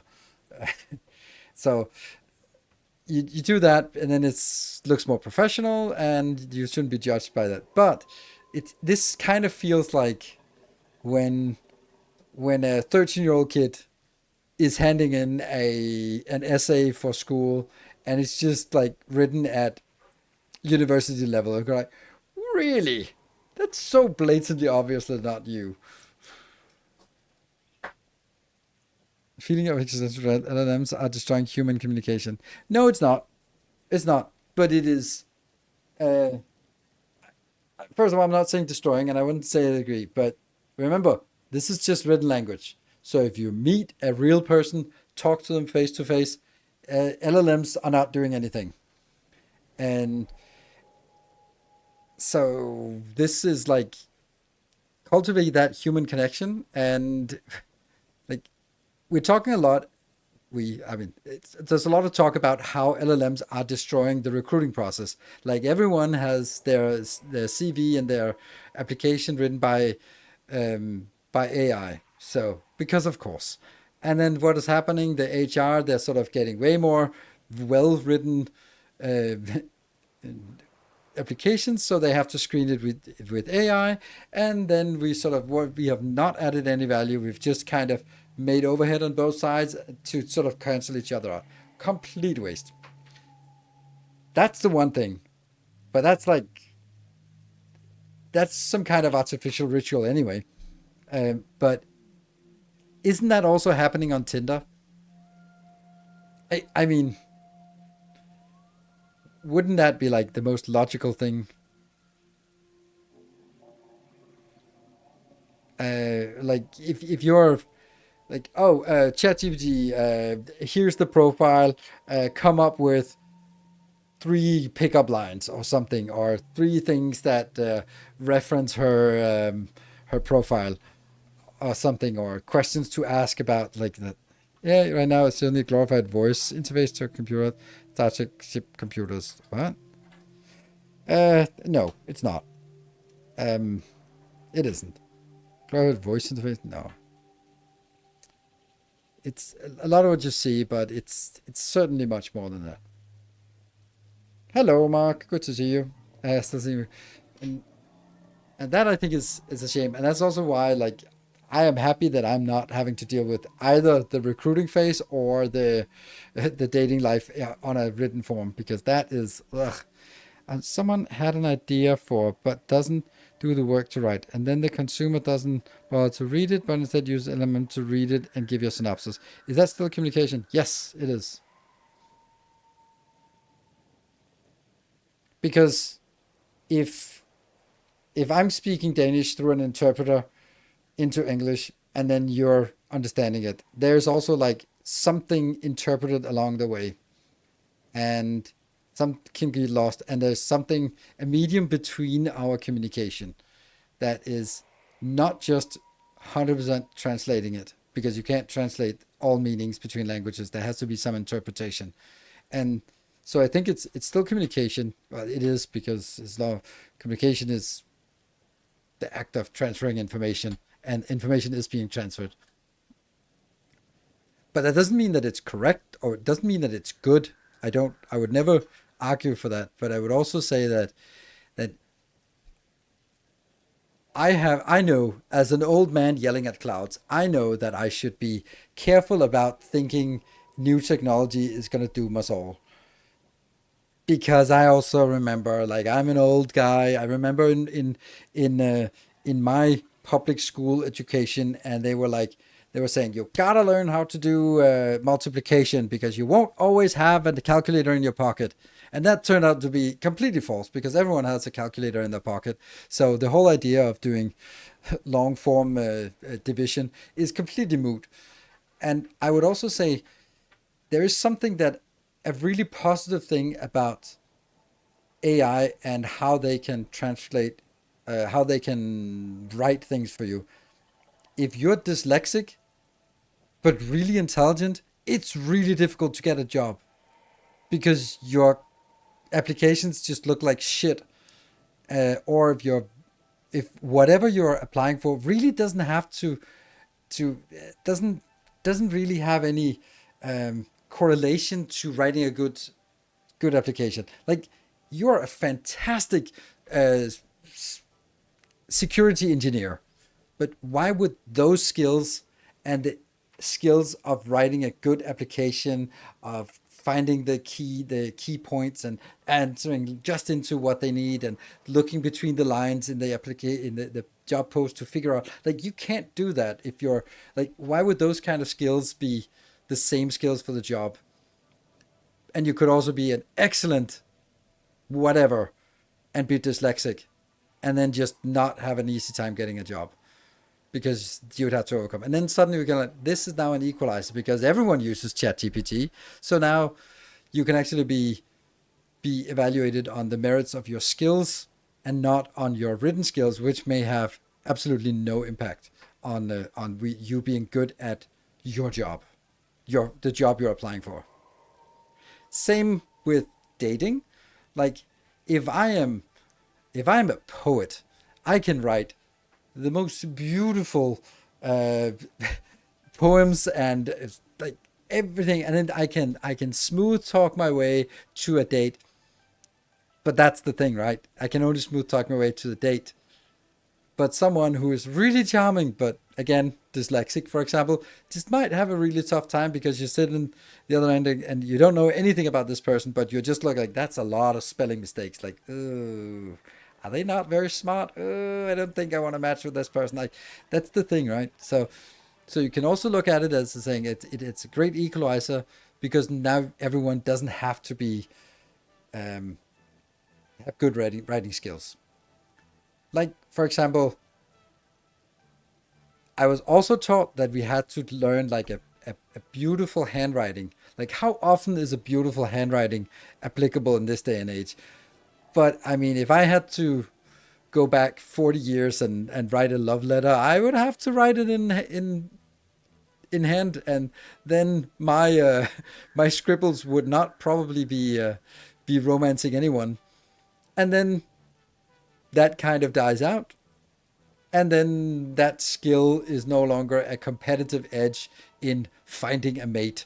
And right now, it's also transitioning from your written skills is no longer a competitive edge, because everyone can do that. Wait, how old were you? Yeah, I was not sending a lot of love letters at 7 years old, but if I had. So, but only if you know how to use them well. Yeah.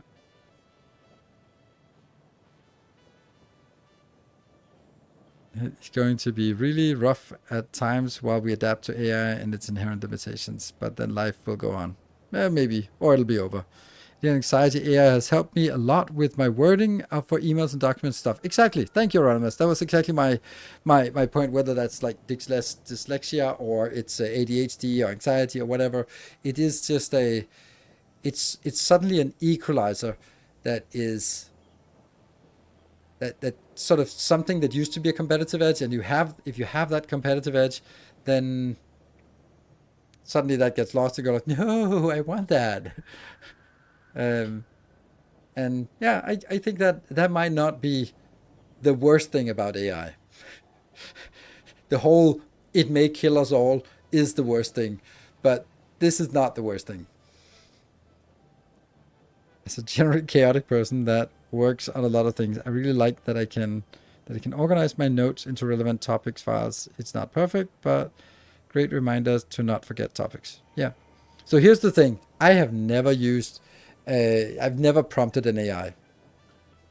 Like, of course, I've Googled, and then there's an AI summary first, which I usually skip. But I haven't sort of gone in and go like, okay, Chat GPT, tell me something, or do something for me. And I think I'm just gonna be a Luddite in that regard, at least for the time being. I know that there's some things that it probably would do really well. Um, Before every stream, give me 3 or 5 good rant topics for the stream. That's something I think that ChatGPT could be really good at, like coming up with topics to talk about. If it sort of could absorb all my live streams and then be, that's probably too much, but sort of without sort of limitation, like, okay, here's like the stuff that is interesting and relevant and fits to your audience and your themes. Here's some topics, for example. Everything is AI now. Hardly any code gets handwritten anymore. Handwritten code. Whew, that's the old days. That's crazy. Like it's just insane how fast that went.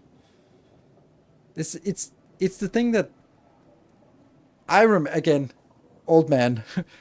I remember when I grew up, and I'm not a boomer, but I'm Gen X. Yes, that's actually a generation that exists, but it is forgot. It was kind of forgotten, um, and there was this notion that upward social mobility was your own choice. You could just get an education. If you got an education, you were guaranteed upward social mobility. That's it. And if you wanted to just be absolutely sure that you got something, I mean, maybe if you were studying ancient Greek, then you'd be hard pressed to find a job, or Egyptology, like that's a thing.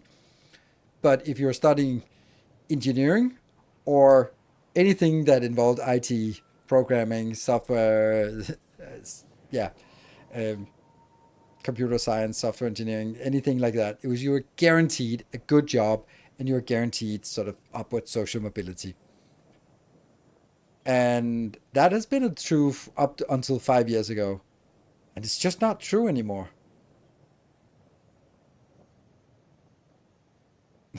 But Chad Joyce, they always want to play Factorio. Yeah, but they can go play Factorio. And I think that's really scary that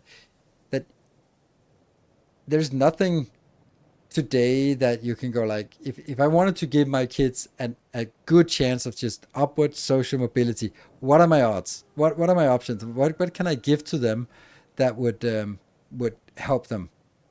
Money, like inheriting wealth is the only thing that they can, because education, no, I don't think there's any education that's really secure. Um, like a lot of the white collar work, and especially entry jobs, they're just disappearing really quickly. So then it would have to be something where you gamble on not the actual skills, but the barriers of entry, like something that has a strong lobby, like lawyers or doctors, because they probably can fight a long time before they get replaced because they have strong bargaining power in whatever country, for whatever reason, right? You don't want doctors to go on strike, and lawyers, they're the ones who write the laws, so they just don't write the shit. But eventually they'll also be like, I, I vaguely remember like typographers were like a really powerful union in Denmark, because if the typographers, they went on strike, there were no newspapers, and you can't have a society without newspapers. That's like 30 years ago, right? And then suddenly, like everyone, there's just like typographers. Why the hell would you need that? Just you can do it on a computer, and then poof, that entire discipline just disappeared overnight, basically. So Have no more discussions about programming language because English is the programming language now. Oh, that's interesting. That's actually really interesting because that might. Well, Mark, I have a question in that regard because when you say that, I would think that the barrier of entry would be lowered because I could, as a non-programming product owner, actually make changes to my product. But on the other hand, you could also go like, yeah, but since you don't have that active control, you work at a higher level of abstraction, and therefore you really need to know more. Because whatever you can just tell and it happens might not be scalable or secure or whatever. So I don't know. I would imagine that it would be easier to enter because you then don't no longer like, haha, I can program in C++. Oh shit, no one's using that. Well, actually they are, but I've seen product owners already solve some stuff themselves. Yes, but then the question is like, would that thing just, I don't know. Do you have trust to just throw things into production that's written by AI? I mean, it's your testing and all, but yeah. That have controls on how that code is modified and who can modify code. That all. I would imagine that all. Everyone has that, but I still think that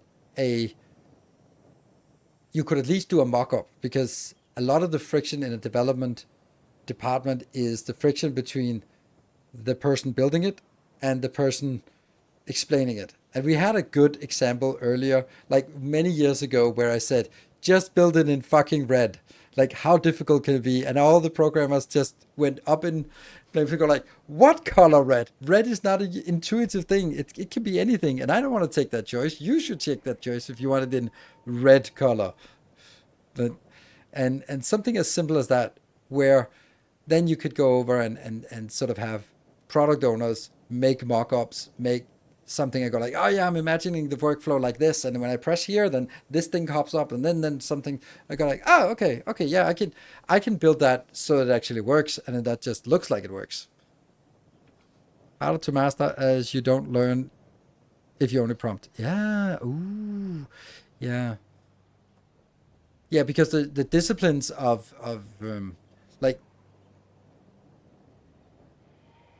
edge cases are still going to be there, and understanding, like, this is when you find a good yet annoying developer you work with, and you start explaining something, and you sort of you explain the sunshine scenario, and then they go like, what if this is not entered? What if this is wrong? What if they press this button without filling out these fields? What if, and I'm like, oh my god, can you just build it? So even if you can build it, you can easily build it for the sunshine scenario, but someone who has a little more rigor to their approach has to sort of think of all the things that can go wrong. I don't know how much AI does that for you. Yeah. What's the word? Just word how new junior get relevant experience. And maybe the experience is just working with AI. Maybe it is. Maybe it's the same as sort of a car mechanic these days is primarily looking at a laptop. Maybe that's a little bit harsh, but most modern cars, you don't sort of take them apart and do all stuff. You run the diagnostics and figure out that there's a fault here, and then you go in and fix that fault on whatever electronics or mechanical thing that's faulty.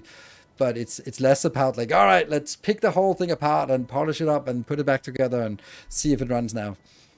So there's a higher level of abstraction, which is like comparative to what we do here. Like, I don't build every single one of these. I stamp down the blueprint because the blueprint, I build that module, and then we can just bloop, bloop, bloop, dun, dun, dun. Yeah. Don't think of those things. Also, don't think to prompt about it. Yeah. You can if you also prompt it correctly. Yeah, but the thing is, I would imagine that when you decrease the barriers of entry, then you don't have this rigorous, you don't learn programming as a rigorous discipline in as you study computer science and understand data structures and scalability and algorithms and when to use those, if you just kind of start sort of hacking away and knowing that, well, it'll probably be fine, but yeah, but what kind of algorithm is it? Just implementing to find the shortest path or to find the next best thing or whatever. Like, it's, I still think that people can, if you lower the barrier inventory, a lot of people can go in and do the very basic stuff, but it's then harder to find the good developers. Like, something I noticed was that test managers, for example, any idiot can be like a QA engineer, but there's a hell of a difference between the good ones and the bad ones. It's the same with developers, that there's like orders of magnitude difference between an average and a good. My job as an enterprise architect doesn't seem to be going soon, but we're already working automating bug fixing with AI completely. As long as you have a full set of tests, Claude is allowed to fix small things that went wrong in production, passing logs. I can actually think that I think something like bug fixing is really valuable, because it's like, it should work like this. It doesn't. So there's a clear definition of right and wrong, and it's something that can take a long time to figure out that, oh, it was, I don't know, an edge case or cache invalidation error or something like that. It can take a long time to go through it and figure out what the hell went wrong, and then it doesn't take much to actually fix it, but it takes a long time to find it, and I could imagine that would be a really good place. Also, it's like those small bugs that persist for years and years, they might actually be fixed relatively fast, right? Code and is responsible for it. I have no problem with Claude writing the code. Yeah, but human reviews the code. Like, we've all been reviewing things, and once you review things, then it looks fine, and then the next time you review it, it also looks fine, and after a few times, your review is not as thorough because it's usually fine. What do we want to do?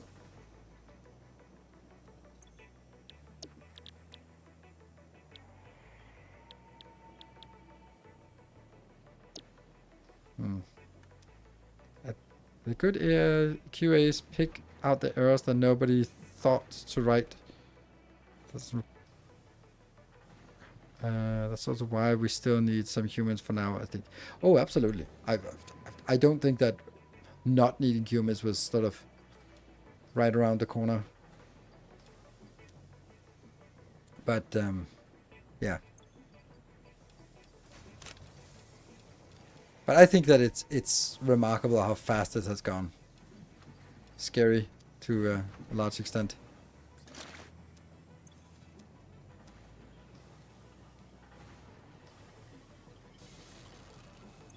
Oh, they still have this. Okay.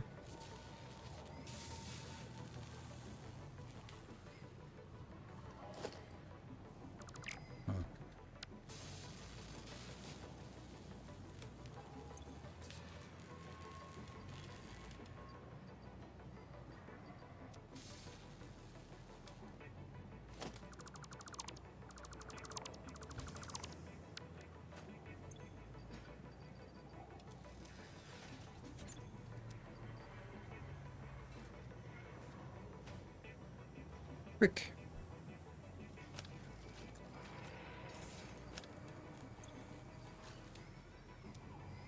And the last one is circuit.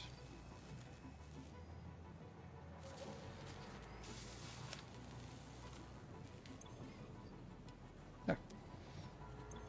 That should get us some of these. 7.5 per minute is not much, but we can at least go up to.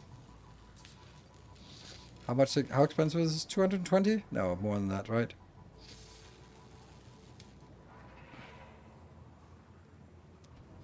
Review is mostly done by AI too. Humans can't keep up with the changes anymore. Humans sign off based on summary of changes. Yeah, that's crazy, isn't it? But also, like, I was also thinking about something like when I heard about all of these like really crazy bills that some companies, probably Microsoft, that got this insane bill. Like, if like companies fire developers because with AI, one developer can do the work of multiple developers. That's the logic of it. Sure. But I also think that especially if you get measured on your use of AI, then because the tool can do so many things, I would imagine that you would also be inclined to do things that you would never do um, if you had to spend human power on it. Like, okay, there are two ways we can implement it. Let me implement both and let it run for a certain time to see which performs better. That was something you would never do normally because you'd have to like spend two teams of developers for X days to get the two solutions, and then you'd definitely throw one of them away. You'd have to do a lot of thinking up front and imagine which option would be better. But here's like, fuck it. I'll just implement both and then see which one performs. And then suddenly it's not just like, yeah, sure, one developer could work the equivalent of a full team of developers, but you would never have a full team of developers do the stuff that is getting done. And I would imagine that you can, like, and that will, then suddenly what happens is that you don't token optimize, you output optimize, and until you get told not to use too many tokens, and then you're ending up solving things in a way that you would never solve things before because you can just throw more brute force at it. Like throwing compute power at problems is also like trivial these days. So here it's now also I can just throw more development power at a problem because it's trivial, except someone has to pay the bill, and then you end up in a situation where, yeah, your team of 10 that you cut down to a team of 5, they can produce code that corresponds to 25 developers, but it costs the same or more because the way they're working is now not actually cost optimized. Does that make sense? Is that, yeah? I'll be retired before this goes completely, yeah. I would imagine that that would be something that you'd sort of work along those lines. Like how a can get a network job but can't build VLANs. I don't know what a CCIE is. Something engineer.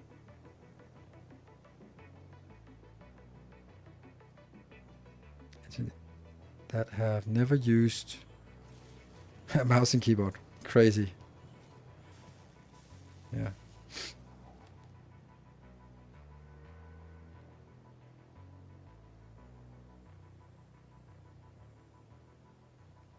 Yeah. So I that was already doing that work of 1.5. Yeah. I see it as being somewhat akin to the push to move all development offshore. It didn't work, and they had to rehire real developers. Well, it did work. Like, I think the millions of developers in India is a pretty good argument why it works.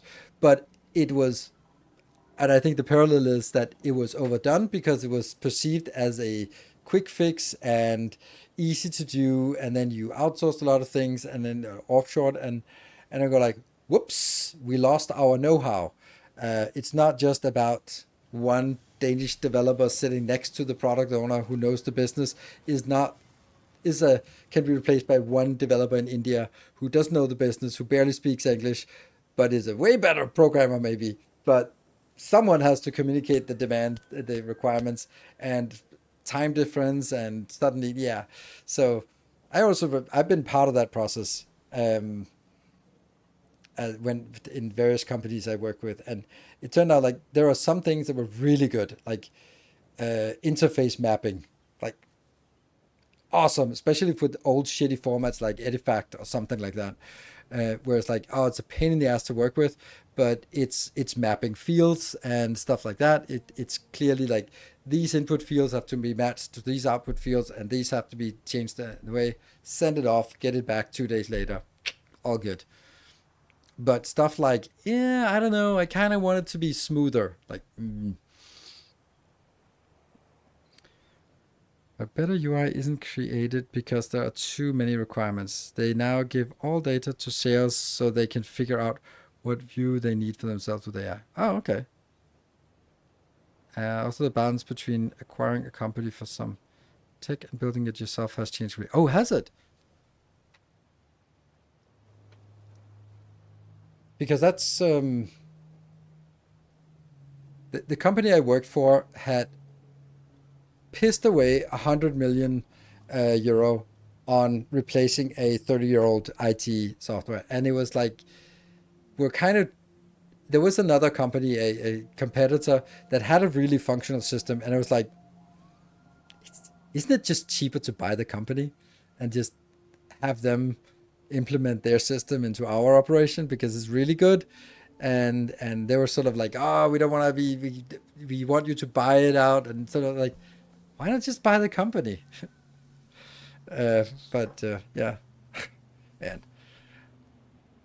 I think the biggest challenge now that I think about sort of the situation that I've been in, if I sort of imagine the world, the organization I was in, and then you take the AI, because when I left that company, it was like you saw the business vice presidents who went like, blockchain, can we do something with that?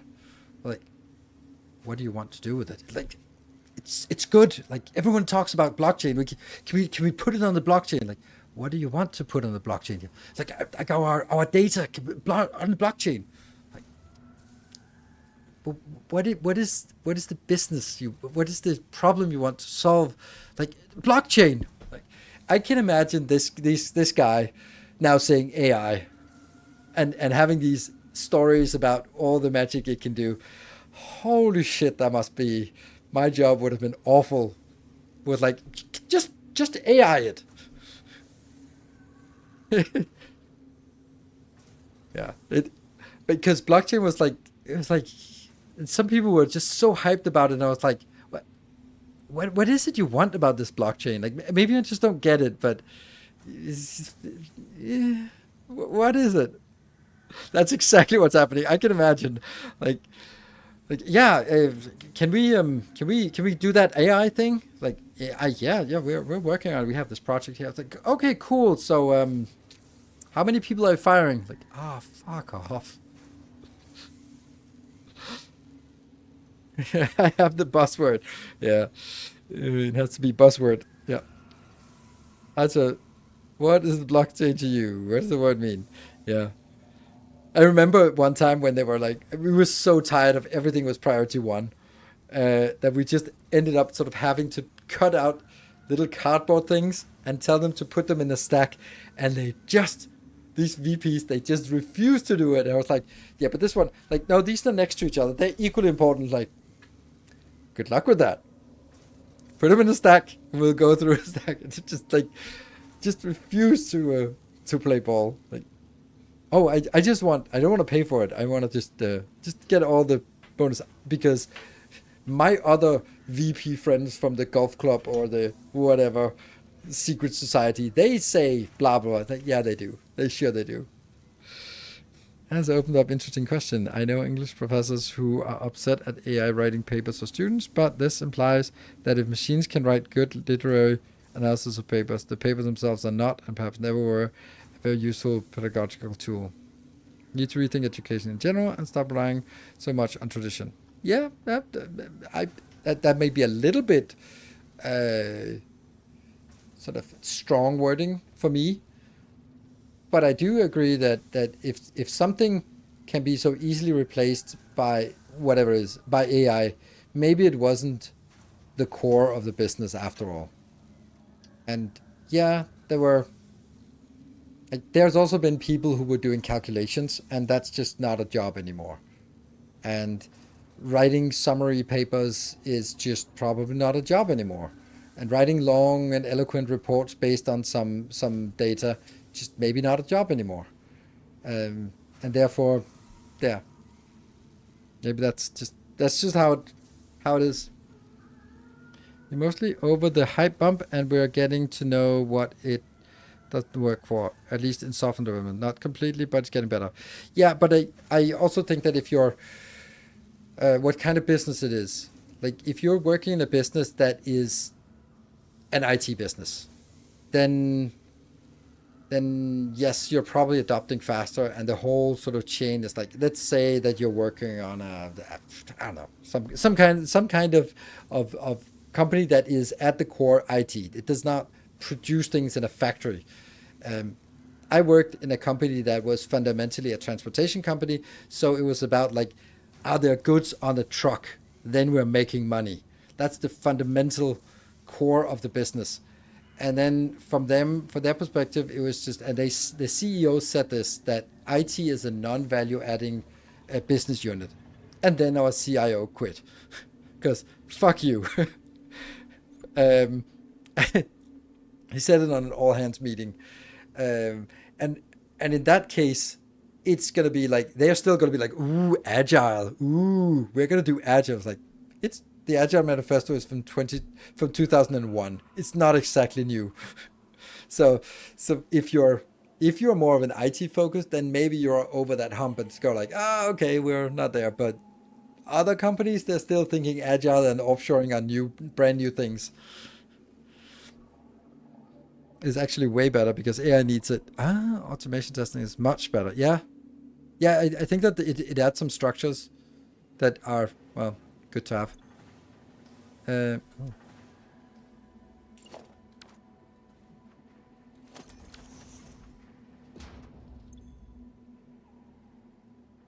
is never gonna keep up with this.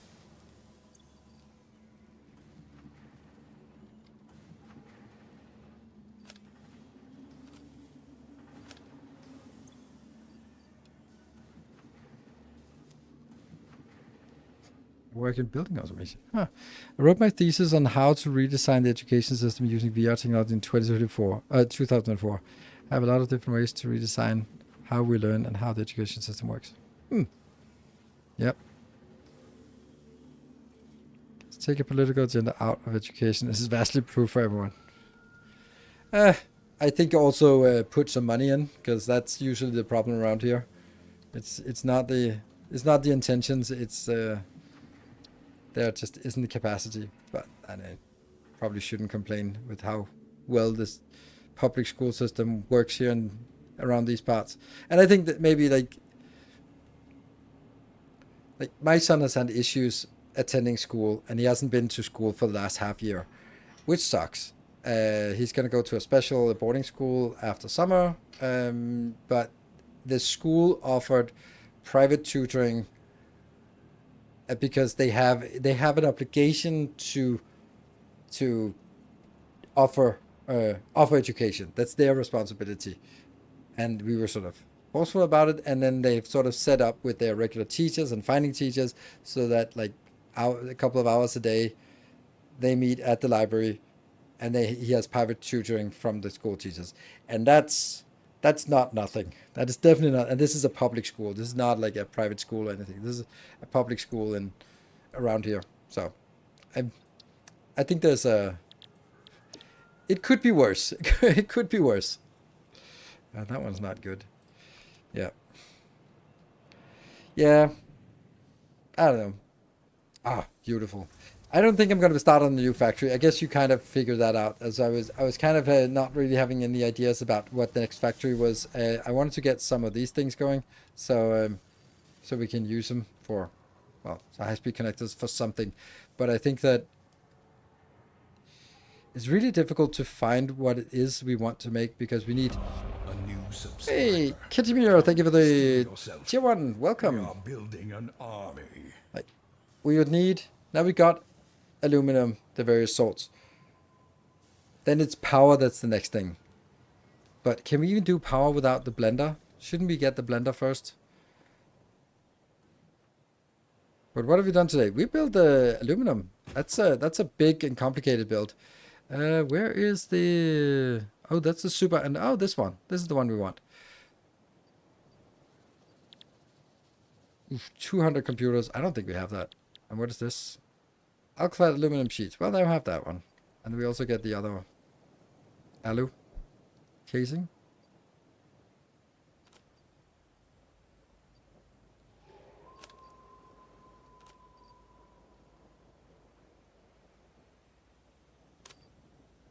Yeah, don't put these in.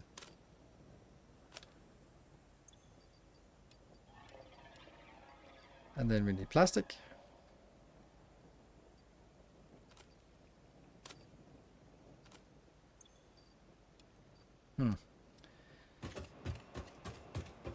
Let's go over and grab some plastic just because it's a nice thing to do. This is the closest place to have plastic. Level 5 belts. That's actually what we should be doing now. Good point. Boop.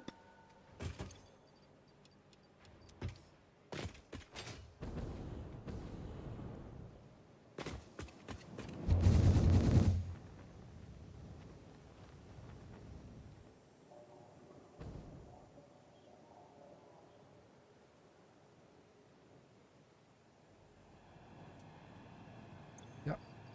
Smashing. Oh no, I don't have enough computers. Oh no.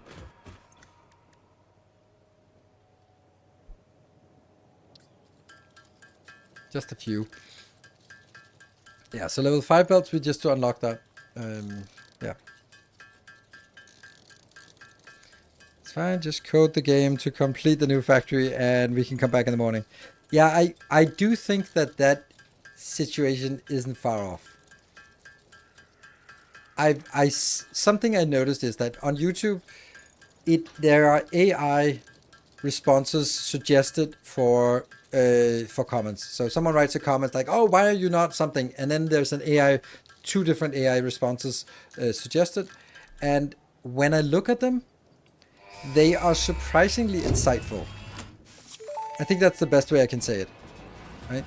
Milestone reached. Several parts more efficient and powerful than the human brain can now be made to compensate for many deficiencies otherwise encountered in future development efforts. The blender enables you to mix and/or combine parts and fluids for more complex recipes. Most importantly, project part number 6, the assembly director system, should be produced and delivered to the space elevator as soon as possible.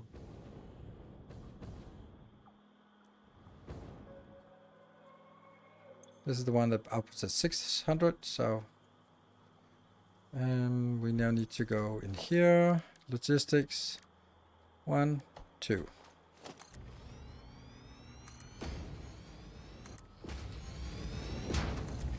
I think I'll upgrade the other ones as well, just because. Get AI to play Factorio or something. I think that would be an excellent challenge, and I think that would be incredibly good content to actually be sort of teaching an AI how to play Factorio and guiding it and sort of all that thing, all the things that you need from just that. I think that would be excellent content. I can't do it though. Just gotta be honest. I can't do that. I couldn't do it. I just don't have the skill set for it, and I don't have the interest in trying to learn that skill set. But I think it would be incredibly amazing content. Just like a series where on Twitch you sit and sort of figure out like, okay, how would you set it up, and what kind of servers would you run, and what do you do, and like there are so many interesting interesting questions to answer in that regard, and teaching it. It wouldn't just be like, oh, okay, now it's playing itself. It would have to be like, oh, we need to put in some definitions of what is actually good and bad, and like, I think it would be amazing content.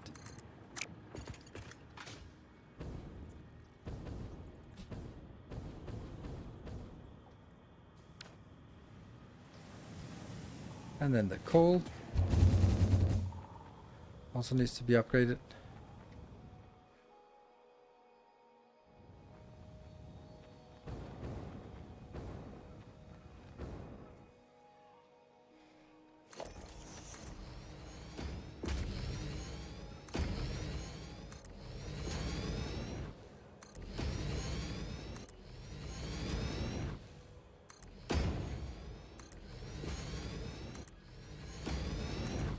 There we go.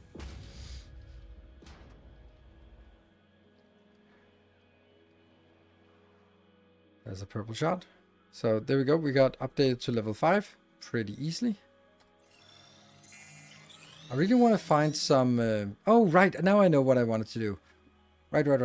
I can still do that in the last something seconds. That is... Ta-da! This is why we want it. Here. That one. Ah, it's not quite there. Okay.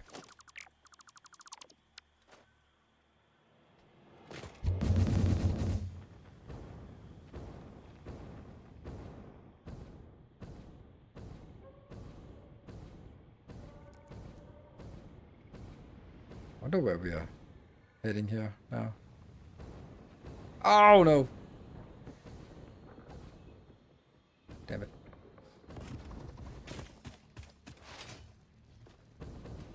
Let's go here. It's the Caterium we're missing. Also need several layers of AI. Strategic thinking is slow, so need a simple local AI for steering the game directly. It would definitely, I'm saying definitely, but without knowing anything. But I would think that this would be a Chinese locally run thing, so you don't end up just, whoops, I just spent $1 million on tokens on Claude or or ChatGPT or whatever. Like oops, but it should be something you can run locally somehow.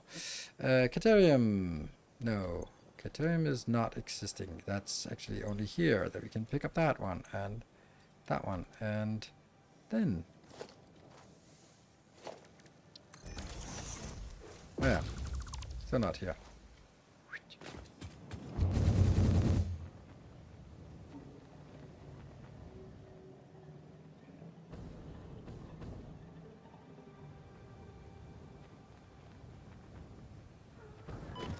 Ow.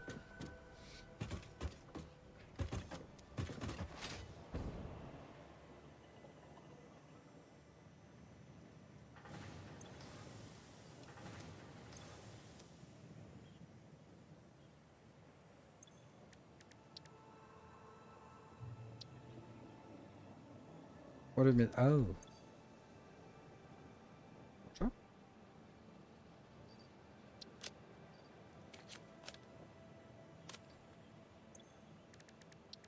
One more time. Ta-da!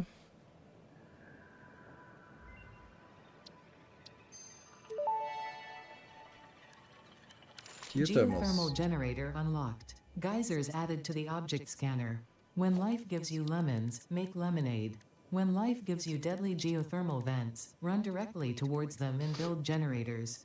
Use potentially this is lethal cheap. natural phenomena for your own benefit. It's the fix-it way. It's the high-speed connectors thing that's still bugging us.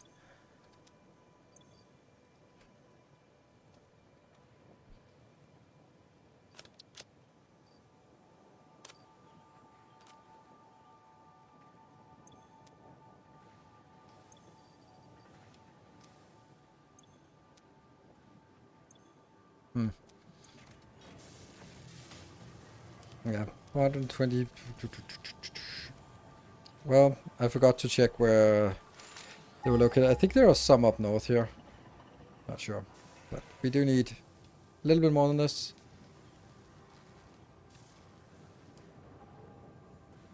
There. Oh, okay. So the closest one is actually here. But we also have that one. That one is probably easier. We'll take this. There's 3 here. Cool.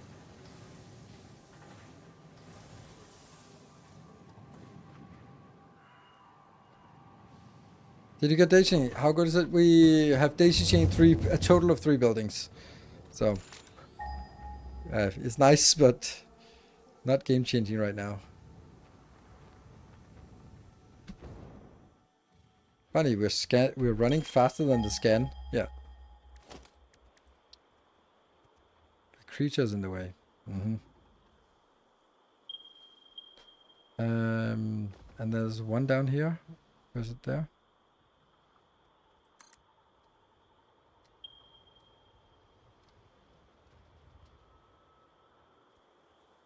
Damn those creatures. Well, there's lucky. Oh, there's impure, and this one is, we don't know. But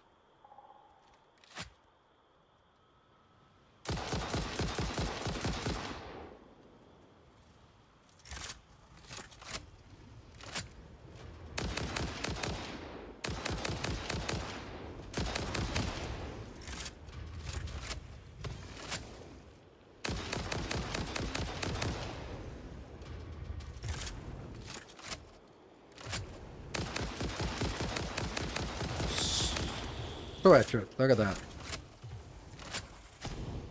Hmm?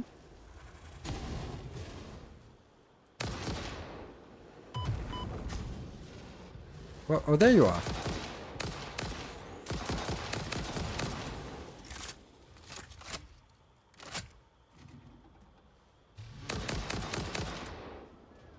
Oh, I'm out of ammo. Okay.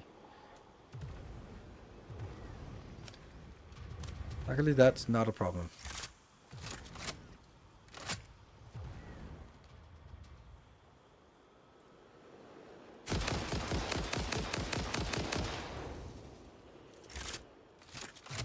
That one.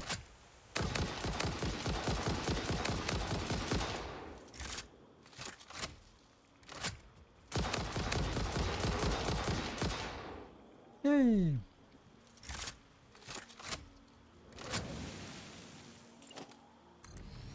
And then a little bit of the shoe. So yeah.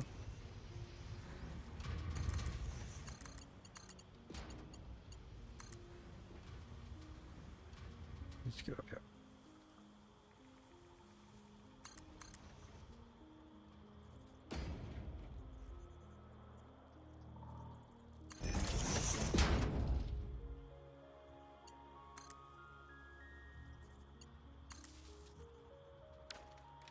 Seems good. This is now powered. Yay! A little bit. The one that's hooked up is impure, impure, and normal. Okay, so we have another one impure that we can hook up. That one. If we could just find some million more of those. And I already forgot about daisy chaining. Is that, no, that was not it. Oh, okay, I have something for you for the last 5 minutes.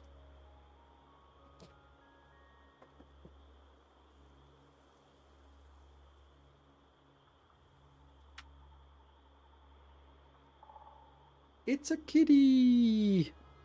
Look at them.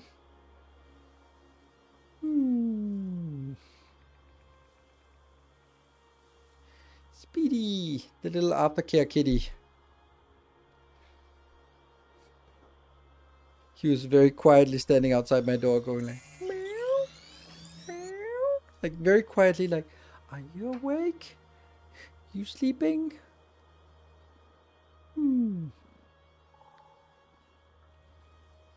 Okay, so that was something. Now we have hooked up that. I don't know what the average is, but for an impure, but it's like static cost, so it doesn't really matter that much. And I have a little bit limited on my movement here. Let's aim at least towards the right direction so we can fly. Hello, kitty. Yeah, so I will be continuing with this tomorrow, unless Factorio hits the press tomorrow, and if it does, then that's going to be what we play tomorrow. But I do want to continue this because, well, next thing I think will be power or those damn high speed connectors.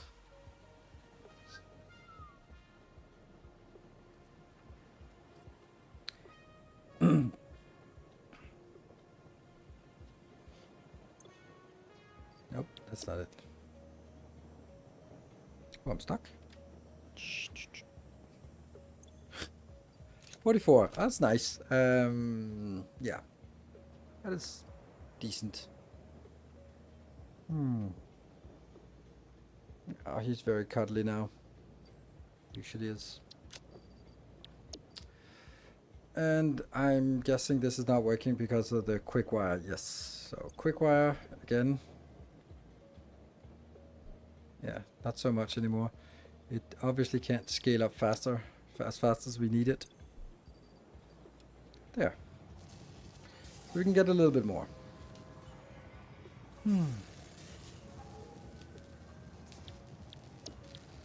Because if we can get... Well, how many do we have here? We have 45. There. Super inspecting the factory. Yes. I think he is well satisfied. Yeah, just, one more. There, that's 50. Okay, so now we could just go back to the other one and just place that. So we at least have those 3 placed. I think that would be nice.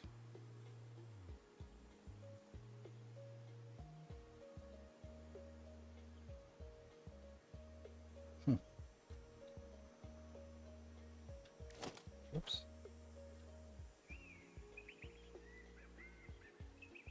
Just a little bit up. Oof. Oh, there it is.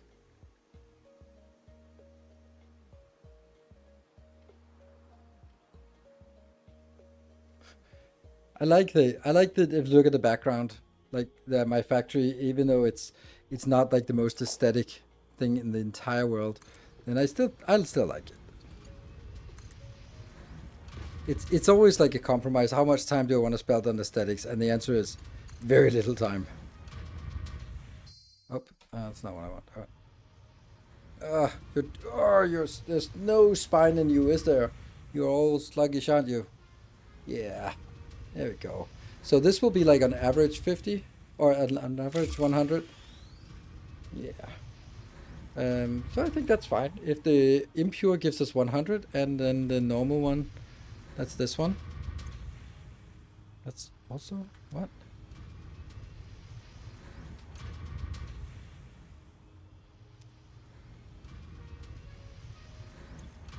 Oh, this one. This one's on average 200. So on average, we just got 400 extra megawatt of power. That's pretty good. I'm going to sleep. Good night. Yeah, me too. So thank you for dropping by, and thank you everyone for joining, and thank you everyone for joining in on that glorious hype train. It was really nice. Oh, not enough room for the slug. It's very nice to get a quick and very efficient hype train. It was because it was a treasure train, I think, that it went by so quickly. Or maybe you just missed me. I always had an idea to do an alien insect factory build game, but trucks were not doing good. What? Alien insect?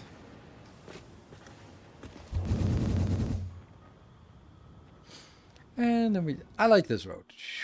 I like the design of the base now, that it's sort of starting to have a little bit of structure and different locations, and yeah, it's nice.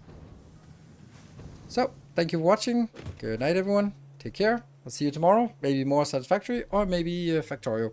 We don't know. Good night.